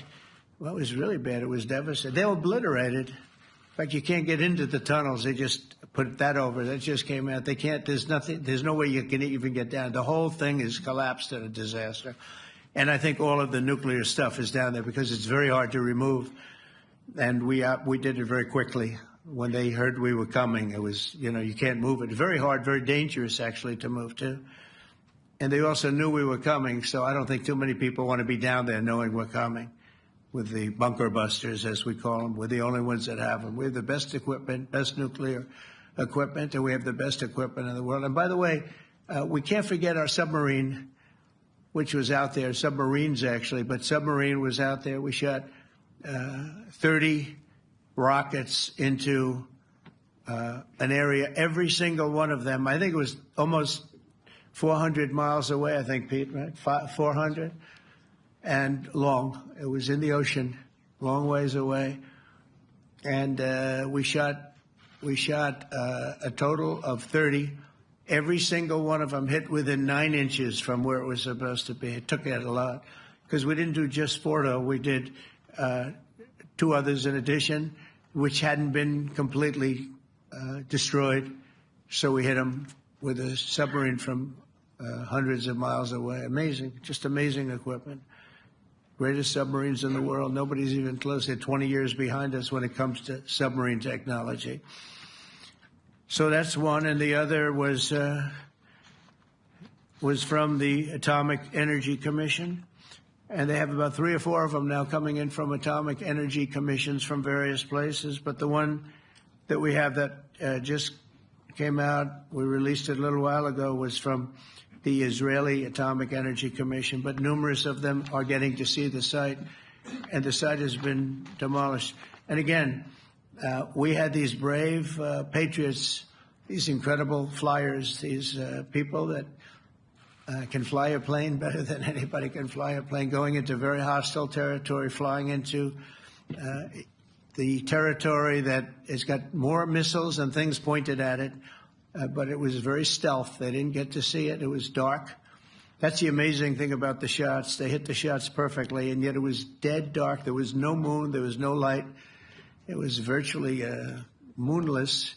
It was very dark, and the shots were hit perfectly. But when they get demeaned, and they were very upset about it because they knew how strong it would be. Back in Missouri, the pilots flew about 36 hours, 2 ways, far distance, and in those incredible B-2s. And we then had the F-22s, and we had the F-35s, and we had other planes, and we had, I think, a total of 52 tankers. That means the big tankers, because the refueling was a lot for all of the different planes that we sent. Incredible operation, and I have to say, General Raisin Cain was incredible. That's why he beat ISIS, and we beat ISIS in a matter of weeks. I was told it would take 4 to 5 years. We did it in a few weeks, and he was great. That's why he's the head of the Joint Chiefs of Staff right now, because I had a very good experience with him. He knocked out ISIS in a period of literally a few weeks. Amazing. And it was supposed to take a few years, 5 years to be exact. So we had a great victory there, and we then came here, and I think we had a great victory here. But this is an ongoing project. This is the safety of Europe, the safety of the world. And they've raised it from 2% to 5%, something which nobody, and you're talking about over $1 trillion a year. So we're talking about a lot of money from coming in from countries that we're not paying nearly enough to be effective. So I have, as you know, Marco Rubio with me, and Pete Hegseth, Secretary of State and Secretary of War. Should we say Secretary? You know, it used to be called Secretary of War. Maybe for a couple of weeks we'll call it that because we feel like warriors. It used to be called Secretary of War. In fact, if you look at the old building next to the White House, you can see where it used to be Secretary of War. Then we became politically correct, and they called it Secretary of Defense. I don't know, maybe we'll have to start thinking about changing it, but we feel that way. Do we have any questions, please? Wow. That's a lot of questions. Who's a nice person? Oh, you're not a nice person, but I'll let you ask one. Go ahead. What's he going to ask? He is not nice at all.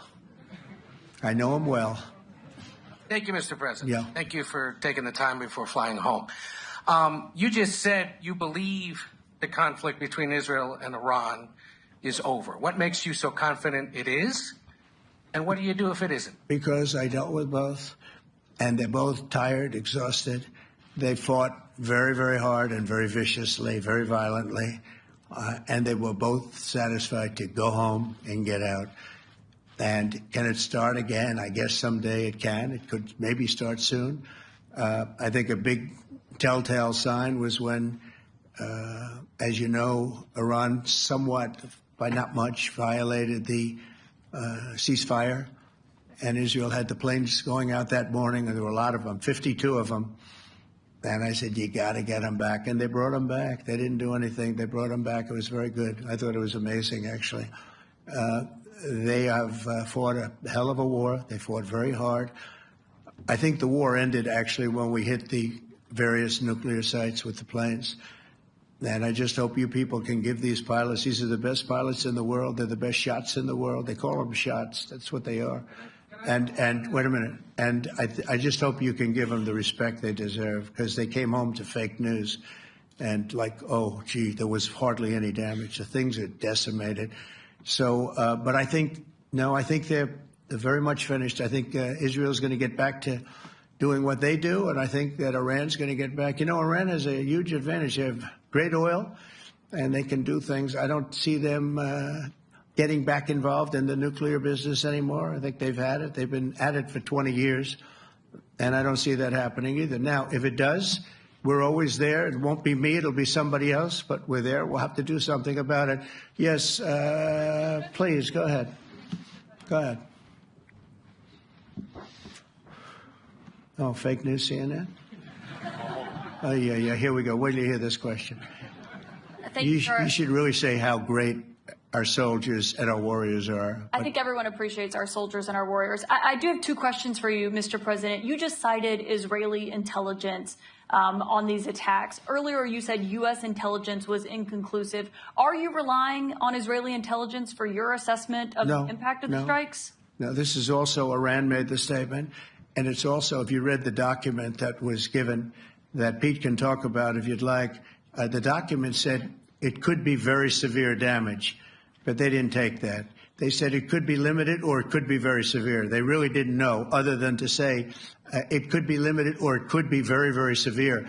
And you didn't choose to put that because it was very early after. Since then, we've collected additional intelligence. We've also spoken to people who have seen the site, and the site is obliterated.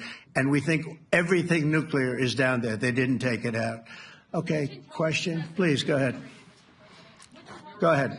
Yeah, blue dress. Thank you so much, Mr. President. Yesterday you said China can now continue to purchase oil from Iran. Yeah. Are you giving up on your maximum pressure campaign? Because there are sanctions right now. With who? On Iran. No, look, they just had a war. The war was fought. They fought it bravely. I'm not giving up. They're in the oil business. I mean, I could stop it if I wanted. I could sell China the oil myself. I don't want to do that. They're going to need money to put that country back into shape. We want to see that happen. Would it? No. If they're going to sell oil, they're going to sell oil. We're not taking over the oil. We could have, you know. I used to say with Iraq, keep the oil. I could say it here, too. We could have kept the oil. No, China is going to want to buy oil. They can buy it from us. They can buy it from other people. But you're going to have to put that country back into shape. It desperately needs money. Yeah. Yeah, please. Here we go. I'm picking the beauties today. Go ahead. Mr. President, Secretary General Rutte has described President Putin as an adversary, a threat, an enemy. Do you view him the same way? And in addition to that, you mentioned General Kane, your chief of staff, the chairman of the Joint Chiefs of Staff. General Kane. Yes. He has said that Mr. Putin has territorial ambitions beyond Ukraine. Do you view that in the same way? Possible. I mean, it's possible. I know one thing. He'd like to settle. He'd like to get out of this thing. It's a mess for him. He called the other day. He said, "Can I help you with Iran?" I said, "No, you can help me with Russia." Because, in the last few weeks, we took care of India and Pakistan, Kosovo, Serbia. I think on Friday we have coming in, the Congo is coming in, and Rwanda is coming in. That was a vicious war that went on, a machete war, heads chopped off all over Africa. They're coming in. We did 2 others in addition to that. Nobody's ever done anything like this. No, I consider him a person that's, I think, been misguided. I'm very surprised, actually. I thought we would have had that settled easy. I've settled 4 of them in the meantime. But he did call up, and he said, he's close to Iran. He'd like to help us get a settlement. I said, no, you help me get a settlement with Russia. And I think we're going to be doing that, too. Yeah, please. Go ahead, please. Thank you, Mr. President. You've made clear your position on what impact the strikes had. I wanted to ask you what is next with Iran. For instance, is there any indication from U.S. intelligence that Iran was able to move any material? No, just the opposite. We think we hit them so hard and so fast they didn't get to move. And if you knew about that material, it's very hard and very dangerous to move. It's called, in many people, they call it dust, but it's very, very heavy. It's very, very hard to move. And they were way down. They're 30 stories down. They're literally 30, 35 stories down underground. Oh, yeah, we think we got it. We think it's covered with granite, concrete, and steel. Can I ask you, are you interested in restarting negotiations with Iran? And if so, have they reciprocated? So our people, Marco could answer this, but our people are not, I'm not. The way I look at it, they fought, the war's done, and, I could get a statement that they're not going to go nuclear. We're probably going to ask for that, but they're not going to be doing it. But they're not going to be doing it anyway. They've had it. They've had it. Now, maybe someday in the future we'll want that. But I've asked Marco, do you want to draw, I just asked him the question as we were walking on the stage, do you want to draw up a little agreement for them to sign? Because I think we can get them to sign it. I don't think it's necessary. Marco, do you want to talk about that, please? Well, Mr. President, I think President Trump has shown a willingness to meet and talk to anybody in the world who's interested in peace. I don't know of any president that's been as willing as he has to meet with anyone and talk about peace. We'd love to have peaceful relations with any country in the world. And so obviously that'll depend on Iran's willingness not just to engage in peace, but to negotiate directly with the United States, not through some third country or fourth country process. But I know of no president, probably in our modern history, that's sought peace more than President Trump has. Sounds like the door is open, but you're in no rush. Is that right? Sounds like the door is open. But I'll tell you what, look, we're going to talk to them next week with Iran. We may sign an agreement. I don't know. To me, I don't think it's that necessary. I mean, they had a war, they fought. Now they're going back to their world. I don't care if I have an agreement or not. The only thing we'd be asking for is what we were asking for before about we want no nuclear, but we destroyed the nuclear. In other words, it's destroyed. I said Iran will not have nuclear. Well, we blew it up. It's blown up to kingdom come. And so I don't feel very strongly about it. If we got a document, wouldn't be bad. We're going to meet with them, actually. We're going to meet with them. Yeah. Yeah, go ahead, please. Yes. Mr. President, Netherlands TV, thank you for visiting our country. Good. As I understood, Thank you. I, of course, I'd like to know how you slept last night at the House of the King. Oh, I slept beautifully. But probably a more serious question. I think you just had a meeting with President Zelensky. Did you discuss any ceasefire in this Russo-Ukrainian? No. I wanted to know how he's doing. He was very nice, actually. You know, we had little rough times sometimes. He was couldn't have been nicer. I think he'd like to see an end to this. I do. I think what I took from the meeting couldn't have been nicer, actually. But I took from the meeting that he'd like to see it end. I think it's a great time to end it. I'm going to speak to Vladimir Putin and see if we can get it ended. But look, these are brave people. They're fighting these wars all over the place. You know, last week they had, I guess, I told you, close to 7,000 young soldiers, Russian and Ukrainian soldiers were killed, 7,000 in 1 week. It's crazy. It's crazy. So I'll be speaking to Putin. No, I had a good meeting with with Zelensky, and I had a lot of good meetings. We had a lot of good meetings with a lot of people, a lot of great leaders. But he's fighting a brave battle. It's a tough battle. Yeah. Go ahead, white dress. Thank you. Ida Hallikainen from Finland, Ilta-Sanomat. Good. You have played golf with President Alexander Stubb.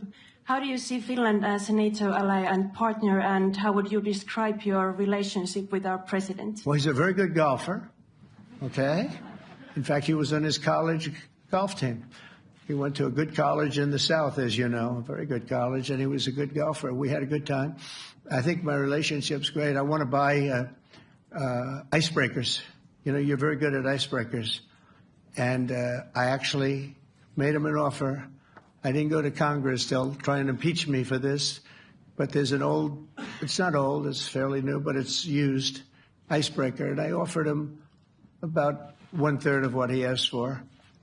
But we're negotiating. We need icebreakers in the U.S. And if we can get some inexpensively, I'd like to do that. Actually, they'll fix it up, make it good. Also, we may buy some icebreakers. You know, you're the king of icebreakers, that particular country. They make them good. They make them really good, and they know what they're doing. And so we're negotiating with them for about 15 different icebreakers. But one of them is available now. It's old, and it's, old. It's like 5-6 years old. And we're trying to buy it. I'm trying to make a good deal. It's all I do my whole life. My whole life, that's all I do is make deals. Yeah, please. Go ahead. Sir, go ahead. Yeah, a question for NewsHour, Dutch TV. First of all, on Article 5, on your way here, you spoke about the commitment of the U.S. to Article 5, saying, I'll give you my definition once we're here.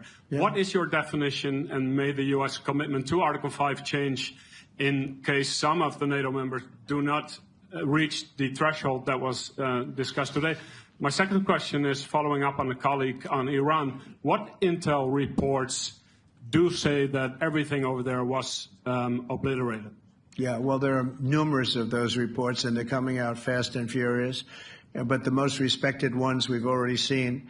And I will say that on a very confidential basis, they're looking at the reports, like numerous reports, and including people going to the site and checking the site. And they're going to be having, I guess you're going to be having over the next couple of days a full, you're going to encapsulate it. But no, the site was obliterated, just like I said it was, and just like the pilots should be given credit for. As far as Article 5, look, when I came here because it was something I'm supposed to be doing, but I left here a little bit differently. I said, I watched the heads of these countries get up, and the love and the passion that they showed for their country was unbelievable. I've never seen quite anything like it. They want to protect their country, and they need the United States. And without the United States, it's not going to be the same. And you can ask Mark, or you can ask any of the people that were there. It was really moving to see it. They love their country. They were so respectful of me because I'm the head of the United States. And I made, the King of Saudi Arabia, when I was in the Middle East, so I was in Qatar for a different reason, not a reason to get shot at. We were in there for economic development reasons, Qatar, UAE, and Saudi Arabia. All three leaders of those countries, and we took back $5.1 trillion into the United States. All three leaders said, you're presiding over the hottest country in the world. The United States right now is the hottest. Everybody wants to be there. Everybody wants a piece of it. He said, a year ago, your country was dead. You had a deadhead running it. You had a country that was dead, and it was dead. You had people pouring through the borders. You had inflation. You had everything. He said, you've made it in 5 months at that time. You've made it the hottest country. This is the hottest country in the world. The United States right now is the hottest country in the world. And when I was around that table, it was a nice group of people, many of whom I knew from previous. When I saw the passion they had for the country, almost everyone, and you probably have the tapes, it was very public, but almost every one of them said, thank God for the United States. Without the United States, they couldn't really have NATO. It wouldn't work. It wouldn't work. It will in the future because now they're paying much more money, but it wouldn't work. It was great. And I left here differently. I left here saying that these people really love their countries. It's not a ripoff, and we're here to help them protect their country. Okay, we'll do one or two more. Thank you, Mr. President. Yeah. A question on Spain. Are you satisfied with today? Oh, I think Spain's terrible what they've done. No, I do. They're the only country that won't pay the full up. They want to stay at 2%. I think it's terrible. And, you know, they're doing very well. The economy is very well. And that economy could be blown right out of the water with something bad happening. You know, Spain is the only country that... Are you from Spain? Yeah. Good. Congratulations. You're the only country that is not paying. I don't know what the problem is. I think it's too bad. So we'll make it up. You know what we're going to do? We're negotiating with Spain on a trade deal. We're going to make them pay twice as much. And I'm actually serious about that. We're going to make Spain... I like Spain. I have so many people from Spain that it's a great place and they're great people. But Spain is the only country out of all of the countries that refuses to pay. And, you know, so they want a little bit of a free ride. But they'll have to pay it back to us on trade because I'm not going to let that happen. It's unfair. It's unfair to NATO. All right, sir, please. Go ahead, right in the back. Yeah, you, tall one. The tall man. Mr. President, Johannes Petra from Austrian National Television. How are you? You once said that you would end the Ukraine war in 24 hours. You later said you said that sarcastically. Well, of course it was sarcastic. But you've now been in office for 5 months and 5 days. Why have you not been able to end the Ukraine war? Because it's more difficult than people would have any idea. Vladimir Putin has been more difficult. Frankly, I had some problems with Zelensky. You may have read about him. And it's been more difficult than other wars. I mean, look, we just ended a war in 12 days that was simmering for 30 years, frankly. We ended Rwanda and the Congo. It's coming to sign the documents. We've already signed basic documents, but they're coming, I think, to the White House on Friday. We ended Serbia was going to go at it. But maybe the most important of all, India and Pakistan. And that wasn't whether or not they may someday have nukes like we're talking about in the Middle East, like we're talking about with Israel and Iran. This is they have nuclear weapons. I ended that with a series of phone calls on trade. I said, look, if you're going to go fighting each other, it was getting very bad. You know how bad that last attack was. It was really bad. If you're going to go fighting each other, we're not doing any trade deal. No, you have to do a trade deal. I said, we're not doing any trade deal. And in fact, I had the general, who was very impressive.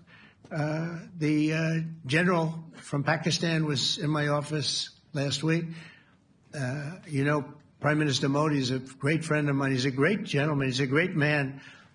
And I got them to reason. I said, we're not doing a trade deal if you're going to fight. And if you're going to fight each other, we're not doing a trade deal. And you know what? They said, no, I want to do the trade deal. We stopped the nuclear war. Go ahead. Go ahead, Jeff. Here's another beauty, Jeff. He's a beauty, all right. Go ahead. Mr. President, to follow up on Ukraine, will the United States contribute any more money to Ukraine's defense this year to the $5 billion that allies are giving? And one question, you had another meeting with the Dutch opposition leader, Mr. Wilders. Can you tell us about that meeting? And are you upset about his anti-Muslim stance? I'm not upset about it. It's just his view. He's unhappy with the way things are going in this country and various countries. He was an opposition leader. And I was asked to meet with the opposition leader by the people that are running. I think they have some deal where if you have a meeting, you're supposed to meet with an opposition leader. I said, that's strange. We don't do that. But I met with I didn't know him.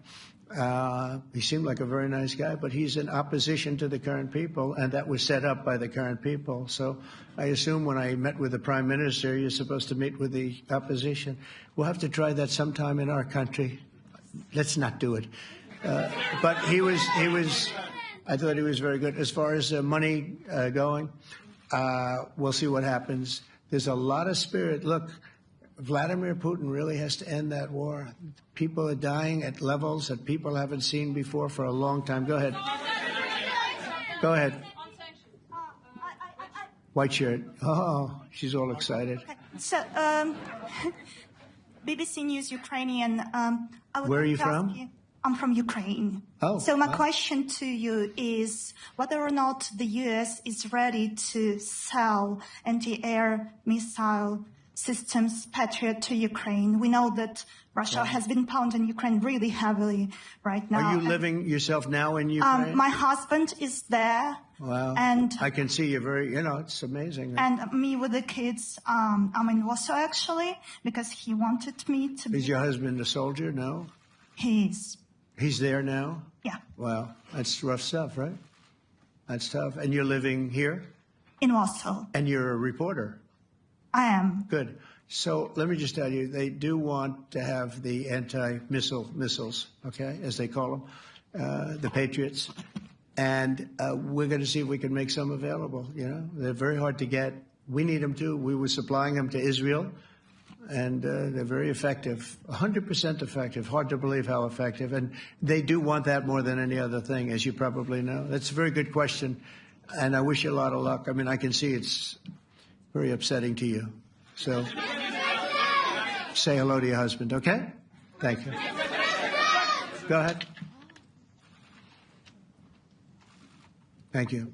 Thank you, Mr. President. You were criticizing... Where are you from? Bloomberg News. Oh, Bloomberg. That's wonderful. You were criticizing the Federal Reserve Chair before coming to this summit. Yeah, I think he's terrible. I was wondering if you've begun interviewing different candidates for the Fed pick. Yeah, I know within 3 or 4 people who are going to pick. I mean, he goes out pretty soon, fortunately, because I think he's terrible. We have no inflation. We have a tremendous economy. Hundreds of billions of dollars of tariff money is pouring in. Factories are being built because they don't want to pay the tariffs, so they're building them all over the country. I think we're close to $15 trillion. I told you $5.1 trillion from the Middle East alone, but of investment money coming in. There's never been anything like that in the history of our country. But we have no inflation. And we have borrowing because Biden, stupidly, they did short-term debt. So we have borrowing coming up. And, we'll go 10 years, maybe longer, maybe shorter, but we'll go a long period of time when we do the debt. And because of him, because of this guy, we will have to pay for years. We'll be paying for him. And I said to him, listen, there's no inflation. He says, but maybe there'll be some. That's true. I said, if there is some, what you do is raise the rate. I'm okay with that. You raise the rate in 2 years from now or in a year from now. But because the rate's high, we have to pay more for debt. It's pretty equal. In other words, if it's 4%, it's 4%. If you drop it a point, you'll pay 3%. So it's fairly equal, not necessarily, but fairly equal. So we're going to end up paying maybe 2 points or 3 points more. 3 points would be about $900 billion a year because of this very average mentally person. He's an average mentally person. I'd say low in terms of what he does, low IQ for what he does, okay? Wait, so instead of paying $900 billion, we don't want to pay 900 just because he doesn't want to lower the rate. I said, if there's inflation in 2 years or 3 years or 1 year from now, you raise the rate and you take care of the inflation, among other things. But he's probably a very political guy, I guess. I don't know. I think he's a very stupid person, actually. All right, one more. Let's go. How about you? Go ahead. She looks so happy and everything. Thank you. That's why I picked I'm from her. Spain, too. I'm Ana Buch from La Vanguardia. I wanted to know if... You're where from? Spain, too. I wanted to know if you want to... That's the Spain corner right there. Shouldn't have said that. That's okay. I do like Spain, by the way. I think it's unfair that they're not paying, but go ahead. Are you going to negotiate directly with Spain about... I'm going to negotiate directly with Spain. I'm going to do it myself. They're going to pay. They'll pay more money this way. You should tell them to go back and pay. You're a reporter? You tell them to go back. They ought to join all of those countries that are paying 5%. Spain's going to be just about the only one that's not. They were the most hostile toward doing it. It just doesn't make sense to me. Okay. All right, Kelly, go ahead. Here we go. There's another one. Hello, sir. Thank you We got them all today. Okay. So, Mr. President, you talked about expecting some on-the-ground assessments at Fordo and other sites. Now Is that Israeli and U.S.? It's been obliterated, Kelly. It's been What is your message then, sir, to the intelligence community when they present reports? You're not disputing the DIA report. You're just...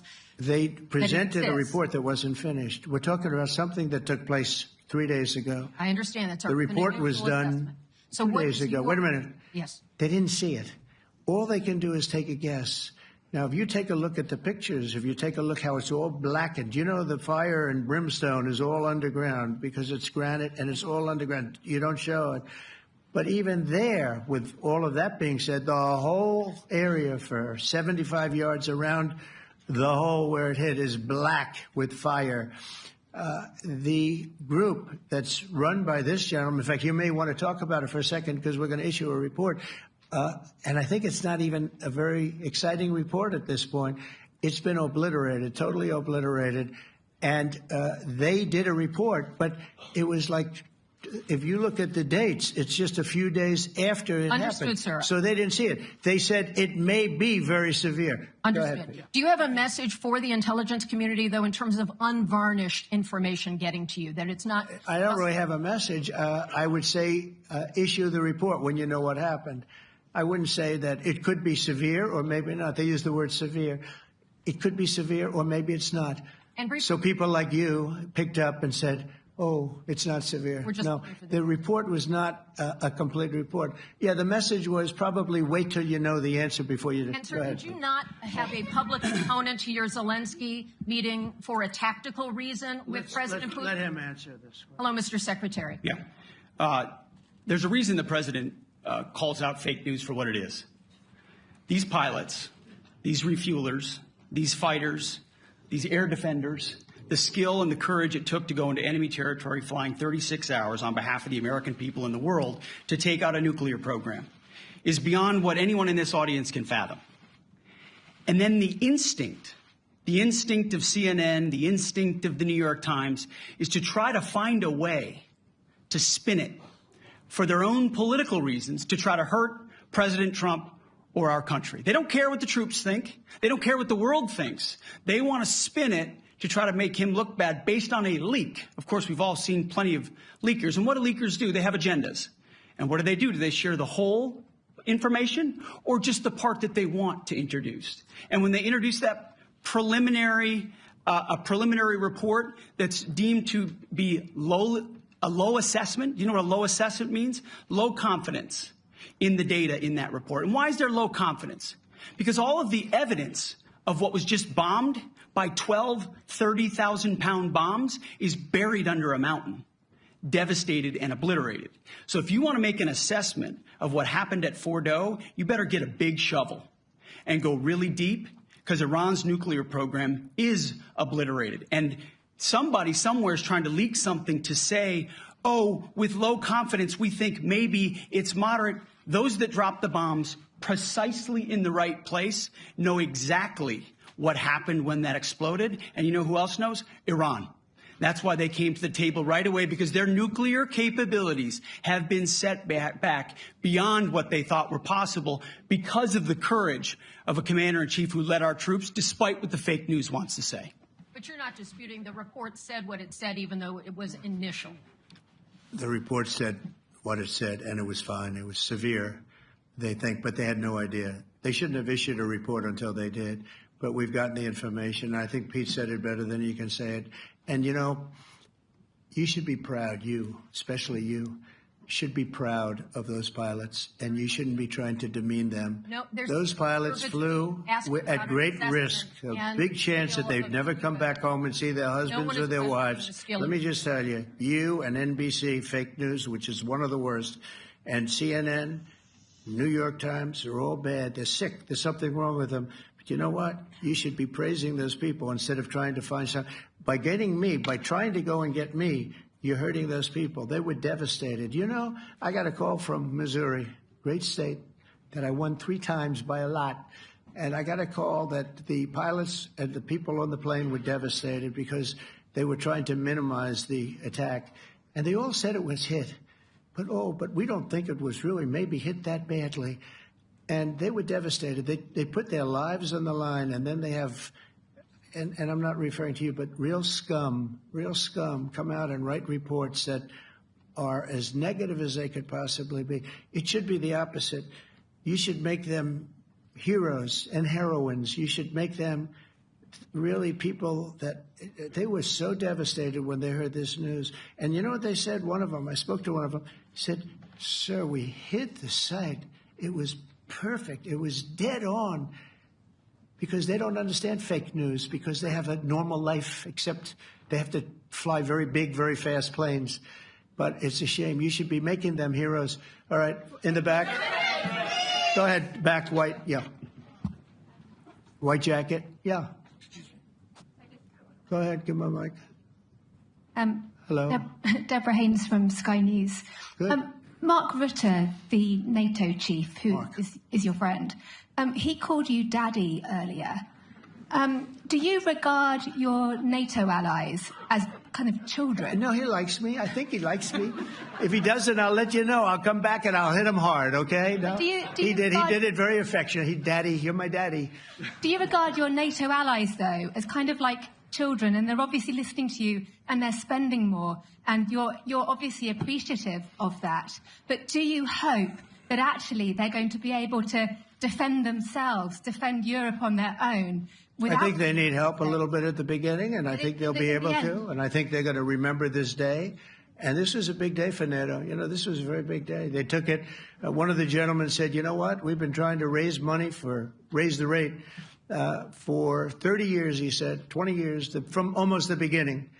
And he's been there for a long time. He said, "Until you came along, it never happened. What you did is amazing." It's been sort of an amazing day for a lot of reasons, but also for that. Yeah, go ahead. Do you think they can do it without you, though, in the future? Can they do it without Well, ask Mark. States? I mean, you have to ask Mark, okay? So we're heading back. We're heading back. I want to thank these two gentlemen behind me. They're incredible people, both of them. They've done a fantastic job. And Susie's in the front, and she's done great. And Monica, thank you very much. It was quite an exciting time. And we're going to be heading back. We'll be back soon, and we'll see you in Washington, D.C. Remember this, we have the hottest country anywhere in the world. Thank you very much, everybody. Thank you.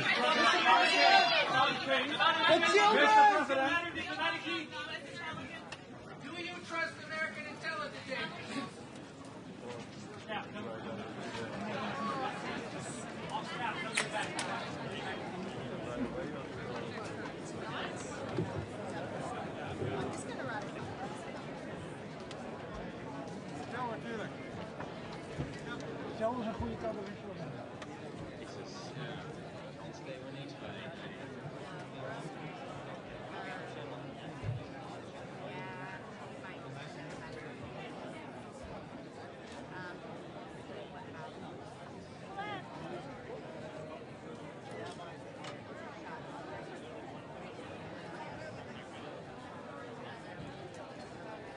Krijgen we er nog een?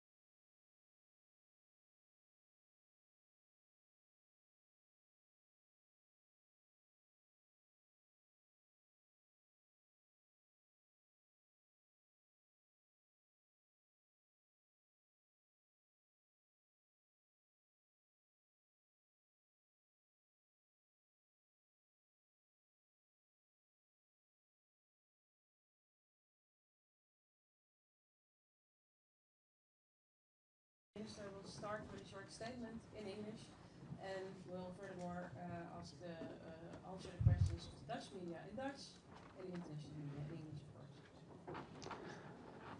Thank you. Good afternoon.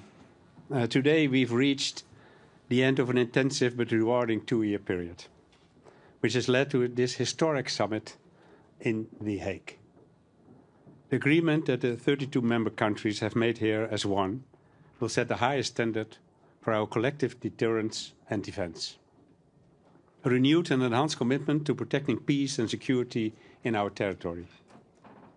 And a message to our adversaries that NATO is ready for any and all challenges and threats we may face. I'm proud that we have taken this decision here in The Hague, International City of Peace and Justice. It's the biggest summit our country has ever hosted, involving the most elaborate security operation we've ever seen, and resulting in a turning point in NATO's history. This could not have been done without the work of tens of thousands of Dutch and international professionals and volunteers, and I'd like to use this opportunity to say thank you to everyone who has made this summit possible. This is the Netherlands at its best. All the pieces of this big, complex puzzle have come together, forming the basis of a historic reinforcement of our alliance. We are setting a new NATO spending target as we move toward 2035. We will raise our annual defense spending to 3.5% of GDP, while another 1.5% going to broader defense-related investment and resilience and infrastructure.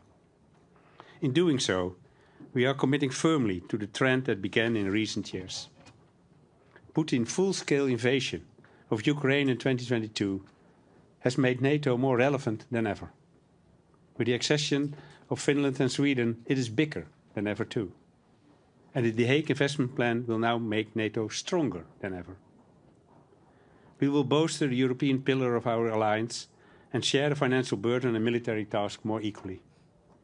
In this way, working with our American allies, a stronger Europe will help build a stronger NATO. For many countries in our alliance, these percentages are like something from the Cold War era. But it's absolutely vital that we in Europe step up and do our part. We have no choice, given the threat Russia poses to the Euro-Atlantic region and its enormous military build-up. Of course, the threat is most visible in Ukraine. Their future is closely bound up with our security. Every euro we spend on their defense will directly help curb Russia's aggression on our continent. And that's precisely why our support to Ukraine will count towards the 3.5% target. And I've assured President Zelensky that we will continue our unwavering support. As can be seen in our new military support package worth 155 million euros and the 500 million euros worth of contracts we have concluded with Ukraine's defense industry. And so, the end of one process is always the start of a new one. In fact, we might say the real work is just beginning. Under the new agreements, we will be making annual plans to bring us one step at a time to our target at 2035. A review will be held in 2029 to see if the capability targets and the underlying security assessments are still accurate. And we must get to work fast to bring the transatlantic and European defense industry fully up to speed. Our factories need to produce more, and produce it more quickly and in more innovative ways. That will allow us to turn all available euros and dollars into the defense hard power we need. The Defense Industry Forum that was held during the summit provided valuable lessons that we can now build on further. And I want to be frank. Yes, this new chapter of the NATO alliance will demand a lot of us all. Every year, we'll have to make political and financial decisions on what these enormous investments will involve. These won't be easy discussions, but peace and security do not come for free. They demand constant effort and maintenance, and they demand unity, our most powerful weapon, as we've shown in the past few days. And with that in mind, we are handing the baton to Turkey, the summit host of 2026. Straat NOS. Ja, meneer Schoof, is het in de vergadering eigenlijk opengegaan Ja, meneer Schoof, is het in de vergadering eigenlijk ook gegaan wat er gebeurt als landen zich niet aan die percentages houden? We hebben net naar Trump geluisterd en die leek te suggereren dat hij bijvoorbeeld in het geval van Spanje dan zelf misschien wel handelssancties wil opleggen. Is dat een manier om een stok achter de deur te houden? Nou, ik heb geconcludeerd in de vergadering, luisterend naar alle geallieerden, zoals we dat zo mooi zeggen in NATO-verband, dat iedereen zich volledig gecommit heeft aan zeg maar de agreement dat we vandaag hebben bereikt. En nu gaan we stap voor stap dat allemaal realiseren. Niet voor niets hebben we ook een review. Dus laten we nu aan de slag gaan om stap voor stap die capabilities op te bouwen. Die percentages zijn gebaseerd op onderzoeken wat we nodig hebben om uiteindelijk ons weerstandsvermogen en onze afschrikking op orde te krijgen, onze defensie op orde te krijgen. Daar gaan we nu mee aan de slag. En dan kijken we stap voor stap hoe ver we komen. En dan gaan we ook wel kijken als landen uiteindelijk achterblijven. En dat kan voor meer landen gelden, maar misschien gaan er ook wel heel landen heel snel. Dat hebben we ook gehoord vandaag. Kijken hoe we daar allemaal mee omgaan. Maar in het verleden hebben landen natuurlijk ook met z'n allen afgesproken zich aan 2% te houden. Dat deden toen heel veel landen ook niet. En hoe is het dan als de heer Trump zegt, nou ja, in dat geval ga ik er zelf persoonlijk voor zorgen dat een land dat doet? Nou ja, ik heb het hem ook horen zeggen. Maar ik blijf even bij vandaag. Vandaag hebben we een historische overeenkomst bereikt, waarin alle lidstaten zich hieraan verbonden hebben. En we doen een review in 2029. En stap voor stap gaan we nou die stappen zetten om te zorgen dat we de capabilities op zijn plek krijgen. Ja, er zijn landen die denken dat ze dat voor minder geld kunnen. Dat gaan we zien. Ik denk dat het allerbelangrijkste is dat we die capabilities opbouwen. Was er überhaupt nog discussie daarbinnen vanmiddag bij de vergadering? Want als je zag wat de plannen daarvoor waren en wat eruit kwamen, daar lijkt eigenlijk niks aan veranderd. Was iedereen het daar gewoon al met elkaar eens? Ja, we waren het met elkaar eens. Maar het is met deze deze Noord-Atlantische Raad eigenlijk hetzelfde als met de ministerraad in Nederland. Over wat er binnen gebeurt spreken we niet. Maar uw constatering is terecht. Vooraf en achteraf was hetzelfde document. En we hebben goed naar elkaar geluisterd. En uiteindelijk is er in unanimiteit gezegd, wij stappen allemaal in. En dat betekent dat dit nu een historisch moment is. En we Den Haag, hopelijk over 10 jaar als we terugkijken, kunnen zeggen in Den Haag is uiteindelijk dat belangrijke keerpunt in de NATO ten opzichte van onze defensie en onze afschrikking gerealiseerd door hogere defensieuitgaven en een betere defensie die daarvoor resulteert en daarmee voor vrede en welvaart in Europa en de rest van de wereld. Ja, dan een laatste vraag. We hoorden net inderdaad ook de heer Trump. Die lijkt ook helemaal warm geworden voor de NAVO, zoals hij net aangaf. Maar we weten natuurlijk ook, het is een wispelturige man die nogal eens van mening kan veranderen. Bijvoorbeeld ook over artikel 5. Hij zegt nu, nou daar sta ik helemaal achter. Denkt u ook dat dat zo blijft? Of kan dat volgende week ook weer veranderen? Nee, ik denk dat het zo blijft. Want ik denk dat er, afgezien van uitspraken die we soms hebben gezien, de boodschap van Amerika tot steeds is geweest dat als we zeg maar, met deze overeenkomst we ook tegelijkertijd weer met elkaar ook weer hebben bevestigd dat artikel 5 gewoon geldt. En ook in mijn eigen gesprek met de heer Trump, en heeft u wellicht ook een stukje van gezien van het laatste stukje, want daar was de media bij, is dat nog een keer bevestigd. En ook op de vraag van artikel 5 zei hij, waarom denkt u anders dat ik hier ben? Ook als landen niet betalen. En ik denk dat dat belangrijk is als hij ook zegt, waarom denkt u dat ik anders hier ben? Dus artikel 5 geldt gewoon. SBS dan ANP.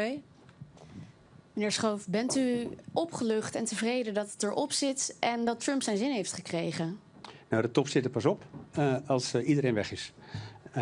Dat klinkt misschien een beetje onaardig, maar dat is natuurlijk wel het geval. We vinden op dit moment ook nog links en rechts nog wat kleine bilaterale of grotere bilaterale gesprekken plaats. Bent u bang dat daar nog wat kan gebeuren? Nee, ik ben er niet bang over, maar ik constateer even dat de top pas klaar is als iedereen weer in het vliegtuig zit op weg naar huis. Dan is de top afgelopen en dan denk ik dat we terug kunnen kijken op een buitengewoon succesvolle top. Vooral ook op de inhoud, maar ook als we kijken hoe de organisatie de afgelopen periode heeft gewerkt. Daar kan je echt ontzettend trots op zijn dat die, wat ik ook zei net, die tienduizenden mensen die dat allemaal voor elkaar hebben gebokst en met elkaar hebben gedaan. Naast zeg maar, de diplomaten die al het inhoudelijk overleg de afgelopen weken, maanden hebben gedaan. Ja, dan kijk je natuurlijk met trots terug op het resultaat. We hadden het net al even over die wispelturigheid van Trump. Kunt u opgelucht ademhalen nu? Nou ja, de vooruitzichten waren gewoon goed. En dat we met deze overeenkomst, en er is mij vaak gevraagd, komt Trump? Hij heeft me dat een keer in een telefoongesprek, heeft hij me verzekerd dat het 100% zeker was. En ik heb geconstateerd dat daar in ieder geval de afgelopen 2 maanden, denk ik, geen verandering is gekomen. En dat hij er ook gisteravond was. Zij het ietsje later dan gepland, maar hij was er wel. Heeft u en uw team nog een rol gespeeld in het feit dat hij bij het Koningshuis heeft geslapen? Nou, daar doe ik allemaal geen mededeling over. Maar er vindt allemaal permanent overleg plaats. Want dit is echt iets voor Nederland en het Koningshuis om daar te kijken hoe dat kan. En natuurlijk hebben we daar met elkaar overleg over. Dank. ANP? ANP hiervoor. Ja, meneer Schoof, in 2029 is het allereerste eikmoment. Waar moet Nederland staan op dat moment? Oh, daar doe ik op dit moment geen uitspraak over. Ik denk dat we moeten kunnen zien dat Nederland op een pad zit. Dus ik zeg er toch nog wel iets over. En dat Nederland op een pad zit wat duidelijk markeert dat we op weg zijn naar de 3,5%. Maar ik ga je niet zeggen waar Nederland in 2029 moet zijn. Ook in het parlementaire debat heb ik steeds gezegd dat elk jaar opnieuw moet die discussie worden genomen. Het zal ongetwijfeld ook na de verkiezingen en de formatie een belangrijk onderwerp van gesprek zijn om te kijken hoe het nieuwe kabinet dat pad voor zich ziet. En het is wellicht aan het huidige kabinet om daar de eerste besluit over te nemen, namelijk rond de voorjaarsnota van 2026 voor de begroting 27. Maar het hangt helemaal af van de snelheid van het formatieproces. Ja, de Nederlandse politiek kennende kan het nog een tijdje duren voordat er een nieuw kabinet zit. Het zou zomaar kunnen duren dat u nog een jaar demissionair bent. Is dit niet ook al een moment voor de augustusbesluitvorming bijvoorbeeld? Om dan al die eerste stap te gaan zetten? Nee, augustus praten we normaal gesproken niet over de uitgavenkant van de begroting. Dat doen we echt bij de voorjaarsnota. Dat hebben we bij de voorjaarsnota ook ten opzichte van 2026 voor Defensie gedaan. Daarom zeggen we ook in 2026 zitten we 2,2% inclusief de Oekraïne-uitgaven. Ja. En dat betekent dat voor het eerst weer bij de voorjaarsnota van 2026 voor de begroting van 27 over de uitgaven wordt gesproken, gerelateerd nu aan deze NAVO-norm. Ja, over die bijdrage of de opnemen van de Oekraïne-steun hierin, in die NAVO-norm. Kunt u iets meer schetsen hoe dat zeg maar verdeeld is? Wat er wel voor telt en wat er bijvoorbeeld ook niet voor telt? Ja, wat militair is, wordt meegeteld onder de NAVO-norm. Ja, dus alles wordt daar gewoon bij opgeteld? Nou, dat is niet humanitarian aid of wederopbouw. Het is het militaire deel van de financiering die de verschillende landen doen ten behoeve van de support aan Oekraïne. Sorry, ik zit natuurlijk nog helemaal in het Engels. Ten behoeve van Oekraïne. En ik denk dat het ook ontzettend belangrijk is. Die support aan Oekraïne. Ik maak even misbruik van uw vraag. Dat is ook veel op tafel geweest de afgelopen dagen. Ik heb gisteren ook zelf daar met Zelensky uitvoerig over gesproken. Dat die voortdurende support heeft Oekraïne gewoon nodig. Om druk en tegelijkertijd druk houden op Rusland. Ik denk ook belangrijk. Morgen zijn we weer in Brussel met de Europese Raad. Dan kunnen we waarschijnlijk ook weer praten over het 18e sanctiepakket.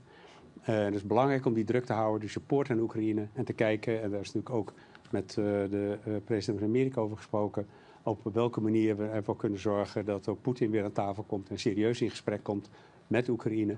Om te zorgen dat er eerst een staakt het vuur en daarna een duurzame vrede kan ontstaan. Ja. Mede door Spanje gaat er natuurlijk veel over van hoe gaan we die 3,5% nou invullen en is zoveel geld ook wel nodig? Zegt u namens Nederland ook echt toe van wij gaan die 3,5% invullen met strikt defensieuitgaven en wij gaan daar niet creatief in boekhouden, om het even zo te zeggen? Of wij gaan zeggen wij gaan die doelen halen met minder geld? Nee, we gaan niet creatief boekhouden. 3,5% is 3,5%. Er is een vrij strikte NAVO-norm voor. De NAVO zal er ook strak op monitoren. En dat betekent dat dat ook datgene is wat onder die 3,5% valt en niks anders. En daar heeft Nederland ook voor getekend en dat gaan we ook serieus doen richting 2035. Dus daarin zal Nederland het braafste jongetje van de klas worden? Nou, het braafste jongetje van de klas klinkt zo ontzettend vervelend.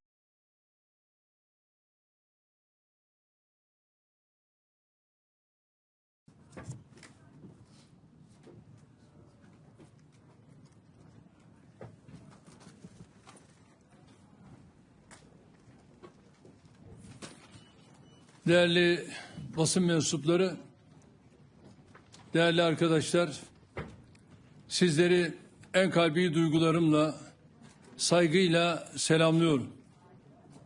Basın toplantımıza katılımlarınız için her birinize ayrı ayrı teşekkür ediyorum. Avrupa Atlantik güvenliğinin krizler, çatışmalar ve savaşlarla sınandığı bu hassas dönemde Hague zirvesini az önce tamamladık. Konuşmamın hemen başında Hollanda Kralı Sayın Willem Alexander, Başbakan Sayın Schoof ve Hollanda makamlarına mükemmel organizasyonları için şükranlarımı iletiyorum. Genel Sekreter Sayın Rutte'yi başarılı yönetimi için tebrik ediyorum. Lahey zirvemizin öne çıkan sonucu, kamuoyunca da yakından takip edildiği üzere müttefiklerin savunma harcamalarını artırmasıydı. Konsey oturumunda savunma harcamalarımızı 10 yıllık bir sürede gayri safi yurt içi hasılalarımızın %5'i düzeyine çıkarmayı kararlaştırdık. Mevcut krizlerin derinleştiği ve her geçen gün ilave krizlerin ortaya çıktığı bir iklimde alınan bu karar NATO açısından bir zaruret teşkil ediyor. Terörizm tehdidinden en fazla zarar gören, bölgemizdeki birçok krizden doğrudan etkilenen müttefikiz. Halihazırda uluslararası gündemi domine eden olayların hemen hepsi Türkiye'nin yakın çevresinde yaşanıyor. Ülkemizi tüm bu krizlerin, sıcak çatışmaların ve gerilimlerin uzağında tutmaya gayret ediyoruz. Caydırıcılığımızın artırılmasına ve savunmamızın güçlendirilmesine büyük önem veriyoruz. Türk savunma sanayinin son yıllarda yaptığı büyük atılım dünyada parmakla gösterilmektedir. Silahlı ve silahsız, insansız hava araçları başta olmak üzere birçok alanda küresel ölçekte söz sahibiyiz. Savunma harcamalarımız halihazırda önceki zirvelerin hedefi olan %2 seviyesinin üstündedir. Hatta mevcut altyapı ve savunma sanayi yatırımlarımız, inovasyona ayırdığımız kaynaklar ve uluslararası çabalarımız itibariyle %5'i yakalamaya en yakın ülkelerdeniz. Birçok müttefikin tehdit ve sınamalar karşısında daha fazla sorumluluk üstlenmek konusunda bizimle aynı çizgiye gelmesini doğru buluyorum. Elbette sadece savunma harcamalarını artırarak ittifakın etkinliğinin geliştirilmesi mümkün değil. Müttefikler arasında karşılıklı anlayış ve işbirliğinin samimiyetle tesis edilmesi de gerekiyor. Bu minvalde ilk olarak müttefikler arasındaki savunma sanayi ürünlerinin ticaretindeki engellerin amasız fakatsız kaldırılmasına yönelik anlayışın ittifak belgelerine yansıtılmasına öncülük ettik. Bunun tüm unsurlarıyla hayata geçirilmesini ümit ediyoruz.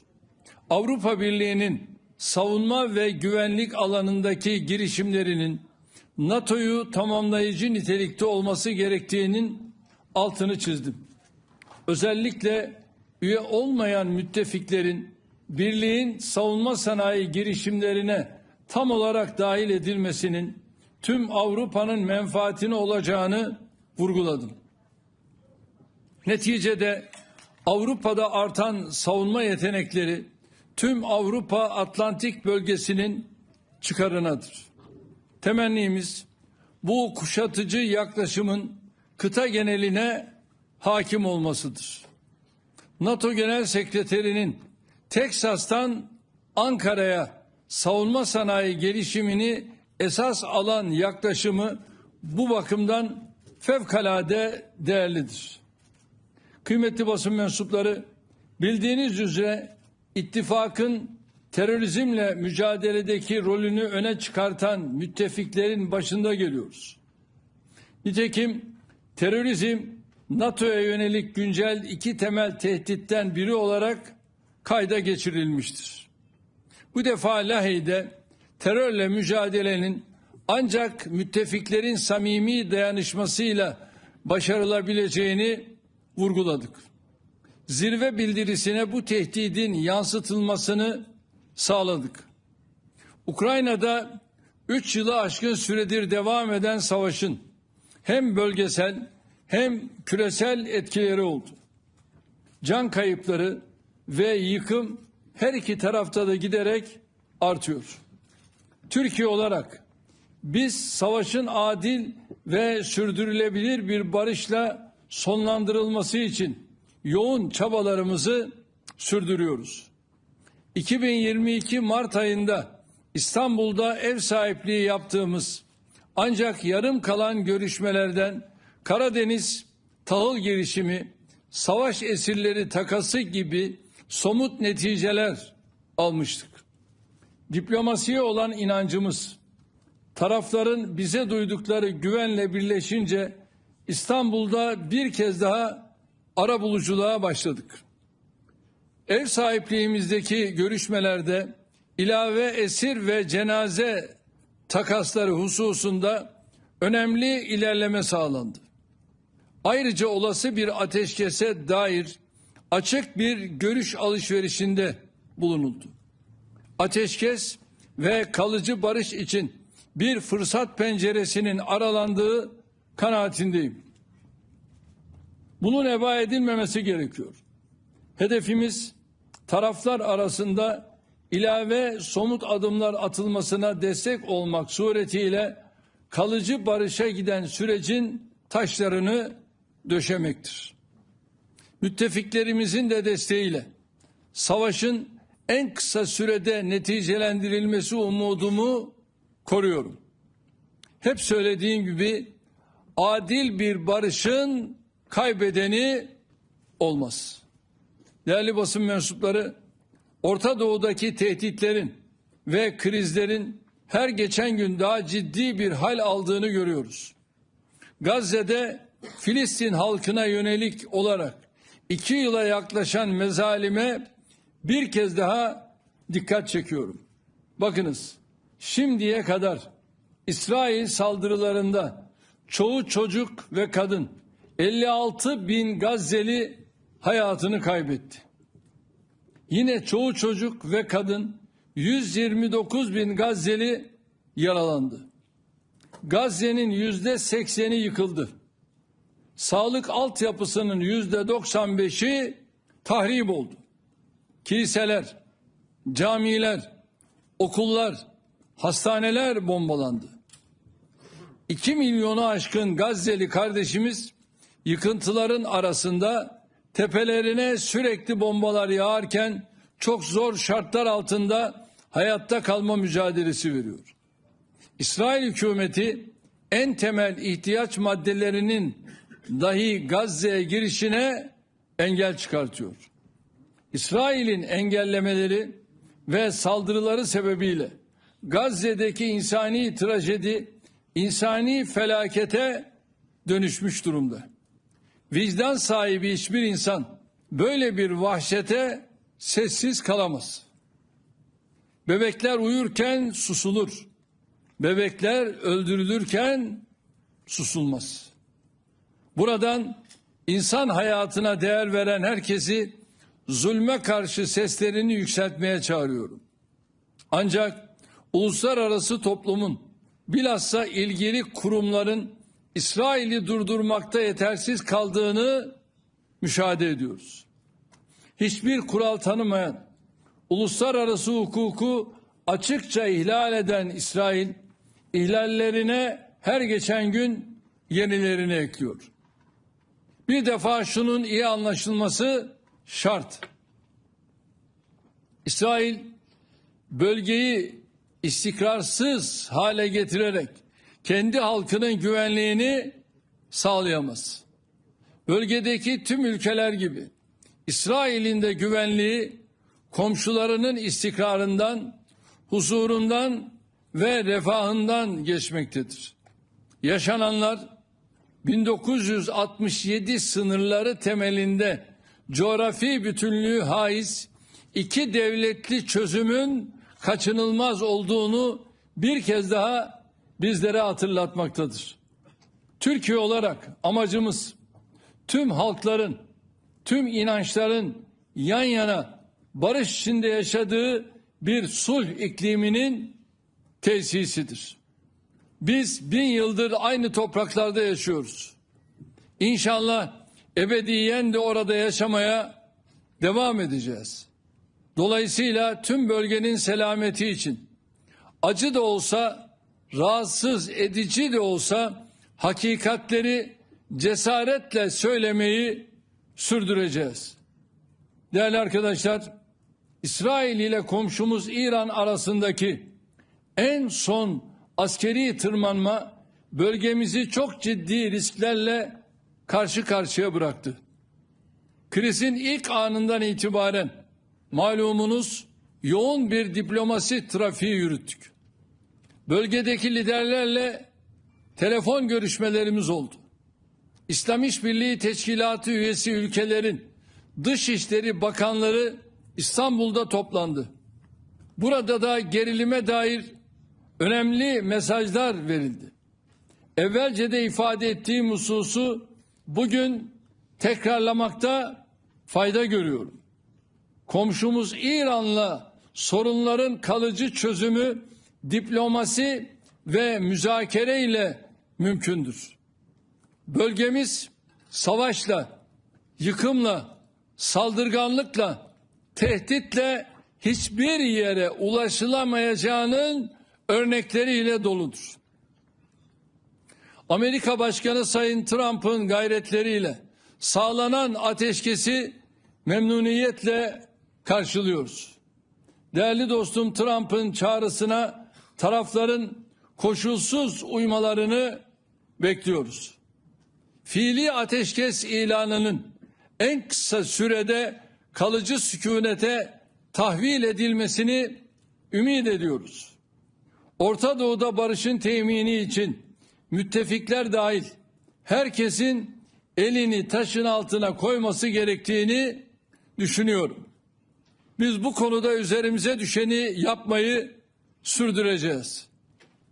Kıymetli basın mensupları, zirve kapsamında birçok liderle görüşmeler gerçekleştirdim. Bu kapsamda sırasıyla Amerika Birleşik Devletleri Başkanı Sayın Trump, Almanya Şansölyesi Sayın Merz, Birleşik Krallık Başbakanı Sayın Starmer, Fransa Cumhurbaşkanı Sayın Macron, Hollanda Başbakanı Sayın Schoof, Romanya Cumhurbaşkanı Sayın Dan'ın da aralarında olduğu pek çok liderle bir araya geldim. Temaslarımda hem müttefiklerimizle ikili ilişkilerimizi geliştirmenin yollarını hem de zirve gündemindeki konuları ele aldık. Ülkemizin önümüzdeki sene NATO zirvesine ev sahipliği yapma önerisi de zirvemizde neticeye bağlandı. Gelecek yıl müttefiklerimizi Türkiye'de ağırlayacak olmaktan büyük bir memnuniyet duyuyoruz. Bu düşüncelerle zirvenin şimdiden hayırlara vesile olmasını temenni ediyorum. İlginiz, alakanız için sizlere de teşekkür ediyorum. Buyurun, sorular sizde.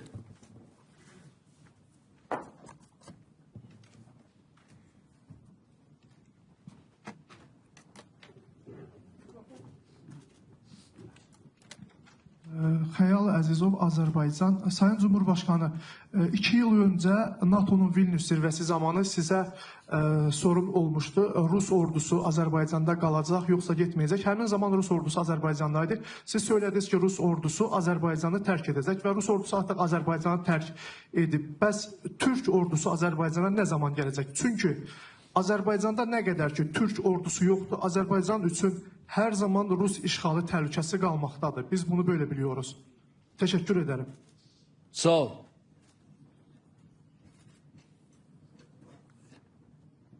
Rus ordusu şu anda Azerbaycan'dan ayrıldı. Orada değil. Tamam, çıktığına göre artık zaten bu sorunun da hükmü kalmadı.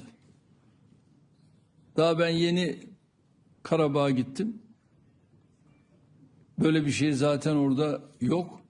Şu anda Azerbaycan orayı Azerbaycan devletinin yaşanabilir hükmü altına getirmenin gayreti içerisinde altyapı, üst yapı noktasında adımlarını atıyorlar.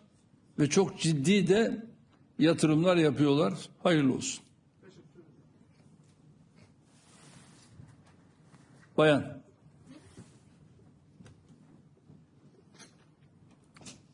Yes, thank you, Mr. President. I am Heba Nasser from Asharq News. Many are concerned that a conflict between Turkey and Israel may erupt anytime soon. Today, in the final communique of the NATO summit, there was a commitment to Article 5. Do you think in the event of a conflict between Turkey and Israel, the NATO would come to defend Turkey? Thank you. Değerli arkadaşlar, Türkiye'ye herhangi bir saldırı olmadıktan sonra Türkiye'ye yönelik bir saldırı olmadığı takdirde, ki şu anda böyle bir şey söz konusu değil, Türkiye bölgesinin bir barış ülkesidir ve bölgesinde de barışın özellikle hakim olması için bütün gayretlerini göstermektedir. Ancak tabii bütün bunların yanında özellikle de İsrail'in bu çekilmez, dayanılmaz tavrına karşı da biz orada zulmün karşısında yer almayı devam ettireceğiz. Ve bugüne kadar Gazze'de olduğu gibi bölgede zalimlerin karşısında yer aldık, zulmün karşısında yer aldık, yer almaya devam ediyoruz. Özellikle de garip gurebanın yanında yer almaya devam ediyoruz. Ve düşünün, şu anda Gazze'de aylardır oradaki mazlumlara aynı yardım gitmiyor. Şimdi bu insanlara aynı yardım gitmezse bu insanların hali ne olacak? Biz de tabii şu anda güçlü olan ülkelere diyoruz ki gelin İsrail'in karşısında yer alın ve bu aynı yardımların götürülebilmesi için Gazze'ye kapıların açılmasını ne yapmak lazım? Sağlamak lazım. Eğer bu sağlanırsa, bakın, Kızıl Haç'a bile şu anda İsrail yol vermiyor. Kızıl Haç kanalıyla bile Gazze'deki bu insanlara yardım gitmiyor. Böyle bir durum söz konusu. Kızıl Haç çalışabilse o kanalla buralara aynı yardım, gıda, ilaç, yiyecek bütün bunları götürme imkanı sağlanmış olacak. Ama şu anda bu bile maalesef yok.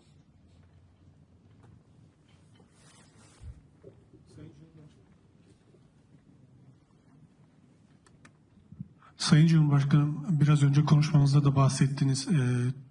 NATO üyeleri ve Türkiye önümüzdeki 10 yıllık süre zarfında şu anki %2'likten %5'e çıkaracak gayri safi yurt içi hasılada savunmaya ayırdığı payı. Türkiye bu süreçte bütçeyi artırmada hangi yolu izleyecek? Mesela savunma sanayi destekleme fonumuz var. Bu fon kanalıyla ilave artışlar mı gündemde, yoksa sadece milli bütçeden artış mı planlanıyor? Bir de yine konuşmanızda bahsettiğiniz zirve sırasında Alman şansölyeriyle görüştünüz. Bu görüşmede Eurofighter alımı ile ilgili de bir konunun masada olduğu ya da görüşmesi bekleniyordu. Bu gerçekleşti mi? Değerli arkadaşlar, her şeyden önce şu an itibariyle bu önümüzdeki 10 yıl içerisinde tabii ki atacağımız adımlar milli bütçeden olacaktır. Peyderpey milli bütçeden buraya gerekli olan payı ayırmak suretiyle NATO'ya olan bu desteğimizi vermiş olacağız. Eurofighter konusunda gerek İngiltere gerek Almanya ile görüşmelerimizi yapıyoruz ve bu konuda olumlu gelişmeler var.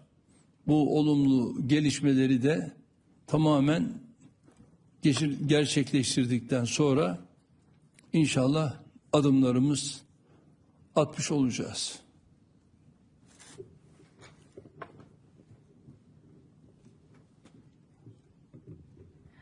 Betül Usta Sabah gazetesi. Sayın Cumhurbaşkanım, geçtiğimiz yıl gene NATO zirvesi Washington'daydı. Siz böyle bir basın toplantısı düzenlemiştiniz ve orada Filistin topraklarına kapsamlı sürdürülebilir barış sağlanana kadar İsrail'in NATO ile ortaklığına Türkiye'nin onay vermeyeceğini açıklamıştınız. O günden bugüne de bu yönde adımlar atıldı. Ankara NATO-İsrail tatbikatlarına rezerv koydu. Bunları veto etti. Birçok konuda zaman geçtikçe görülüyor ki Türkiye haklı çıkıyor. Gene bu konuda da uluslararası toplumun ve müttefiklerin Türkiye'nin tezlerine yaklaştığını gördünüz mü bu geçen bir yıl içinde? İkinci bir sorum olacak Sayın Cumhurbaşkanım, hitabınızda da bahsettiniz. NATO toplantısına önümüzdeki yıl Türkiye ev sahipliği yapacak. Bu toplantı Türkiye'nin hangi şehrinde yapılacak, kapsamı belli oldu mu? Belki biraz erken bir soru olacak ama çok teşekkür ediyorum. Nasıl da anladın? Sen nerede olmasını istiyorsun? Türkiye'mizin her şehri güzel Sayın Cumhurbaşkanım.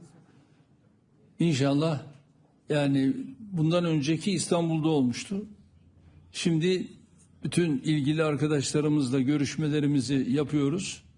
Büyük ihtimalle belki de bu hafta içerisinde, yani önümüzdeki hafta içerisinde bunun kararını veririz. Çünkü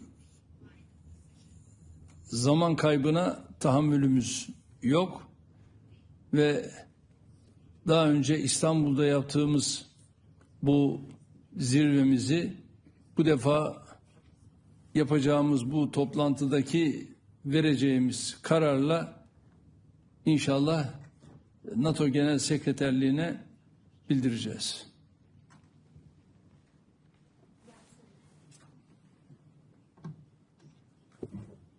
Mr. President, my name is Dov Gilhar from Israeli Public TV.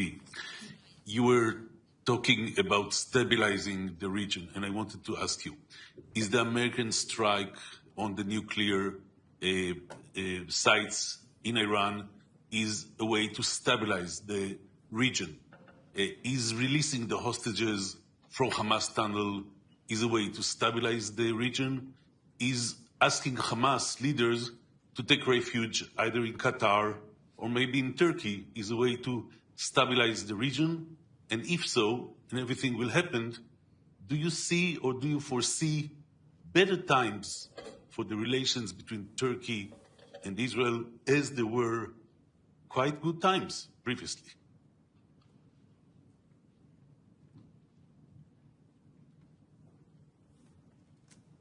Şu anda tabii İsrail ile Türkiye'nin arasındaki ilişkilerin bu anlayışla devam etmesi halinde burada aramızdaki barış, aramızdaki huzur mümkün değil.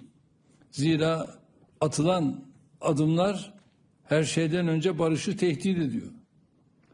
Atılan adımlar barışı tehdit ettiğine göre burada nasıl barışı temin edeceksiniz, sağlayacaksınız? Mümkün değil. Düşünün, yani 100.000'i aşkın insan ölü, yaralı ve hala da vurmaya devam ediyorlar. Öbür tarafta Gazze'deki mazlum insanlara Kızıl Haç dahil gıda sevkiyatı yapılmıyor. Bunu engelleyen kim? İsrail. Ve hala burada bu kadar barbarca bir adım atıldığı takdirde biz nasıl bunlarla huzurlu bir ortamı tesis edeceğiz? Mümkün değil. Onun için de Kızıl Haç şu anda devreye girmek istiyor, netice yok. Kızılay'ımız devreye girmek istiyor, netice yok. Mısır devreye girmek istiyor, netice yok. Bütün bunlarla birlikte hangi ülkeye bakarsanız bakın hiçbirisi netice alamıyor. Onun için İsrail'i bu noktada Gazze'de şu ana kadar takındığı tavırdan vazgeçmeye davet ediyoruz.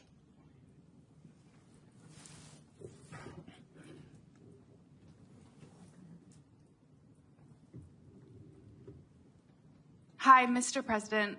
What is the status of Turkey being added to the F-35 program? Have you been in discussions with President Trump, and would Turkey be willing to give up its... Oh, sorry, Audrey Decker with Defense One. And would Turkey be willing to give up its S-400s to be added to the program? Thank you.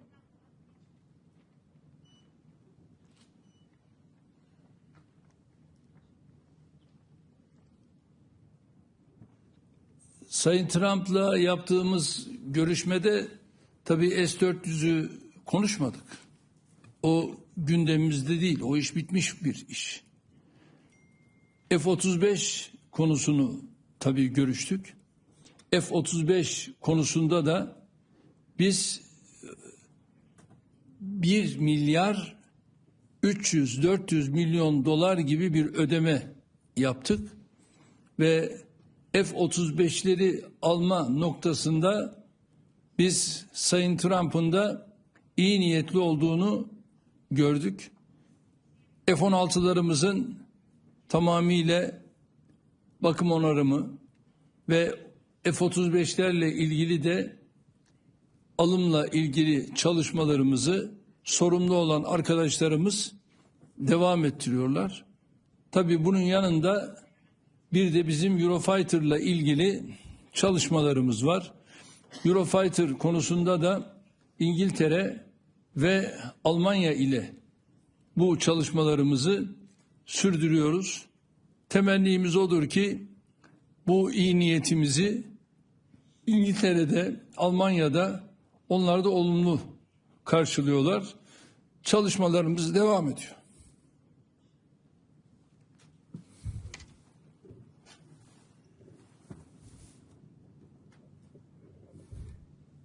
Thank you, Mr. President. Given your views on the Gaza situation, what is your opinion of President Trump's proposal for the U.S. to, quote, take over Gaza and turn it into some sort of military protectorate and expel all the remaining Palestinians so that Trump and his business partners can construct casinos and resorts? Have you discussed that proposal with President Trump? And in addition, what is your position on Trump's relationship with Israel writ large? Trump likes to boast about how he's the most pro-Israel president of all time. He said, God bless Israel when he bombed Iran over the weekend. He's touted how exceptionally close the Israeli bombing offensive against Iran was coordinated with the United States. He's expedited munitions to Israel. So, given your strong views on Israel's conduct, do those views extend to the United States and President Trump being an abettor of that Israeli conduct?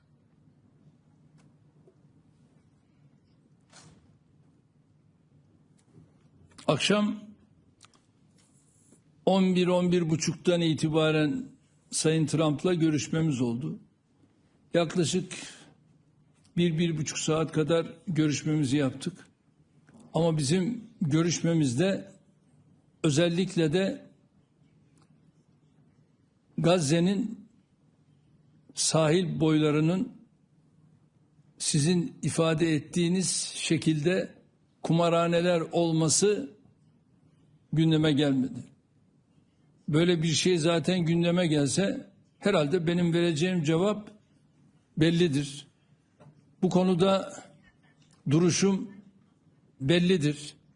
Duruşum belli olduğuna göre Sayın Trump öyle akıllı bir insandır ki kime hangi soruyu soracağını da iyi bilir. Ve böyle bir şey de zaten aramızda geçmedi.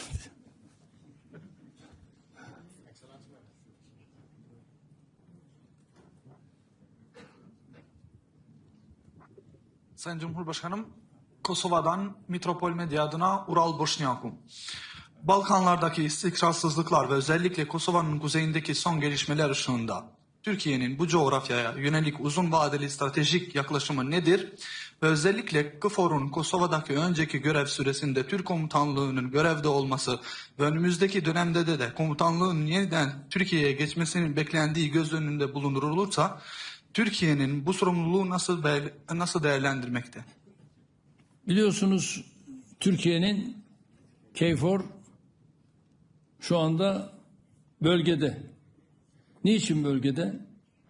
Barış için, huzur için ve bizim KFOR'umuz orada olduğu sürece inşallah orada herhangi bir sıkıntı olmaz, olmayacaktır.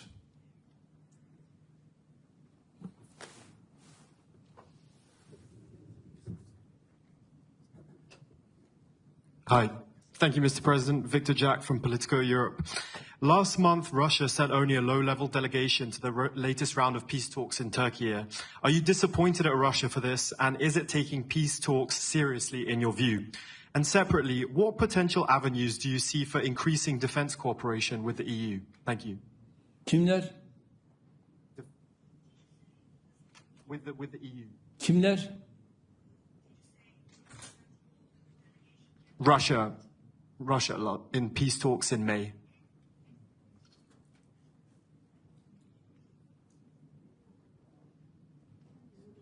Yok.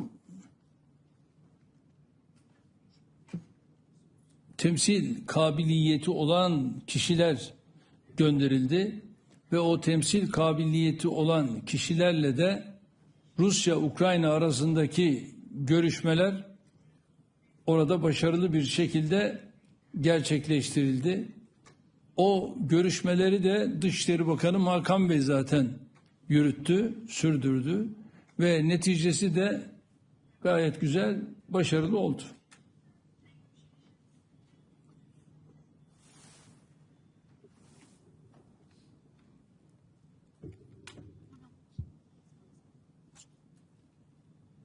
Hello, Mr. President. Luis Tovar, Spanish TV. I would like to know what's your opinion about positions of Spain today. I saw you were talking with Prime Minister Pedro Sánchez. Do you understand his position, and do you think it's fair for the rest of the alliance when they say that they're going to get the capability target spending the 2% of defense instead of 5% agreed today? Thank you.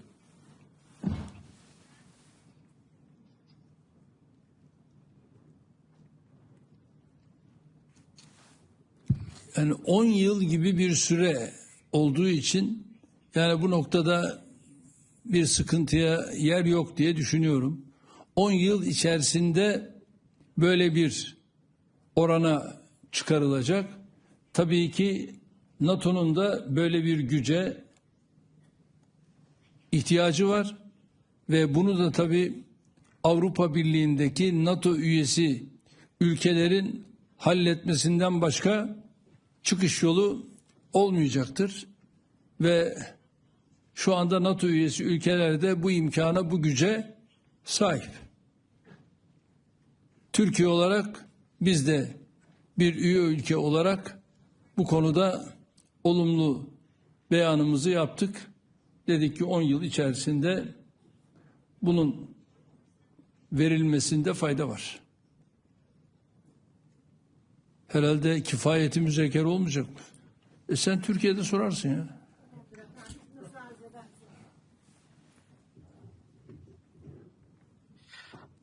Thank you, Mr. President. My name is Noshinu. I am from Rudo Media Network.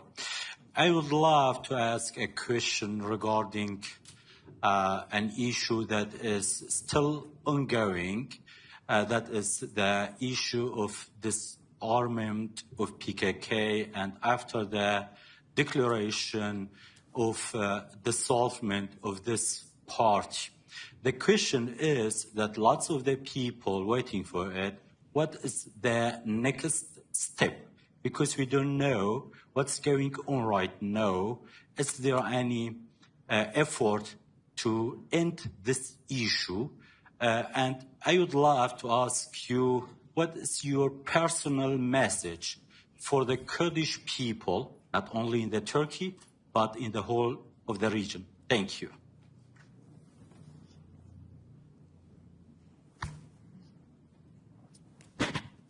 bölgede yaşayan Kürt vatandaşlarımla Cumhurbaşkanları olarak bizim herhangi bir sıkıntımız yok. Şu anda gayet iyi gidiyor. Parlamentoda güçlü bir potansiyele sahipler. Onların böyle bir sıkıntısı olmadığına göre bu yürüyüş, bu gidiş, randevu istediler.